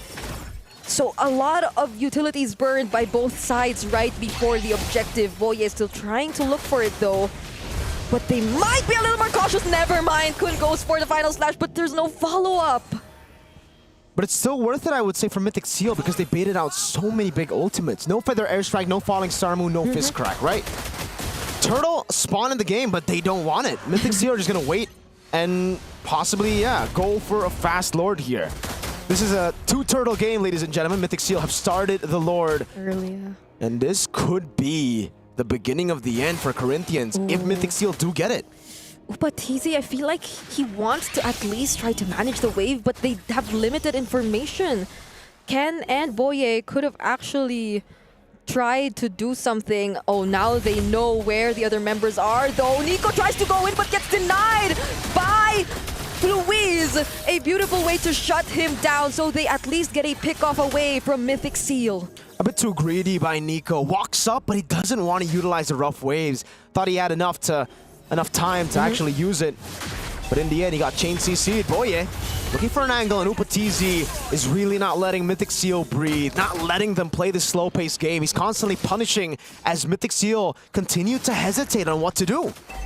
Yep. At least now, for Corinthian Esports, they're able to somehow gain a bit of control since they were forced, or they did take a pick-up earlier. Upatizi bravely goes in.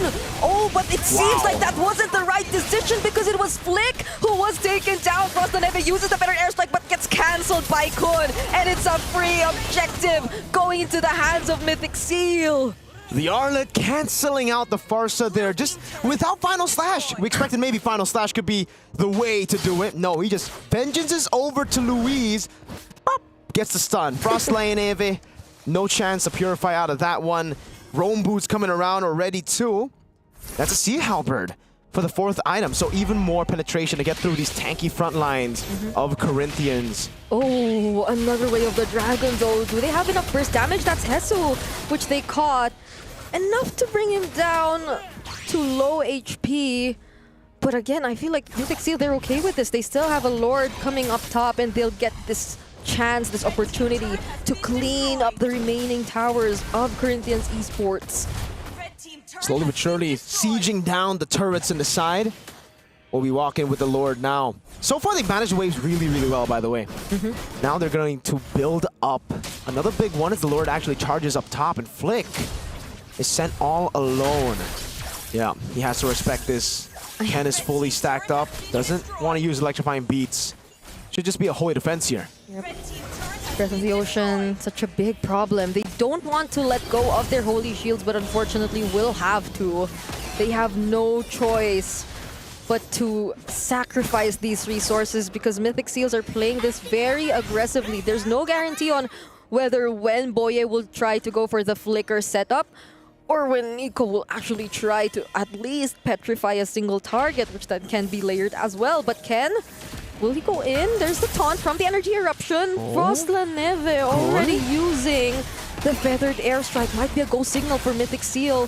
They have to be careful of their positioning. Kun can do the final slash flicker too anytime.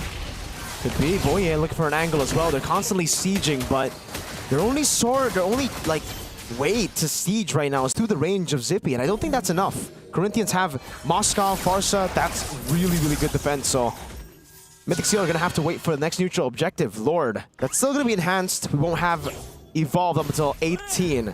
Wind of Nature, final item for Zippy. Wants a bit more defense. Not even a Fury Hammer for Kun this game. It's purely tank Arlet to survive and just to be a distraction to cancel out the Feather Airstrikes and to isolate some of the backliners away from the big fight. Yep. Zippy also picked up his Wind of Nature just now. So that's going to be another problem for Corinthians Esports if they do want to attempt to go for him. And it's not like he can be the first option, nor the easiest target if you're looking at the lineup of Mythic Seals, because you have to go through so many members. You have to not get surprised and burst it down first if you want to do just that. But speaking of, they actually go for the surprise. They target Hesu. Tanky enough though, gets to survive and walk away, but not Luis. Luis will be the sacrifice this time for Corinthians. And it's perfect timing. Really good timing. Mythic Seal have been on point when it comes to picking people off right before the Lord. It's a risky game to play because if you lose one member, it could be another 50-50 or it could be an advantage towards your opponents. But if you're this good at going for picks on Cho, it basically is free. Good escape too with the Breath of the Ocean landing on Hesu. Lord slain. And Boye is looking for more, but he doesn't want to go for it. He knows he has the Lord. Yeah. Let's play with it. There have been a lot of interesting interactions so far today. Just now we saw the the Falling Star Moon into the Breath of the Ocean and still get knocked up mid-air. But this is gonna be pretty hard for Corinthians Esports if they don't time their skills well. If Frostlaneve gets forced to use the Fettered Airstrike again, similar to earlier. If Mythic Seals manage the waves right, and it seems like that's what they're trying to do. But interestingly enough, Corinthians Esports, they're not staying in the base. They're actually trying to go out. Yeah, they really are trying to fight back to gain some tempo back in the map, but it's just so difficult because you never know where Mythic Sea are going to attack from. Yeah, you don't know where the Kadita is. That's the thing. I was nervous for a moment because they were just holding the brush down bottom. Oh, Spear of Misery denies Boye of that potential setup, but these are 3 waves, all synced, heading or close to gaining access to their base. Flick, already down half HP. Oh, the Flicker Final Slash might be the way to go. Fettered Airstrike already committed by Frostlaneve. They won't be able to cancel it for now, but they just focus on taking the inhibitor turrets. Kun, will he actually try this time? Flick, he gets bursted down. The Final Slash is committed onto 2 members, and that's going to be a tricky spot. Upatizi is the next target, and look at Nico just diving in! Gets a double kill away from Corinthians. Zippy as well. It's close to a wipeout. It's only Hesu left alive, and he too might be taken down as Mythic Seals. The upset is denied for this series. 3 times we saw a possible upset. 3 times we saw the favorites come back to prevail. Today is not the day of upsets. It is all about the top teams. I mean, here's the thing, it's day number 1 and they're already nail biters, man. Like, this is just gonna ramp up day 2, day 3, heck, especially day 3, because that's when we're gonna have the eliminations. Yeah. And in that matchup, like, I don't know, Nico, hey, you know what, at the end, it's fine. Hey, you it's won. fine. Hey, right. A win is a win. A win is a win. And this time, it does show that, okay, maybe for game number 1, they're being a little bit too much. They just gotta bring it back in, and then everything looks good. Imagine the amount of times we saw Nico and Boye just go for like the pickoffs, the setups, and Corinthians had no answer to it. Like, look at this. Even for Flick, this was the time when they spent too much time in their jungle, but oh my goodness. Yeah. Oh my goodness. This was just beautiful by Kun and the team. Remember, it's team effort whenever it's an Arlet. You can't really make those kind of plays alone. Yeah. Either ways, this is an amazing matchup. But behind me, it does look like Eterna is ready with Ken. So now, we're going to let Eterna talk with Mirko's boy. That's my boy. That's his boy. Thank you, casters. I'm here with Mirko's boy. So Mirko's boy, Ken, okay, his name is Ken. He's not Mirko's boy, actually. But we wanted to ask, first and foremost, is it Mythic Seal or is it Mythic Seal? It's Mythic Seal, but the Burmese pronounce it as Mythic, which is not the correct pronunciation. But Mythic Seal, that's the correct pronunciation, yes. Okay, so you want us to refer to you guys as Mythic Seal? Yes, yes. So we got confirmation, casters. All right, perfect.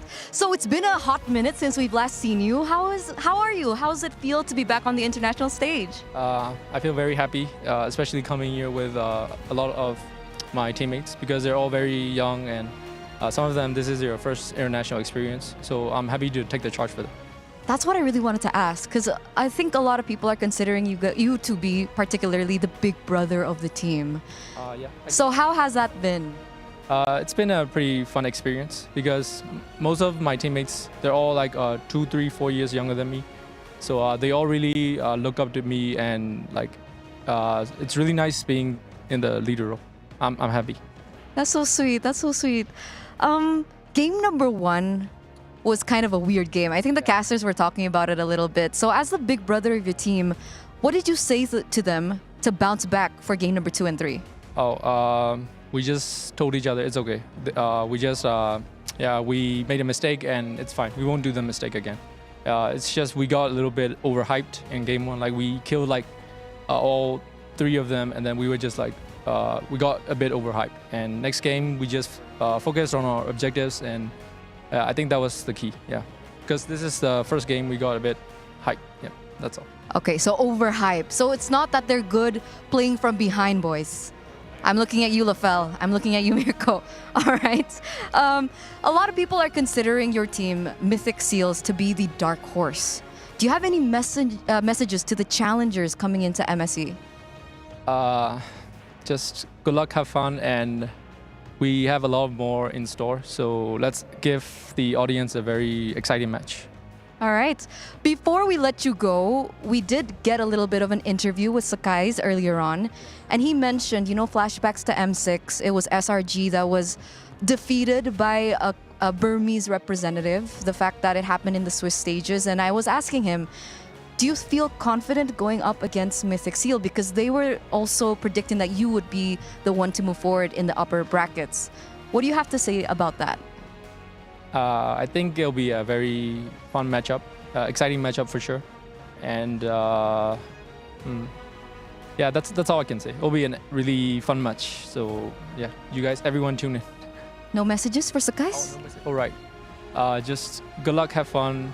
Let's play Assassin versus Assassin. Okay, Assassin versus Assassin. We've been waiting for this for such a long time. So once again, congratulations, Ken. It's good to see you once again. And we'll see you in the next match, and good luck. We're going to throw it over back to our casters. And then Sakai picks up Baxia. Dude, nah, come on. The man has already said, let's go Assassin versus Assassin. And then he'll be like, yo, Matilda's an assassin. If you play it right. Honestly, that was an amazing interview. Shout out to both of them. I respect the Burmese by calling it Mythic Seal, but yeah, hey, you know what? Hey, same. Dude, we'll just keep alternating so that we make everyone happy. Everyone happy. You know, the international viewers have probably been like, no, dude, it's Mythic. Well, now you got confirmation. That's how the Burmese say it, yo. It's Mythic Seal. Here's the thing. People say you can't make everyone happy. Yeah. I accept that challenge. We accept this challenge. Accept the challenge. Brigida, you want to accept the challenge? I will try. Not. Okay. In this game, you heard that they say like they were overhyped, right? So maybe just above average hype. Could be. Just a tiny bit more than the average. Yeah. That is also considered overhyped. But I think for them, no, Eterna. They do well from behind, because how do they get overhyped? When they're ahead, bro. So when they're behind, they can't get overhyped because they need to find the hype. That's a good argument. See, that's good. See, you need to be behind so that you don't get overhyped. Speaking of which, now we gotta look at the Sony MVP of the day. We gotta look at the MVP of the day. Who is it? The match MVP. We're gonna be looking at the match MVP just to see. Who is it? Yeah, who is it? Right? Right? Nico. No, look at okay. Yep, Sony match MVP here. And again, like just gotta throw in that Nico Flair. Yeah. Just to die at the end. Just cause. That's what we're gonna call it. Nico Flair. Nico Flair. That's the Nico Flair. Yeah. He needs that flair. If he doesn't have it, he's not Nico. I enjoyed watching this Kadita so much. Yes. It's amazing. It's like the Kadita was the only one able to play in the mid lane, and the Farsa was not able to play as much. It's almost like they picked the two of our Yeah, from the very beginning, picked the Purify, so couldn't already position that much. And every now and then, there's just a mermaid. So like mermaid. Oh, mermaid. What? Mermaids are not mermaid. No, mermaid and seals. But I think they're. I think it's not that kind of seal. Yeah. Yeah, it's like not. a seal, as in like, boom, we mythically sealed this game. Want to look at the brackets? Yeah, let's go. Okay. Let's look at the brackets just to see how things have shaped up after day number 1. Thank you very much. looking at this one, Oh. Wow, dude. Oh my lord. Wait. This early. This Oh already my looks fun. goodness. Okay. If you guys didn't watch the screen, now's a good time to look at the screen, screenshot, and post it all over social media. Yep. Team Liquid going up against Onyx ID. Hype. That's hype. SRG Oh OG my Mythic lord. Seal Assassin versus Assassin. Hype. Hype. Oh, nice. CFU. CFU Ultra Legends. Hype. Hype. Hype Virtus Pro Corinthians. Oh. Hype. I like MSC. Hey, wait Where- till you see Group B. Oh, Yeah. Group B is gonna be tomorrow, man. Exactly. Tomorrow. That's gonna. And now we're looking at Homeboys Team Flash. That's hype. Depends who wins for me. Okay. Oh, RRQ. The known versus the unknown. Hey. That's the story of that one. Wait. Okay. Encounter the unknown. Encounter the unknown. That's Area 77, and So then fitting. Onyx Philippines going up against. Yo, guys, we got amazing games here. Team Spirit. Tianfeng Yao Guai. That's my boy. That's your boy Hey, we against got- Team Again. Spirit. We got my boy earlier in the interview. We got a super my boy on this one. Dude, you got a lot of boys here. You gotta calm down. You But- have a lot of boys. Hey, thank you. You can't get overhyped. Don't get overhyped. Relax. She's too nice, but she also brings us back to reality. Which is nice, because that's what Madara said. Anyways, looking at Group B, which is going to be for tomorrow, that's going to be insane. Personally for me, you know, I want to see Team Spirit. I want to see Aurora, right? Haven't seen them for a while after the patch. Yep. So now I want to see what has changed. And I agree. Hey, especially looking at Team Spirit, looking at the EXP heroes that they will get or probably won't get. Probably get banned out. We'll see, man. At this point, it really comes down to we were expecting like the XP carries, utility jungles, but we've still just been seeing a lot more assassins. The Baksha, we assume, would be a pick or ban every single time, but turns out it depends on the team, because some teams early on, we did see the Baksha just get completely auto-banned, and then towards the end, when we started casting, they were like, you know what? Let's just go assassins. So that's your thoughts. Any final thoughts from you before we close the show? Tomorrow, I think I'm most excited too for the Tianfeng Yao Guai. Yes. I just Tianfeng wanted to Yao say Guai. it, you know. Yeah. Like, You know what? I'm excited for that. Shout outs to Michelle and everyone watching. That's it for today. We had 4 amazing matches. Only 1 2-0. The rest went all the way 2-1s.